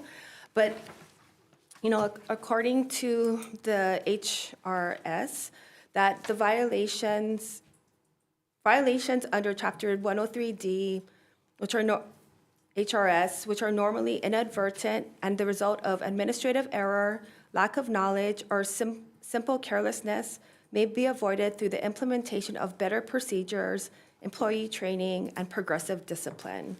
So, I just want to let you know that, there is a section there that says what are we going to do so that it doesn't, to prevent it from happening again. And, for myself, since then, I know, and I haven't had one since. So I just want to be upfront and say that as well. Like, we learn from our mistakes, and Can you elaborate on what kind of progressive discipline will take place if some of these violations were to happen? So, that's something where, again, we're developing or revising our policies and procedures, and it's something we're looking at on what kind of action can we take, or should we take. Don't know. Yeah. So I'm looking through all of this, and again, per the 90-day action plan, 90 days isn't up yet.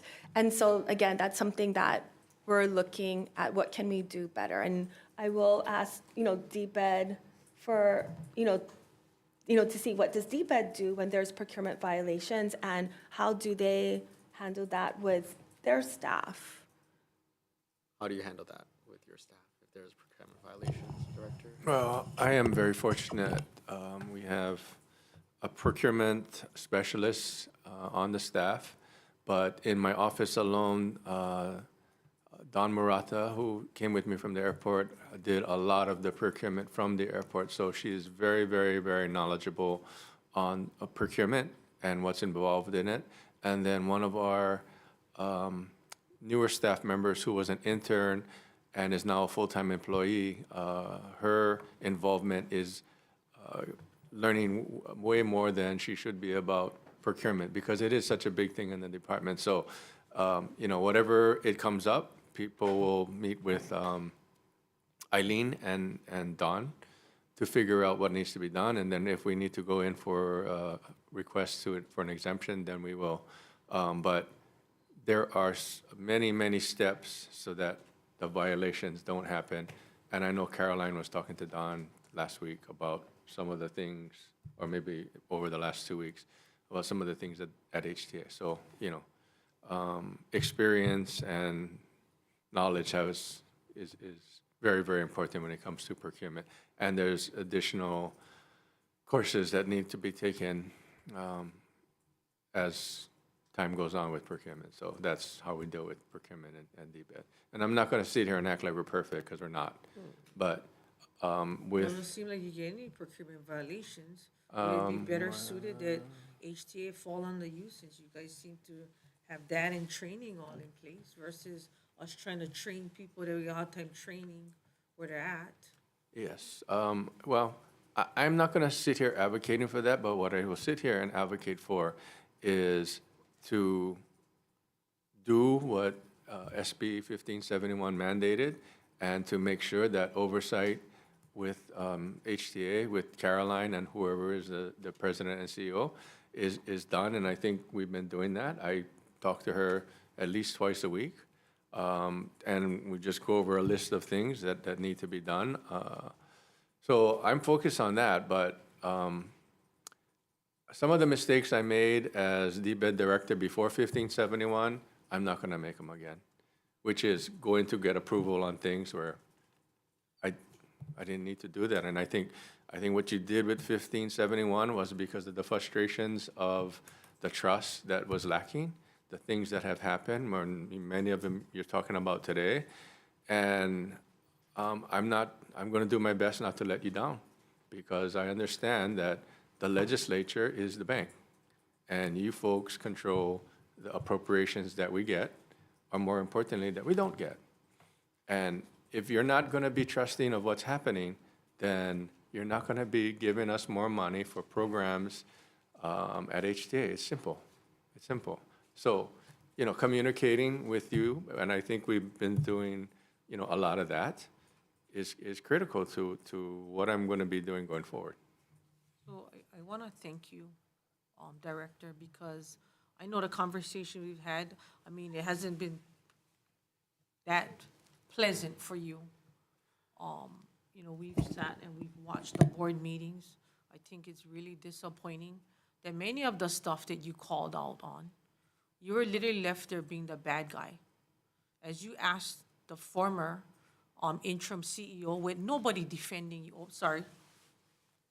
Mr. Arakawa put his 2 cents in. And others, yeah. And a few others, but it felt like it just became a dog and pony show, of which I think is really shameful. But since we talked about SB 1571, and Allison asked me this question the other day, the directive by the governor has asked the board members to step down voluntarily from their positions and then to reapply. Has that happened? Has any board member voluntarily stepped down to reapply for the advisory position? I don't know that any of them have as of yet. I know the governor talked about it on Spotlight. He has mentioned it to me before, and so has his office. Let's see, next week is the end of the month. The new board, or one board member is terming out. So if something was going to be done, it would be in the July board meeting. And the governor hasn't, he's on vacation, so he hasn't sent that memo out yet, but it's my understanding that that's what he's going to do. And I know he has talked to board members about what his intentions are. Well, I'm kind of hoping that, with your term expiring, whether or not you'd consider coming back on as an advisory level, being that I think you're passionate about where you want to see HTA go in that direction. I think all of us here want HTA to improve, and yeah, so whatever capacity that is, I'd be willing to help. I just want to mention, because you folks mentioned, there is training, and part on procurement and on contracts, but you cannot force people, well, in the past, you couldn't force people to attend training. So the people who had the violations did not attend necessarily all the trainings, because the finance section does training. They also have a big video board. If you folks have a chance to go to HTA, they have a big video board when these contracts are going to expire. So, hey, do your modification, do your RFP, whatever it is. So there's a huge video board that puts all project managers on notice on when your contracts are going to have, you're going to have to do something on your contracts. Whether people look at that or not, who knows? There was no discipline that we know of.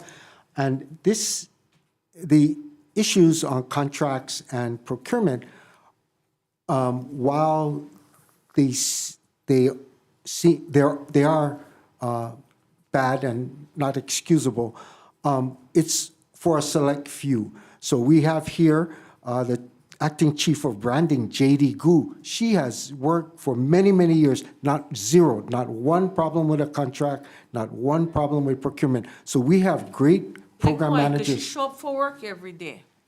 That's true, too. But So, but I want to go back, because for us, we get mandatory.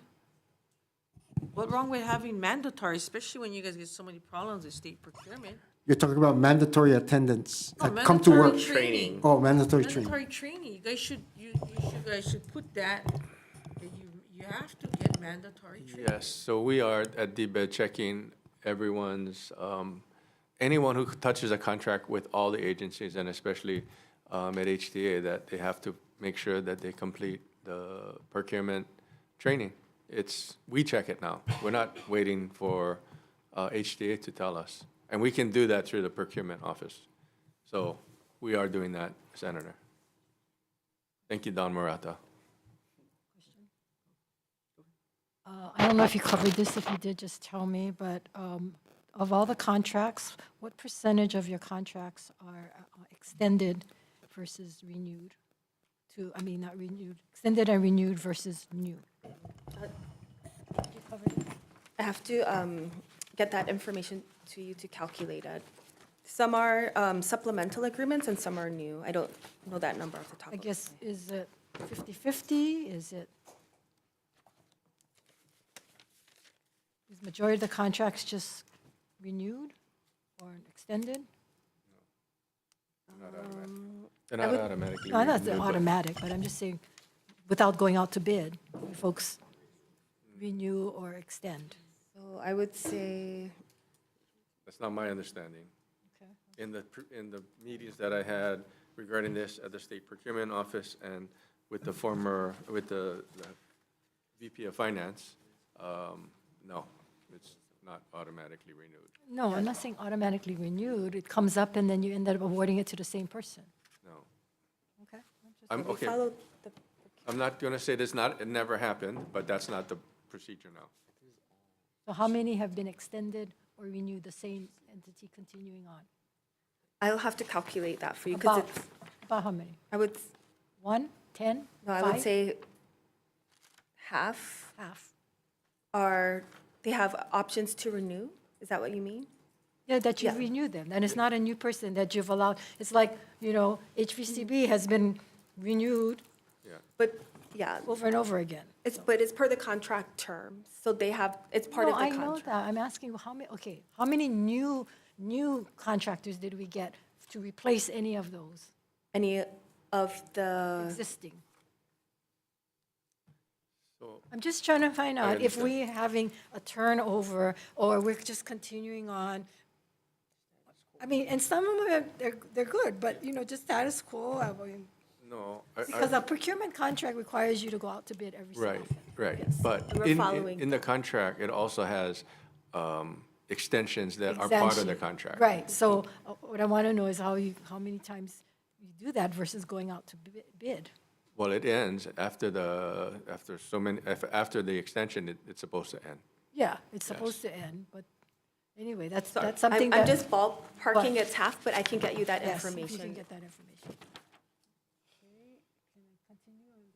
Okay, I'm not sure if this question was asked. So on the RAMS contract, it talks about organized team activities, OTA.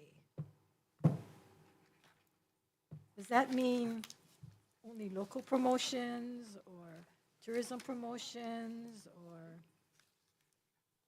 how are you folks managing that? For that specific detail, I'll have to ask our sports manager. I don't know that.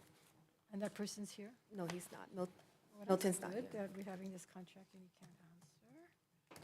I mean, I don't know the specific details of what that is.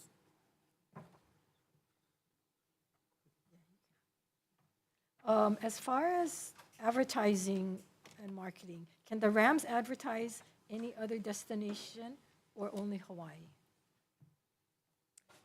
Again, that also I will need to ask Milton for that. And if other destinations can be advertised, has any study been done on the dilution of the effectiveness? Yeah, I'll get back to you on those questions. Well, I think specifically to answer the question, the answer is no. What is no? Did we do a specific deep dive on whether, if they marketed Jamaica and Hawaii at the same time, obviously it dilutes one or the other, but we have not done. I cannot sit here and say this is the data that we did with that. Okay, so we But didn't we should. strive to get them to say, okay, we're going to have this contract with you for this period of time, and so we don't want you to be doing advertising in other areas. Senator, I hate to, Dita, bring it up over and over again, but this contract was negotiated by somebody who's no longer there, and it took over a year to get to a place where I had 2 days to sign the contract. So I cannot answer those questions, but that would be obvious questions that should have been asked. And that's why I'm doing it for the record, because I want HTA to realize how deficient they've been, whether it's the board, whether it's the administration, of not looking at the contract and answering these types of questions. So what can we expect from the Rams, and what do we know that they're not going to be doing that conflicts with our messages and so forth? What are we really getting? I mean,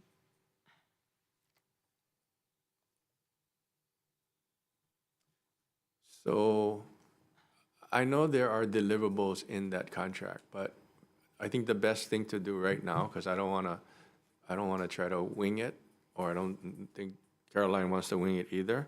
We'll sit down with Milton, and I'm sure Caroline will after this meeting or tomorrow, and get exactly those So questions answered. are you folks going to be auditing the contract after the fact to see what we've got and so forth? Absolutely.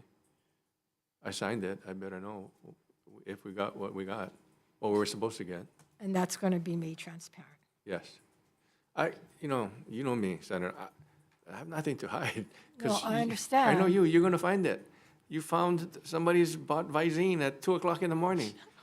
And I tell all my departments, I didn't find the Visine. well, you found the receipt that said Visine at 2:00 in the morning. No, it was in the report that I was there.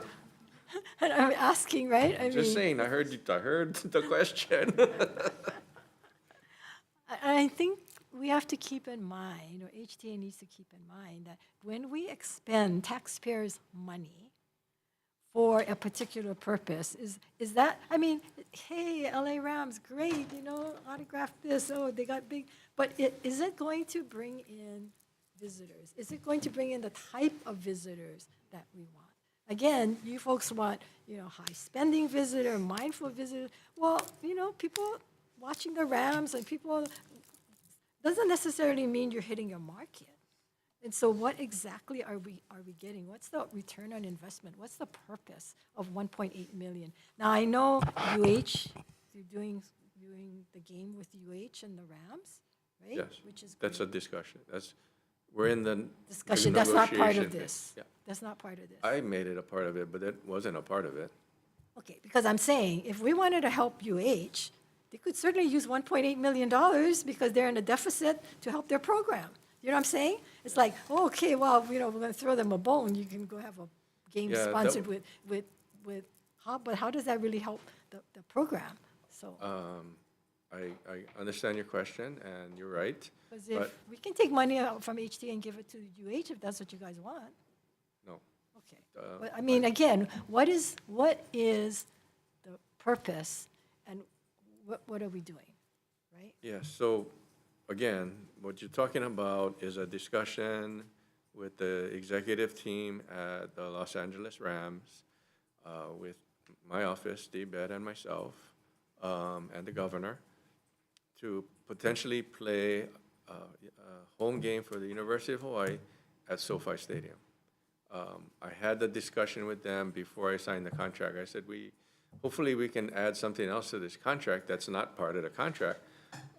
And we did have the discussion on the phone, and when I was on Maui last week, Tuesday, I had the conversation with the highest level of executives for the Rams to confirm that we are moving to discussions and confirmation of the opportunity for the University of Hawaii football team in 2027 to play UCLA in SoFi Stadium. And And what's the cost going to be? that's all, that's everything that we have to So negotiate. that's because- not, so that's not part of No, this contract? no. But see, that's why it's misleading, because when I got the message and I read the article, it doesn't talk about anything about us paying extra money for it, it's gonna cost us, it seems like they're gonna host us, and this is, the team flies in, everything's taken care of, flies out. No, that's not it.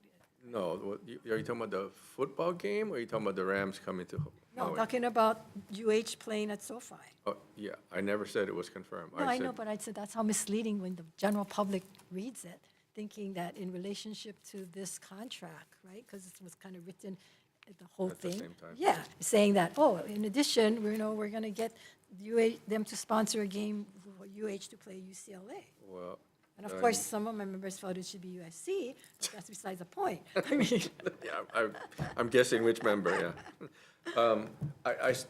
Whatever it is, I think it's a great opportunity if we can do it.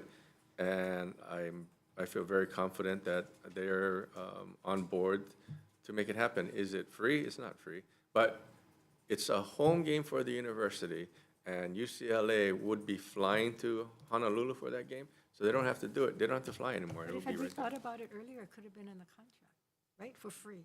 Well, like I said, been I was only given that contract 2 No, days but I'm- before I was yes, supposed to but sign it. I'm not saying, I'm saying those are the kinds of Yeah, things. I agree. That HTA is supposed to be in the sports. I mean, it's not like they got this job yesterday to be doing sports. I mean, these are like, okay, these are the ideal things. If we're going to have a sports contract, what would we want to see in it? What do we want to see it? And obviously, HTA is just not equipped to move on a dime like that. So Well, let me, we will let work- me add something here. So I was there at the LA Rams clinic on Maui. And I can tell you this, before, which, like you, Senator Kim, that contract was done with somebody else at the helm. And the individual's not here, and he had made commitments, that individual had made commitments. I can tell you this, for them, even before this contract arose, the Lahaina fires that occurred, the LA Rams came up and raised over $1 million in trying to help while they were dealing with their own issues in LA. It also became apparent that at that time, as they pushed forward into promoting girls' flag football, that also became part of a sport, and I couldn't vouch for anything that was done because I never see the contract myself. I wasn't happy about it. But I wanted to take that piece and so I spent my own dollar to go to Maui, to stay there for the 2 days or 3 days. I tried to get some R&R at my expense though. But, I wanted to make sure that what I saw on the ground was truly impactful. For many of us in the rural areas, our challenges has always been having kids learn and educate themselves. And I find that in these areas, education through sports have been super beneficial. Because in this instance, most of them that want to play now got to get educated. They got a whole GPA. I thought that was really good. It allowed for that interaction of NFL, which we're never going to have an NFL team. Granted, we ain't going to have it here in Hawaii. But I think watching those past 2 days on one, and most times, you know, it's always been, right, the guys first, the girls later. I saw the girls flag football on the field while they put the boys in the corner. I mean, you know, I serious. I was grateful for that because I was there when the girl like outsmoked Puka on there and got the ball, won the necklace. I was like, wow, must have been his girlfriend's one. But anyway, you know, you truly saw this clear interaction. To me, that was value. That was value. At the same time, the second day, Dan pitched in with Special Olympics. And I saw the interaction of these Special Olympic kids with the football players as well as the coach. And, you know, they spent a lot of time there. They also went to Lahaina and they put in some time working with self-help, housing, and so forth. All is said and done, this body has also been guilty of putting in money where we get no return on investment. I think our return on investment on our kids and our youth, especially since we've seen some of the best come through with starting off without an education and nothing to climbing the ranks of whether it be baseball, football, and so forth. And we could probably go on and on, but I'm glad to see that even after this point, and you know, we've made a lot of mistakes. Maybe not me, but some other people did. But you know, as you know, director was also there in Maui and had the opportunity to see, okay, what can we get off of this? Because I went to SoFi Stadium and I was amazed because this place is 49ers.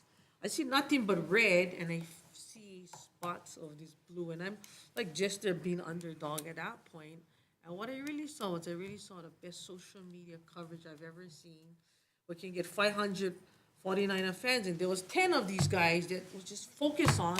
If you weren't in the stadium, you would have thought that the stadium was full of LA Rams. But they sold every bloody seat.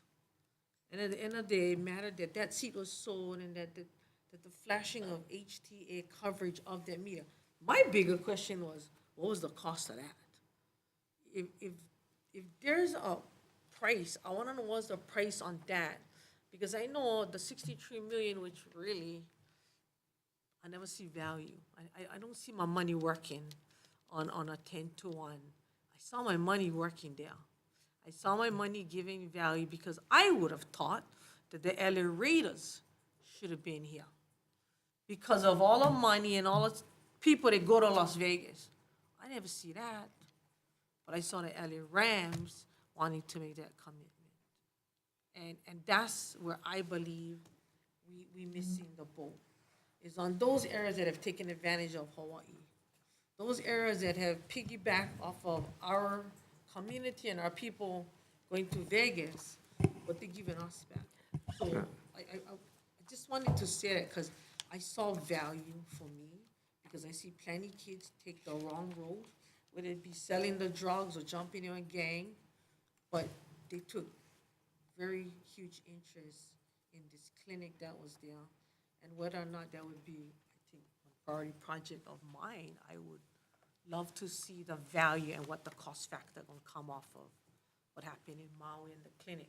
Because to me, I would like to see that across Hawaii, but because of the Lahaina fires, the target was there, and that their commitment in what they saw, what happened to Lahaina, that they did their own fundraising to give back to the people of Lahaina. I also made it clear that it wasn't just Lahaina, it was upcountry Maui. And they acknowledged that when I attended LA, myself and Representative Tam at that press conference. And they were like, thank you, because there was all eyes on Lahaina. And I didn't want to forget upcountry Maui as well. Yeah, so the intangibles of the contract is the $1 million that they donated. They put new lockers in at the football stadium at Lahaina Luna. They did the Habitat for Humanity, 13 homes. You know, this wasn't, you know, just write it in and collect the money. trip for the Rams. They were in the community. And like Senator DeQuaid said, when you see Puka Nakua, probably the most popular Polynesian wide receiver playing right now, just having a blast with the kids. Like for a couple hours, just running up and down the field, playing with the girls. He didn't play with the boys, he only played with the girls. Oh, that doesn't sound good. Girls flag football teams, and the girls were throwing the passes and he was catching them. You know, you cannot put a cost on or a price tag on that. Coach McVeigh was very, very excited to be with the team, but the social media that she's talking in the stadium comes with the contract as well. So throughout the game, they're going to be putting stuff in, and they want to come back. They want to be the partner of Hawai'i, and you know, they showed it clear that they're committed to the community, and that's one part of it. I think it would be helpful that the breakdown, Yes. you know, it would be easier for us to understand, because even for me, I was like, okay, I gotta guess this thing out. You know, I understand what Senator Kim is saying, because all of that need to be listed, which is where you I'm come in. getting- You know, but it cannot be done like that, which is why, you know, you gotta bring your circus back in. Because the circus is like, one is like flying through the hoops, the other running through the fire, but you're the ringleader. And you gotta bring them back in front, and you have to have these things listed, so we're not having to try and list it. It's not our job. It's your job to tell us where that money is going and what we're getting, what is the return of investment. And that's the challenge that we're having. We're doing your job for you. That's your job. It's not our job. And I can tell you this, even when I went the second day, I couldn't believe it. Puka took off his shoes and his insoles because these kids were screaming for him. I was thinking, what's he gonna do with the shoe? What you gonna do if I give you one shoe, I give you the other shoe, and the other kid had the sole? And I was like, I was standing there like, what is happening here? But it was like that type of impact that I saw, which I thought was good, even though I was sat by the pool after I was paying for my own trip and stuff. But I thought, you know, just that impact alone, and then seeing how most people that never had on football team then became like a Rams fan overnight, and it was But that. the sad part is, all of that other gains gets shadowed because things weren't handled correctly. I was going to say that, It Senator Kim. negates a that- lot of that. The goodwill, yes. Yes, and it And- casts a shadow because it wasn't done correctly, and it was something that wasn't followed. So all the goodwill is kind of, I would say to all of you that trust that it's not going to happen again. because it's not against the Rams. It's not. Yeah. They were awesome. Right. And I It's not don't against them. I don't want the news to be questioned on the Rams contract. Right. Because whatever happened was our fault. It wasn't their fault. They did everything they could to fulfill a contract and to do goodwill in the community. It's- And I want to make sure that that's out there. And it's in writing, it's what HTA didn't put in, or didn't understand what the commitment was, and wasn't prepared for it, Yes. you know? So that's And what this whole hearing's about, not about whether the Rams contract, I'm not gonna say whether the Rams contract was good or bad, I'm just saying the way it was done. And I- then, even while it's being done, nobody knew, I don't know how nobody knew. Tell you offline what I I think think. but- somebody knew, it's just that they're too scared to say something. And you guys gotta speak up. Well, I just think that they didn't know because a few people were keeping the information and even keeping it from me. I asked, Caroline knows, I've asked at the board, where's the contract? Well, I want to see what the contract entails. Mr. Arakawa knows, but we never got I never got the information. I'm not sure when Caroline got it, but it won't happen again. I can promise you that. Because I've said to Caroline and other board members, I don't want to be here getting cracks from you guys, and rightfully so. And I know you're not blaming me specifically, but DBED, HTA, I'm responsible. So I understand that. I understand the responsibility of that. And that's why I communicate with you all constantly, so that there is no, you ask me questions, I give you answers, because And that's the same thing with the board. The board oversees the staff. Ultimately, you gotta know. no such thing, oh, we didn't read it, we didn't ask for it. No, that's not it. And then ultimately, you as CEO got to know what your people are doing. And if you don't have the time to do that because you're doing so many other stuff, well, then it's on you. So So you got to figure it out. I think our responsibility now too is to figure out as quickly as possible, because there were over 100 names that were submitted for the last time the PIG got names for the CEO, president and CEO. So it's not like we're waiting for a list. The list was already gotten. Now that there's more information on the salary, I actually think it should be a more attractive offer than it was prior to. So that's, I got one more question. So moving forward, Caroline, what are we're still using, you're using Samari, right? No, we no longer have a contract with them. Okay, so no longer we're doing a survey, using a survey-based contractor. So we're going to procure in the next couple of months for a contractor to do our marketing effectiveness study. So is it similar to this survey-based kind of contract?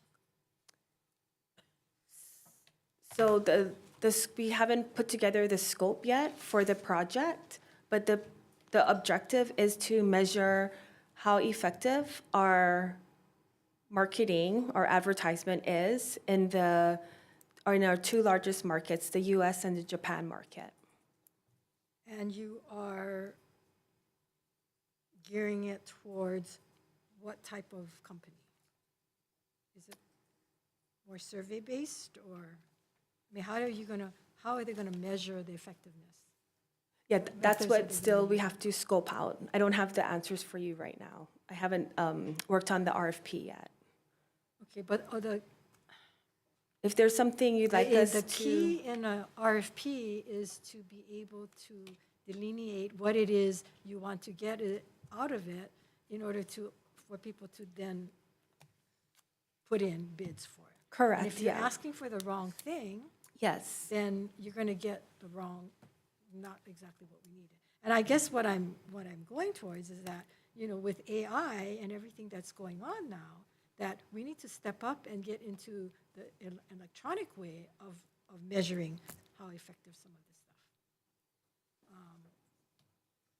I did a search on ChatGPT just to find out the pros and cons of using an AI electronic type of measurement versus a survey type of measurement. And they both have their pros and cons, except I think the pros and for the AI is much greater and probably less cost.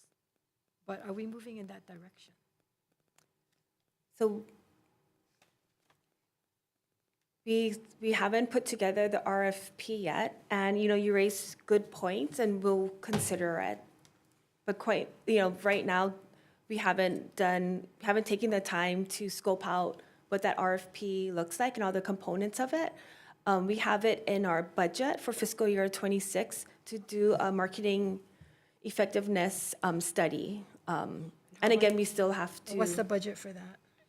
I believe it's 300,000.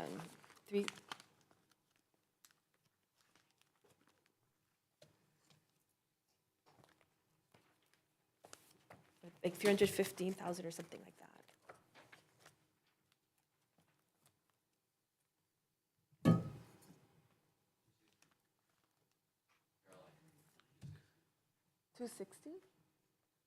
$260,000? No, I thought it's 300.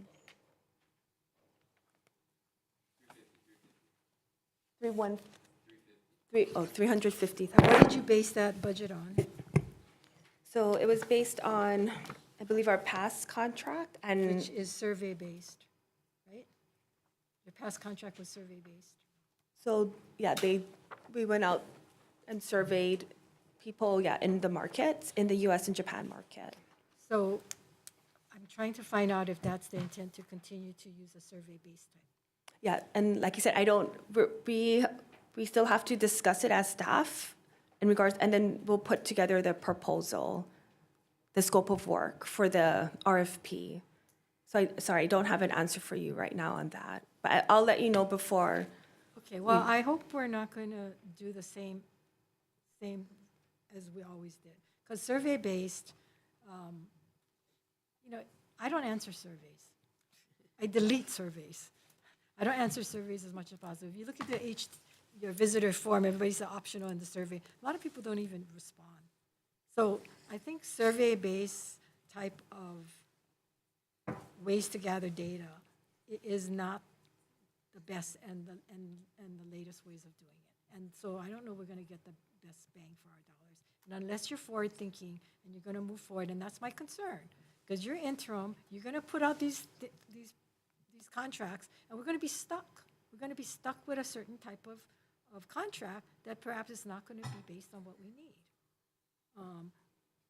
When you look at an AI type of tracking, you've got real-time tracking. You can actually monitor actual foot traffic, high sample size. You've got granular insights to the pinpoint ads that's led to visitation lift, overnight stays, and spending, attribution modeling, such as on the channels and the TV, print-generated, real-world, cost-effective, and compared to survey-based.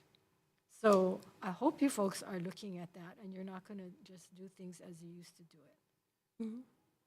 But if you're not even aware of it, then I'm not sure how you would even put it in your specs. Because once you put it in your specs, it's two different animals that was going to respond to this RFP.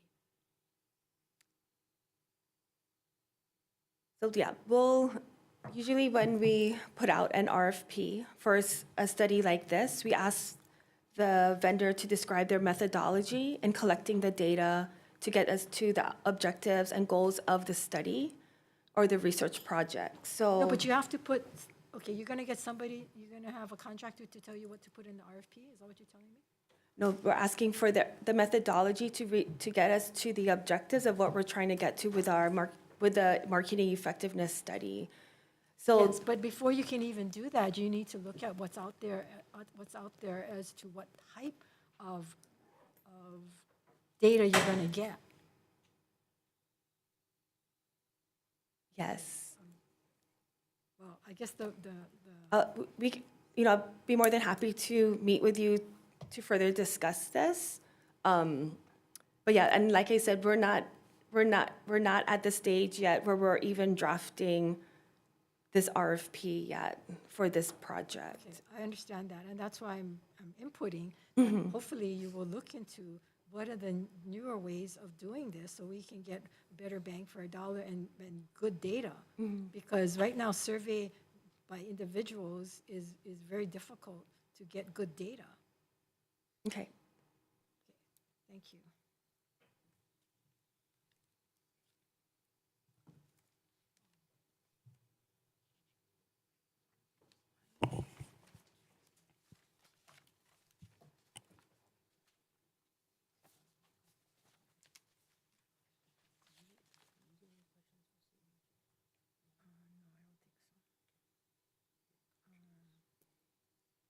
Maybe it's HTA.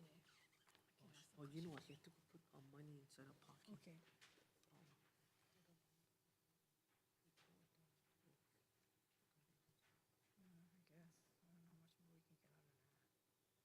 Can we be updated when the roof starts and stuff like that? Because, you told us a lot of stuff as far as what's your plan for the next 90 days, but we don't know when it gets launched, when it starts, and then come back in January and then find out, oh, yeah, we got delayed, or we didn't do it until September. It's like the contract, marketing contract. Yeah, we're going to do it in April, and then now we find out it doesn't go till June, started till June. So can we get on-time updates? Sure. And how would you like to receive those updates? Is it just email the tourism committees? Yes. Or do I work? Okay. Or at least the chairs. Email the chairs? Then you want to just email us and then Yeah, then we can form. and we just email us and we'll. Okay.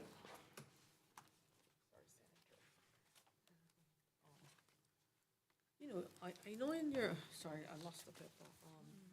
You guys talked about your 90-day, you talked about the 90-day plan for, you had a list of stuff. Your policies and procedures. How familiar are you with your policies and procedures? So, I mean, we have it on our internal, what is it called? Our SharePoint drive. And I've been looking at some of them, not all of them,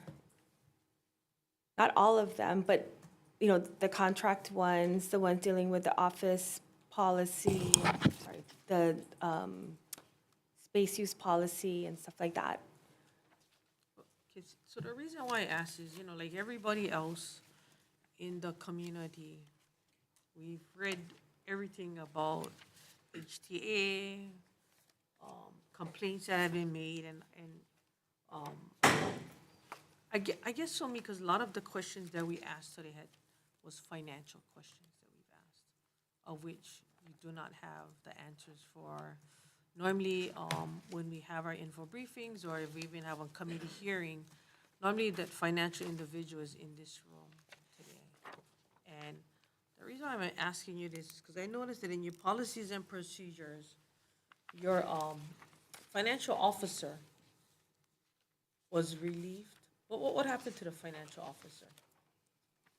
So he's under investigation, and I can't really comment on what happened because of this ongoing investigation. So I was alarmed to see this Civil Beat article, Top Hawaii Tourism Official Claims Retaliation for Reporting Mismanagement. Okay. And I decided I wanted to know what was your policies and procedures. And clearly, in your policies and procedures, that the department directed leave. If you go to number 5, department directed leave requirements, H, all information associated with department directed leave matters shall be considered strictly confidential. But then, Hawaii Tourism Authority immediately released in May 9th, 2025, exactly what happened to this individual. When your policy clearly states it should have been considered strictly confidential, but you issued this release, which tells me this was never confidential. Why did this happen? Because I think this made it look really bad when I saw this. Can you explain to me why you released this publicly? The HTA letterhead? After I reviewed your department directive leave of your policies and procedures under the state of Hawaii. So, you know, it was released because media was calling. Yeah, but your policy says this is strictly confidential. Did you not read the policy? Didn't you also say you didn't want any more bad headlines earlier? Yes. Isn't this like a really bad headline that you want to just release on your own? Well, it was so the reason why the statement was made, because, yes, to let the media know, because they were asking questions, and it also, you know, to show, to let the public know that when somebody is being investigated, they're put on leave. I mean, that's what other agencies do if someone's being investigated. I think my concern is why there's repercussions for this, but there's no repercussions for procurement violations. Like, you have, you know, things to do about, you have punishments for this incident, but nothing about procurement violations. Why is that the case? So I don't, right now, because he's being investigated, I don't think it's appropriate that we talk No, about I'm asking like, why are there no repercussions for procurement violations? Yeah, so per the, there are penalties for procurement violations if they're civil or criminal. So if you're talking about me specifically, so my procurement violation was because I did not know that I could not accept a deliverable after the contract expired.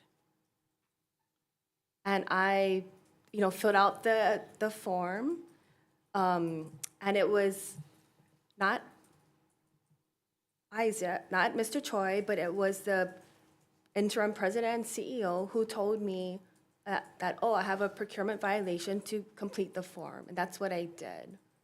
And There are other procurement violations, not just yours. Like, why wasn't there any like penalties or disciplinary actions on there? Because like, you were talking about trying to create some, but nothing came out of it.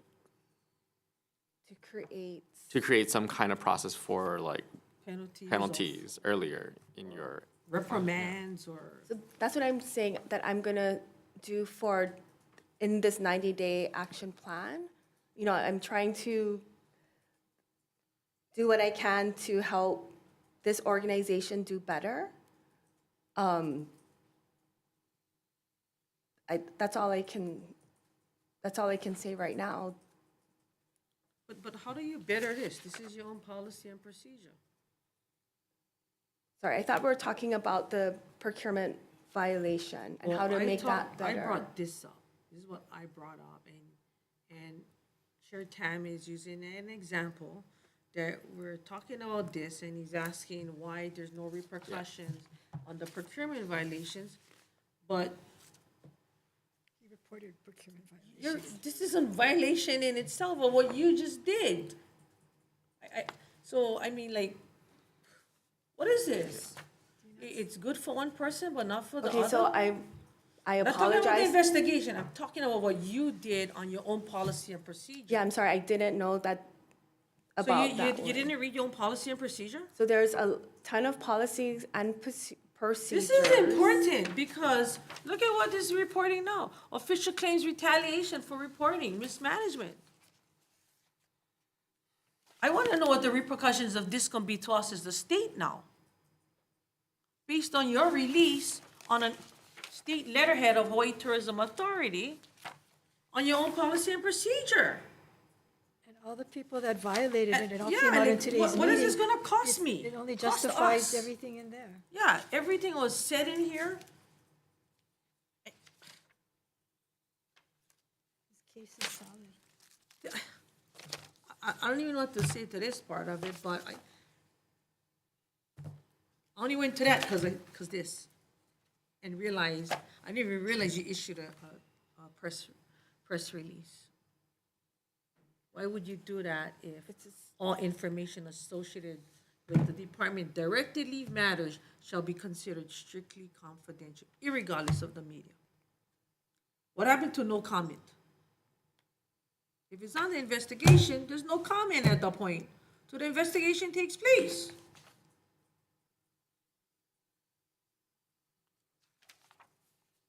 Can I ask a question? Like, are there any anything like any kind of like violations for non-payments either? Not just procurement violations? Are there any violations? Are there any like repercussions for non-payment violations? Chair, are you talking about what we talked about earlier with CNHA and, okay. At the time, and Caroline wasn't in this meeting, but at the time, I brought up to the interim president and CEO, then, are we gonna put any of this in writing? Are we gonna document this? Because this is bad. $3 million, $11 million is bad. And he said, I had a conversation with him, we're all good. I said, how can we be good? I said, how can we be good? So, I mean, I don't know, 2 months after that, the resignations came in. So it's, you can't discipline people who are not there. But I think I'm hoping it was a lesson for everyone at HTA, and certainly for me, that we got to be on top of these things, and we have to document things when they happen. And I don't enjoy it. Nobody enjoys it. But if you don't take that type of action, then people might think that they can do whatever they want. And I think that's the point that you're getting at. And, Caroline is there now, and I'm sure that she's learned certainly from this meeting, the importance of what we do, and it should be transparent, and it should be following HRS, and it should be following our own procedures. How can you when they don't read it and they don't know what's going on? So how, again, are you ready for this job? Can you do this job? Because it doesn't appear in today's hearing, I'm sorry, it doesn't appear that you're prepared or ready. So can you also respond to the violations that was brought up in the auditor about free meals, free what? Like free use of the convention. Yeah, the free use of convention center. Was there any penalty for that or any repercussions for that? I know board chair said he didn't think it was rise to that level, which I don't understand, because in my meeting with him regarding confirmation, we talked about that, and yet, once you get confirmed, all of a sudden you brushed it over. So, can you respond? So in regards to I know invoices were sent to the two organizations and that they paid it. They paid it. I believe so that they paid it, yes. That's what I was told. So there's nothing outstanding. I don't believe there's anything outstanding. Can we get a to my copy of the knowledge. payment? That's not true. That's not my understanding. One organization took responsibility at one of the board meetings and said that it was his fault, not the chair's fault at the time. But that And they paid. occurrence, that occurrence was like 18 months before that meeting. And then he wrote a check that morning and paid the balance. But then the other one, it's my understanding that the treasurer or an executive from that organization sent a check for half the amount, and then after that sent an email to the convention center asking for the money back because other people got free use of food and the room rental. So I sent that over to the Attorney General's office to get an opinion. I think we still have the check for half the amount, but it was never supposed to be paid half. It's supposed to be paid the whole thing. So that's still. So how is it you don't know that? So it was my understanding that it was paid, and I didn't know that the When you say- invoices, When you say your understanding, based on what? based on, I thought from the board meeting that the invoices were paid. How did you come to that? Because I thought in the board meeting, it was But said, one person wrote the check, so what happened to the other one? What occurred at the board meeting that led you to believe that it was? yeah, so I thought when the GM for the center was at the board meeting, I thought they said the invoices were paid. So I'm sorry, it's my mistake, and I'll Don't you look follow into up it. on those things, though? I mean, before you make these statements, don't you check, Well, double check? Yeah, so I thought, I took the word that it was paid, so that's why I thought the invoices were paid. There's nothing for me to believe that it wasn't paid, so I can go back and ask the How conventions. long was that? So was this in April or May? I It don't was when State Auditor Kondo came to a board meeting at HTA. I don't know when that was, like 2 months ago, maybe 2.5 months ago. And that's when they wrote the check, Yes, that time? And only one of them wrote. only half. Oh, no.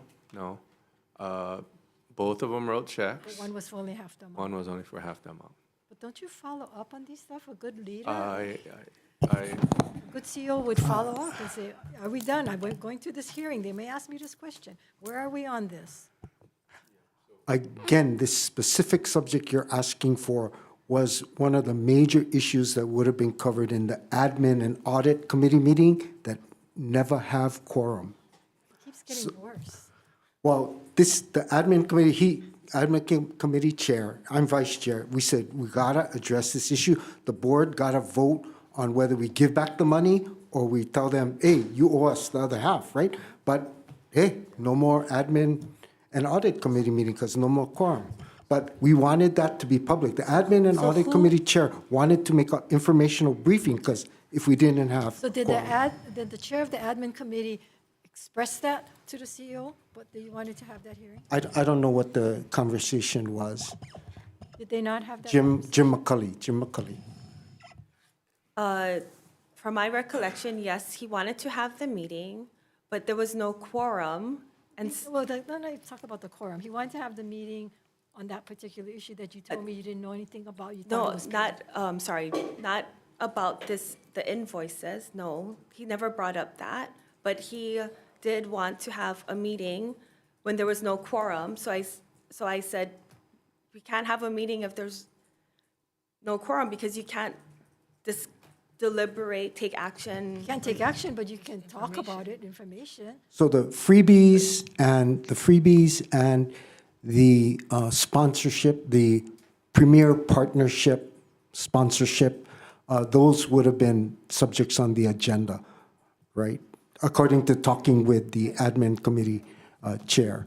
But I don't know if he specifically told Caroline what was going to be on the agenda, what he intended to get into.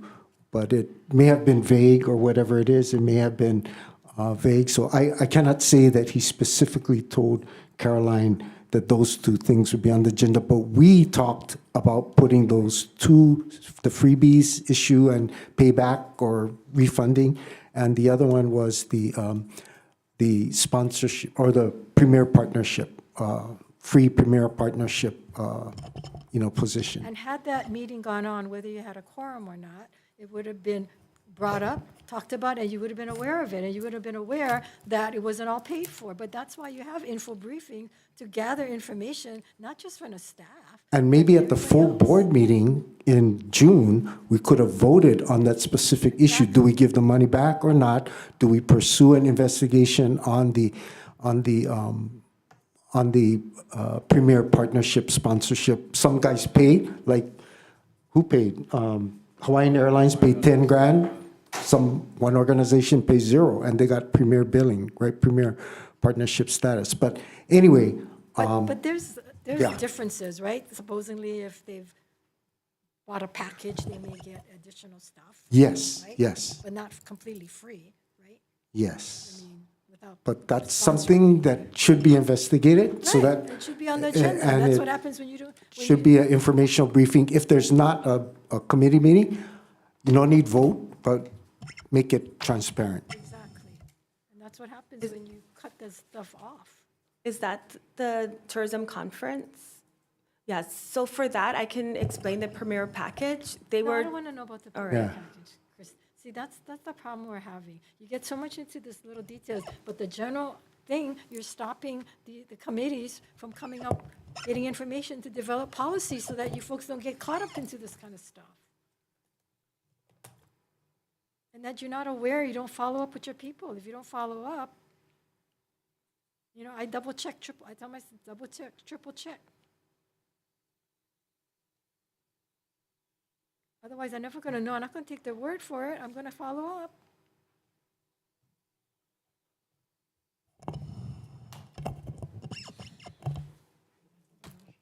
Oh, it's CNHA?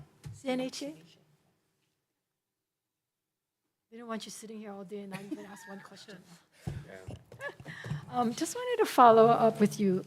So you heard all the discussion, all the concerns raised about confusion, about stewardship, management, so forth.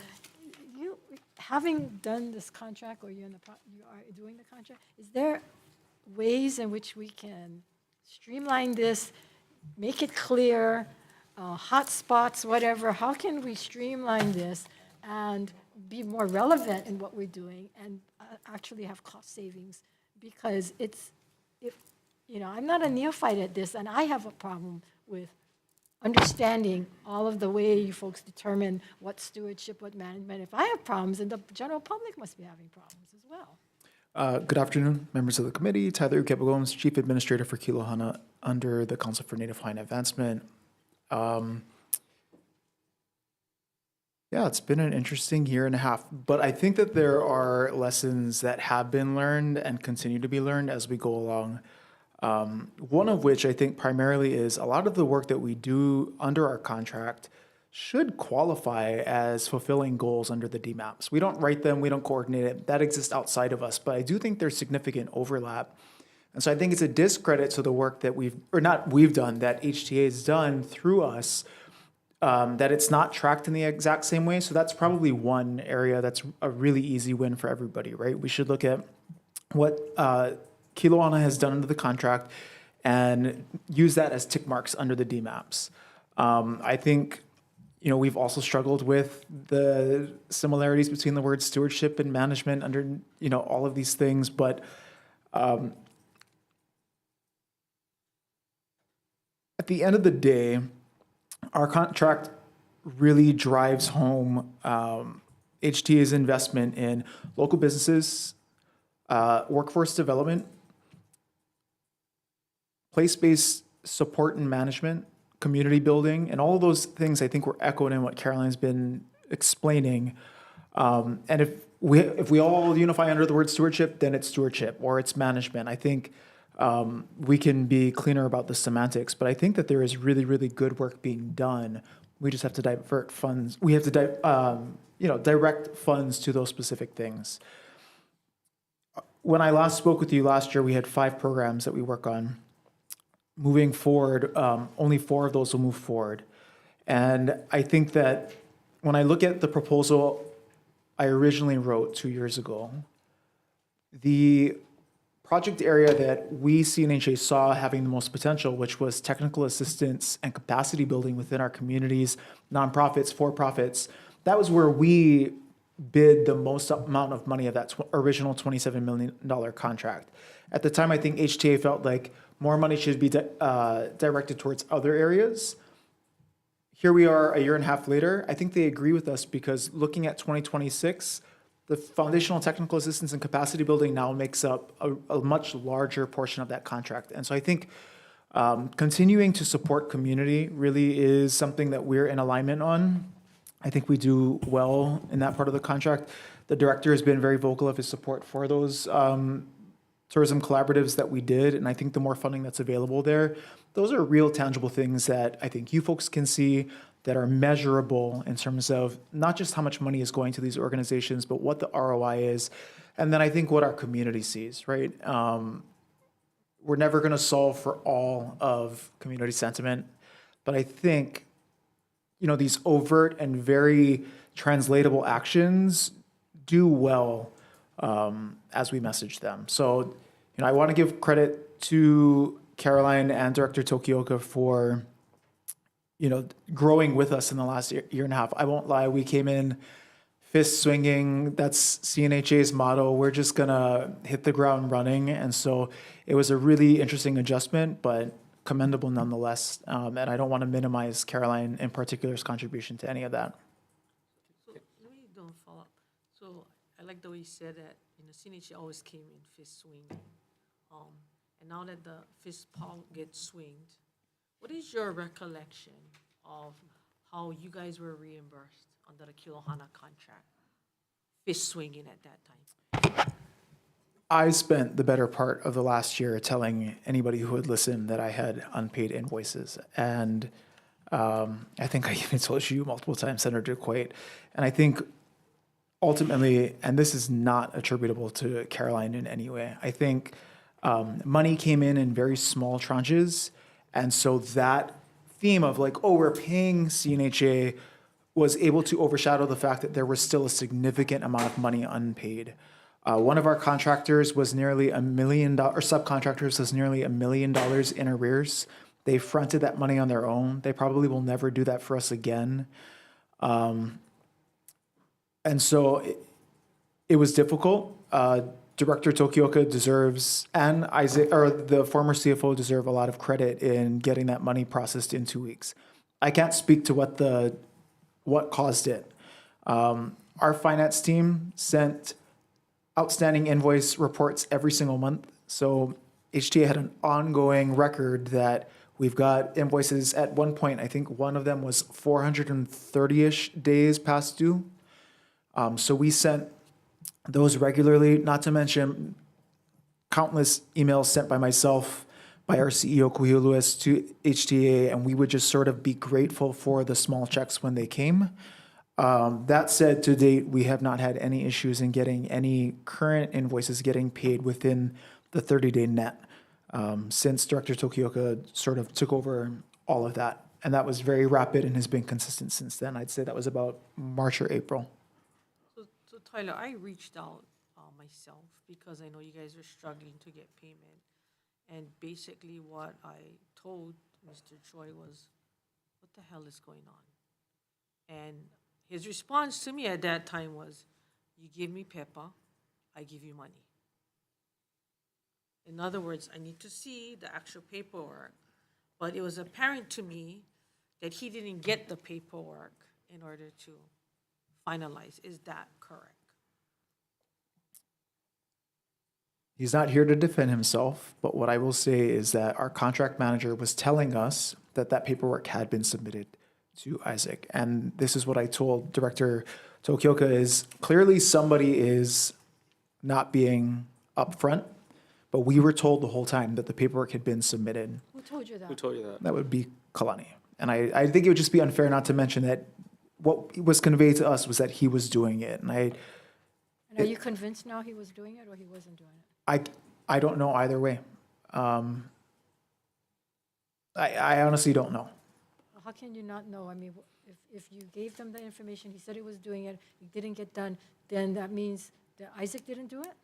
That's the other possibility, right? And I just don't want to be in the position of having to figure out why HTA couldn't process the bills. But we were under the impression that Kalani was making every effort to get that.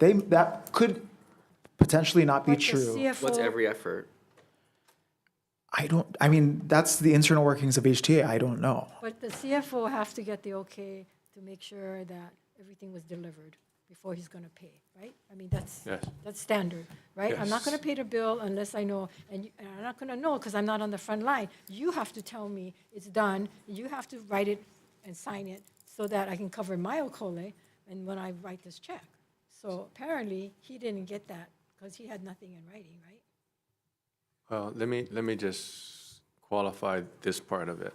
And Tyler was in that meeting when I called in the president and CEO at the time, the program manager at the time, and the VP of Finance, and Tyler. And I made it clear. I said, before we start this meeting, let's all agree that Kilohana needs to get paid. And the interim president at the time said, yes. And I said, okay, so what's the problem? Okay, the program manager wasn't getting the information to the VP of Finance. And we were all sitting in the same room. All of us sitting in the same room. I said, okay, you're off the contract. Isaac Choi, you get on the contract and you pay Kilohana. I had to step in because it was past $3 million due. And, for an organization like CNHA, I thought that was just wrong. And like I said earlier, we had the money. So Tyler can attest to this. Isaac met with them on 2 Saturdays, I think in a row, and everything was ironed out. And what he told me was all of the deliverables were delivered to an email box 2 weeks before the contract was due. Is that your procedure, Tyler? All the deliverables were delivered to the contract, to him? Yes. Yeah. Yes, that's To your, him who? to Kalani. So when Isaac took over, he went through all of that and he saw all of the deliverables that were made. He had some questions for Tyler over that 2-weekend period. the questions were answered, it matched up what the deliverables were, and he paid them. Okay, so how can you say you don't know then, Tyler? If you were in the meeting, you heard what you heard, you saw that the deliverables, they were asked questions about the deliverables, and it was paid in 2 weeks. So how can you say you don't know what happened? Well, it wasn't paid, no, I'm sorry. It wasn't paid in exactly 2 weeks, but in 2 weeks they No, but I'm resolved it, saying, yeah. yeah, you were, then why were you saying you don't know? It's not that I don't know, Senator. It's just with all due respect to Kalani, who I think put in a lot of hard work and time into HTA, and Yeah, but he got paid for that. I That's his job. understand. But what I'm trying to say is I wasn't there to observe whether or not he sent it. All I have is his word. If it appears from that his word was bad and he wasn't doing it, Well, that's what I was asking. That's the consequence. Now, after the fact, Yeah. what did you think happened? And you know, I know nobody likes to point the finger, but that's why we're in this situation. Because nobody wants to point the finger, and it has to be. Otherwise, we're not going to fix this. someone did not submit the paperwork. Yeah. And if he did, he probably would still be here. Right? Yeah. I mean, without speculating, sure. I mean, and you know, they have every opportunity, if we're wrong, to come into the hearing and tell me that he did and so didn't do it. I mean, right? We don't prevent anybody from coming in and giving us information. I didn't get one information to that effect. I did want to offer one clarification that I think came up earlier this morning. Our contract was reduced in value several times over the course of the first year. So from the total $27 million value, I think it might have come down to, can't remember what it came down to date through June 30th, so the end of fiscal 25, it'll have been worth about $20 million. So it was reduced several times, but just clarification where Jimmy had the When you say it was 18.6. Yeah. reduced, you didn't get the full 27 million. At the end of the day, you got 20 million. We were told that there were different buckets that were identified by HTA where the funding was going to be reduced because they were choosing not to pursue work in those buckets. Okay, so that's what happened with HVCB then. Now that I'm hearing what you're saying, is you folks took away within their contract in order to make the money available to pay the $750,000, if you're saying it's within the contract. You shorted the contract in some areas. You have to if you're going to come up with $750,000. You didn't, from my understanding, and maybe Talon, if you want to. Yeah. Did we pay them $780,000 in interest? No, they said, Yes. no, her comment was it was within the contract. So I'm saying the only way you can have that within the contract is you have to short some of Right. the other areas in order to do it. There's no other way you can get $750,000. We did not take it from the CNHA contract. It was, No, it's, you took it from the HVCB contract, is what I'm talking about.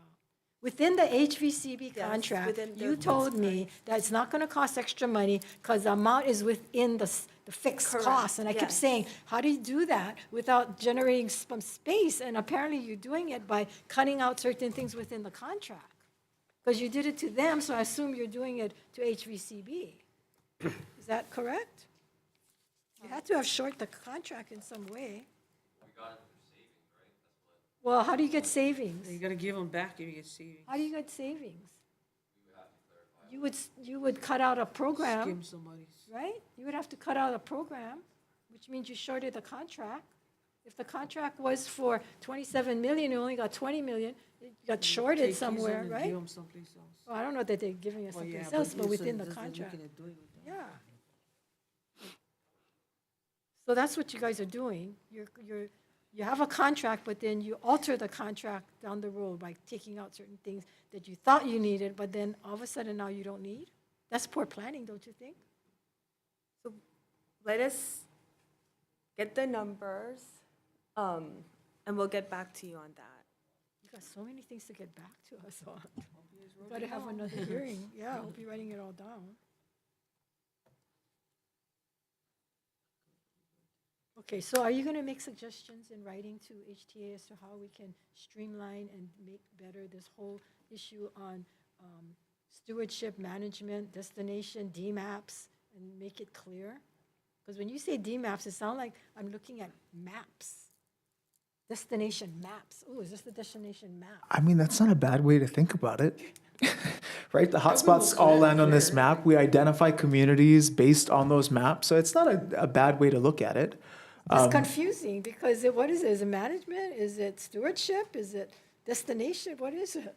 It's destination management action plan, but we're waiting for the action of the plan from the map.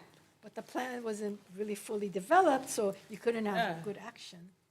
We need another 2 million to develop that right now. Oh, God, forget that. I would happily accept $2 million to prepare that for you, Senator. But on a serious note, Senator, we'd be happy to provide some recommendations to HTA about how to streamline, the overlap between stewardship and management. And I think we might also be able to take a look at the deliverables from our contract and help them identify specifically what DMAP goals that maybe it could lend itself towards, if that would be helpful. Yeah, and find better buzzwords because it's so used interchangeably and it's all kapakahi. It's to be fair, it's also reflective of the industry sort of globally. Like these words are used very interchangeably everywhere. That doesn't make it any less confusing, but it does track with the global sentiment in terms of what buzzwords are being used. Destination stewardship, destination management, regenerative tourism all seem to get used in the same sort of ecosystem. Kind of used and abused right now. So in regards to the fixing of making sure you guys got paid, I guess my question is for you or maybe HTA. Have you had any kind of assistance or help with all the stuff that you've actually had to step in to help HTA be us? I don't even like to say whole again, but just on some of these stuff. Have HTA given you any of their staff to help you fix or correct? Okay, for clarification, Caroline wasn't there doing some of these things that we talked about. I did bring it up to the previous board chair about the issues. Wasn't on his radar. I had, like I said, I had meetings with Daniel and Kalani to talk about this, and nothing happened. So I had to get involved and I had to do it. But Isaac Choi. So let me just say, I don't know how the board chair would help you. I mean, half the time, every time you asked a question, it looked as if it was almost an argument versus trying to be realistic and address some of the concerns you tried to share. I mean, that was my perspective because. I think it started from the budget question, the 70 versus the 80 million, and I will give credit to Member Aokawa because he did 3 different budgets for 3 different increments of $10 million each, so that if the legislature had questions, they could see that this was the priority at 10 million, at 20 million, this was the priority. And for me, coming from this body, what I had said to the board at least 3 times was it should be the legislature and the governor. If the budget is going to be increased, it should be them that does it, not a volunteer board. And the board chair at the time was very frustrated. This is all on in the meetings. And at the end of the day, the number got cut to 63 million, which was the same amount as last year. But it started from there, and it only got worse. And I just tried to give the best advice that I had dealing with, this body, and it became contentious. Let me I ask don't know you why. this hard question. Yes. So, do you think we need HTA middleman now, or can DBED handle that like it was before? In the current form, DBED can't do this by itself. No, cannot. But, as I said before, the legislature is the bank, and you guys give us the direction of what to do. To answer your question, we're going to have to do the best with what we can do right now. And, when you look at the board, the makeup, HTA is still under DBED. So I'm going to have to make sure that the things that we talked about today, that I address. And I'm not going to just say, well, Caroline, it's on you, because that's not the role that I need to play. The role that I need to play is to make sure that I'm on top of the procurements. We're talking about the mobile app. We're talking about all of these different things. I have 16 other departments, but I have a good deputy that helps me with that. But if that's going to be the direction, Senator, then that's something that the legislature is going to have to talk about with DBED and HTA to figure out that path forward, and along with the governor, to figure out, okay, where do we go from here? Yeah, And I'd be more than happy to participate in that, but We are definitely the bank, but again, the bank just doesn't give money for projects or areas in which we don't know what we're going to get back in return for that. It's an expensive one because it's not just managing all of the stuff, but all the staff we have to pay, the costs, employment costs, everything, benefits. It's a huge to have. If they're just a pass-through agency, then it's very expensive because they've grown and grown. This agency of 12 people now is what, I don't know, 20-something employees and so forth. And yet the contracts are still the contractors. They're still the one that's doing the deliverables. We're just having people oversee them. I think what's unfortunate is, and it's been said before, there's a lot of very, very good people at HTA. And I think you all know, because you guys go down there and you interact with them, if DBED was to take it over, it would be a totally different setup. And I've even had these conversations with Tyler and Kuhil that, whether maybe the legislature appropriates the money straight to them, and then they on each and every contract, they get audited. That's what Mr. Kondo does. That's what we hire Acuity and other agencies That's what to we do. used to do. Yeah, and the same HVCB thing, was the one that did it. the same thing with HVCB. I mean, But that didn't work either, so. and you have the expertise and the knowledge of what worked and what didn't work. And I think there are other people in the community that share the same sentiment. So, I think DBED's job, my job right now, is to figure out what types of options are good for the situation we're in now, which includes the three of you and others in the legislature, the money committees. And I think part of that is because I came from here, so I know that I better make sure that we have a good plan and that you guys buy into it, because if we don't, then we're just wasting our time. Well, when HTA was first created, it wasn't working until 2000. Then we came in and then we fixed it, and then they went for like 12 years. It was doing pretty good, 10 years. And then personnel changes, management changes, things changed, chairs changed, and then we're here where we're at. So it did work to some degree, but now we're back to the point where it's going to go in the opposite direction. And I don't know that's salvageable at this point. To their point, the idea that we just mentioned earlier of somehow CNHA is going to advise HTA on how to do their job just makes me wonder, like, why do we have to have this middleman? I do have a question for CNHA. How do you measure how you drive visitors to local businesses? So there are a couple of different ways. Under the visitor education and post-arrival marketing, any of the ads that we do, they have to link back to the Go Hawaii website. And so we normally track through the conversion rate for people utilizing those links. Same thing for the Google ads, same thing for some of the directed marketing. For the technical assistance and capacity building, what we're looking at is, helping, in the case of the regenerative experiences CTC, helping existing businesses create a new or develop a new experience on their property, and then we're able to get direct reporting from them about what that looks like in practice.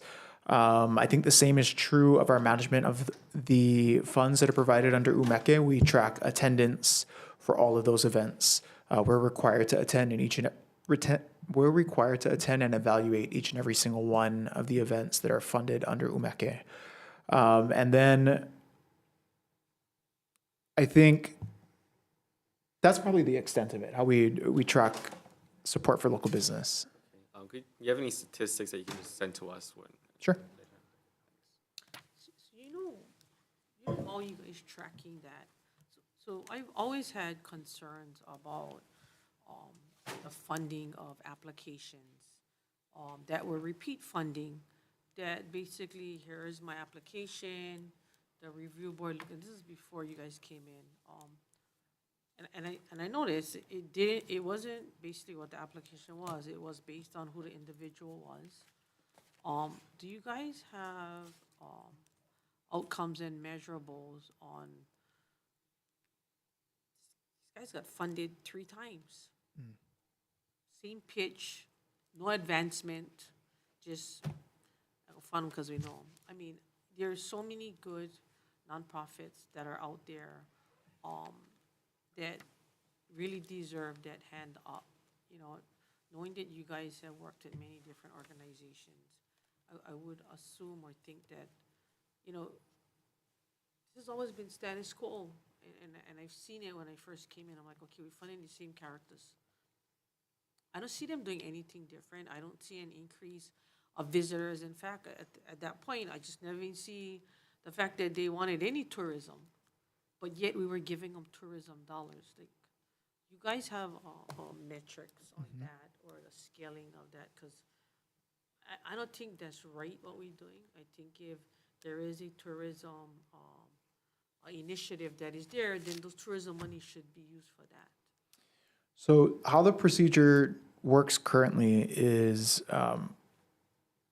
we create a list of proposed evaluators and send them to HTA for approval. And then they make whatever approvals or denials they have. We then arrange those committees based on the 5 different program areas that are funded. Those committees individually, each person evaluates a set number of applications, and then they meet as a group and they go through all of the scores based on average and individual score. And then generally we get how much we think the budget is going to be allocated towards that award program. And then the committee has to make the hard decision about who's getting funded and how much. You're right, there are applicants that receive year after year. We are not currently being directed by HTA to not fund those who have been awarded prior. The committees are allowed the discretion to decide whether or not to fund them.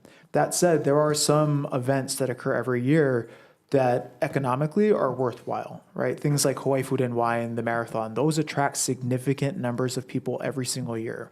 The ROI multiplier there is 10 plus in terms of the amount of in-state spending that happens. So if there's a directive that needs to come down that says repeat applicants no more, we'll follow that if that's how we're directed, but that's not where we're at right now. And so while I understand your concern about, well, what happens about the people at the bottom when we say we've run out of funds, that's always the super hard part, and Kilohana has to do the interface there, right? Sometimes it's not they're submitting poor applications. Sometimes it's just there's not enough money to go around, and it doesn't make sense to give people $5,000 awards. The amount of reporting they have to do probably costs them more to do all the reporting than it does to take that $5,000 from the state. And so it's a pretty difficult balancing game, but the current directive from HTA does not prevent us from re-awarding individuals year after year. So that's what the current status quo is. But I concede that, sure, there are very valuable organizations who don't get selected, not because they're not meritorious, not because they don't have something to offer, but simply because there's just not enough funding. And sometimes these very experienced applicants, they know exactly what they need to put in. That doesn't make them maybe unfairly advantaged. It just means they know exactly what measurements we look for in evaluating them, and they provide it very, very easily. But I think at that point, you guys gotta use your own discretion to know that, you know the same guys. I mean, I can pay the best guy to write the stuff and hit all those key points, but what is the deliverable? Case in point, we had 2 events happened on Molokai. One got 20 grand, one got 10 grand. I'm like, why are we funding the same 2 when you have a population of 7,500? And I attended both of them. So now I want to see the report on, we spent 20,000 for 200 people show up when the other event had 10,000. And that initially was where the event started and was created. But yet sometimes I feel like we're just looking the other way because we know the individual in it. And I think that is so BS. I think that we gotta take a better look at these bogus which is what was happening internally within HTA, because that was a friend of the friend. That's BS. I don't care if that's my friend or my family member. The money needs to go to those that are literally promoting. So once the committee makes its recommendations, it ultimately goes up to HTA for approval. That's the problem. I can't speak to, I mean, I know exactly what events you're referring to, but I can't speak to if there were thumbs put on the scale at any point. What I can say is the committee probably didn't know the internal politics of all of that. Yeah, they knew. I don't Not know. you, but the other guys knew. They knew. Some of the committee members, I honestly don't think knew. Some of them are, they're just not involved, right? However, one of the other challenges, and I don't know if this was a factor for those two events, but one of the challenges is sometimes we don't get a significant number of applications for a specific program on an island. And what is really important to us is to make sure that we're not just funding Oahu applications. So it might also be that maybe there were only 3 or 4 applications from that island that year, and those were the 2 that got selected. I'm not going to add into any of the speculation, but sometimes when the pool is really small, the committee's going to make an effort to select 2 or 3 from Molokai, for example, simply because we don't want, to concentrate the money on every other island and ignore Molokai. It might also be that those were the top 2 scoring applications that year in that program. I think at that point, you guys should resort to whether it be the individuals that represent those areas to say, okay, what are your thoughts on an event on such a small island population, irregardless, because there are other small knit communities, whether it be here on Oahu, even though it's a bigger population, you got the smaller ones on the North Shore, that those should be considered as well. I just don't believe that we should be funding in areas that do not promote what this was designed to. And it was to promote tourism, whether it be via culture, diverse cultures, and that can benefit. And again, as Senator Kim said earlier, what is our return on investment? We Without can giving out any type of money on behalf of the state. reevaluate that. The next award period will be fiscal 27. We've completed evaluation for fiscal 26. And then when we prepare those RFPs, we can work with HTA and ideally you folks to maybe refine the RFP to address that specifically. And then I will allow HTA to decide how they want to interface once the committee gives them the list of recommendations, how they want to work with individual legislators from those areas to make sure that, it's appropriate for those communities. I think you just need some flexibility in how you decide on these things, because you have 2 applications that are doing events on the same day on a small island. Like, I think that's a huge waste of money. Like, you're splitting the entire island in between 2 events when you can have another event on another day. So, like, you talk about scoring in their application. So, if 2 applications score the highest and their events are on the same day, are you guys obligated to fund those two applications? Nope. The committee could make a recommendation not to fund the 2. So I guess that's the question, is why were those 2 events held when you guys have the ability to have discretion and flexibility? I honestly, I don't know off the top of my head. So in this case, it wasn't 2 separate days, but at the same time, which was good because you guys had, what's his name? Fred. Fred that came. And I like that he was there because the look on his face was priceless. All the people that are here. I'm glad you get the same look as me, Fred. Because I do attend the events because I want to know where our money is going. I mean, that is my obligation to make sure that those monies are going. And what I really saw was that made it a divided community because it was the Prince Kuhio Day event. It started in Kalamola. It was the first homestead that created at that point the HHL, Department of Hawaiian Homeland. And now it was being held up in Ho'olehua, which this is in a Kalamo'ula event. And Fred's face was priceless. Like, oh my God. Like, I said, Fred, this is not good. Because now you get 2 associations now fighting against each other. Native Hawaiian. That information does get tracked down in the closing reports for every single event. So our evaluators do make notes about how many attendees there are, is HTA and the state getting appropriate credit, the quality of the event, all of that gets noted and then filed. And so They got to work together. The idea is for them to work together. It's the same event, they get the same mission, but then they become a power struggle, and that's not good on a small island like that, you know. Because we don't have events just to have an event. It Yeah. has to be purposeful. And again, remember, even though you're talking about stewardship and community, you're a tourism entity. Tourism. You want to bring the visitor, an appropriate visitor, as you folks put it, to the island. So just because you have the money and just because you want to have an event on every island doesn't necessarily mean all the islands are the same. So you have to qualify it, otherwise you're going to have this kind of criticism, and then it's all going to go away.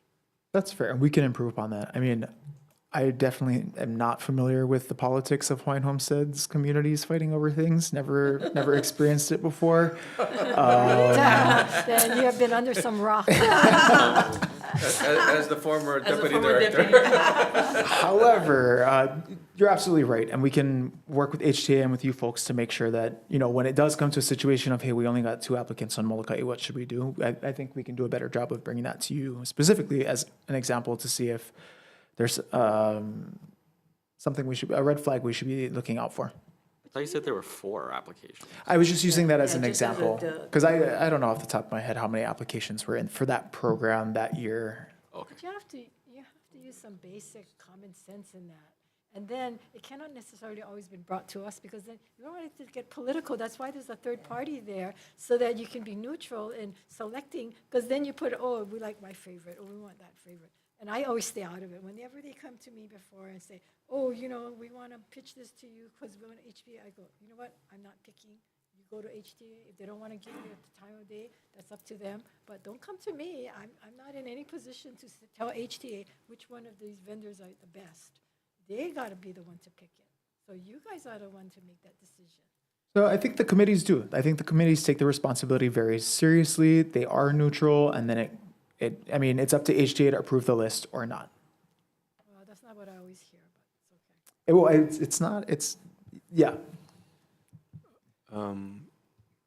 I would just add to what Tyler said on some of the events reoccurring, like some of them, like the marathon, Mary Monarch. So we have, you know, whether you call them signature events or whatever you call them, those are going to be reoccurring, Food and Wine Festival. But some of the other ones, you know, I talked to Tyler on Friday and this morning that we need to go over the list because, you know, now a lot of these people are waiting for their funding and it's not going to go through the board. We got to get some of that done quickly. And then, as I said earlier, the calendar year is going, I mean, the appropriation for funding is going to change to the calendar year. So when the budget gets approved in June, at least the people in July know that they're going to get the funding for next year's budget. And they don't have to wait till the last minute on July 1st. Am I going to get my money? And that is a change that we're going to have to make because it's not fair. I think you folks are the challenge right now is that fiscal year begins July 1, but those funds don't actually get released all the way down to the agency until September maybe, which means it's not going to get to us till maybe October, and then 2 to 3 weeks business processing, assuming they've had their payment in. So if you're waiting in October for your event that happened in July, HTA and Kilohana both look very bad, even though technically it's just a factor of the state's releasing of funds. And so moving it to a calendar period would be a little more convenient because then the money would be in their coffers. We'd be able to have it in hand when the events are happening so they can budget better. Some of these events, I mean, they are really jeopardized by the fact that like they've been fronting the money themselves. And I mean, that's just a function of way money is released. But yeah, that would be very helpful. So, I guess we're wrapping up already, but I just wanted to say thank you guys for being here. But if you can, Caroline, can you get back to us on all the questions? And if you guys never write them down, it's all recorded for you guys to go back and review. Our staff was writing it down. But I think it's super important to get back and address the questions that we've asked. And I think there was a lot to talk about today. But thank you, Chair. Thank you, Chair. Thank you. And, you know, Be noted that I'm the only committee chair that stays for you. Yes. For the record, Senator Kim was the only committee member that stayed to the very end of the 6-hour. That's not that's not the chair. Yeah, that's not the chair of the 6-hour info And briefing. you were laughing when I told you this might go to 5 o'clock, right? It didn't. It didn't. Almost 50. Don't push it. But, you know, I know that this hearing was pretty tough, but know that we just want answers and we want a path forward. So thank you, everyone, in this hearing. This briefing is now adjourned.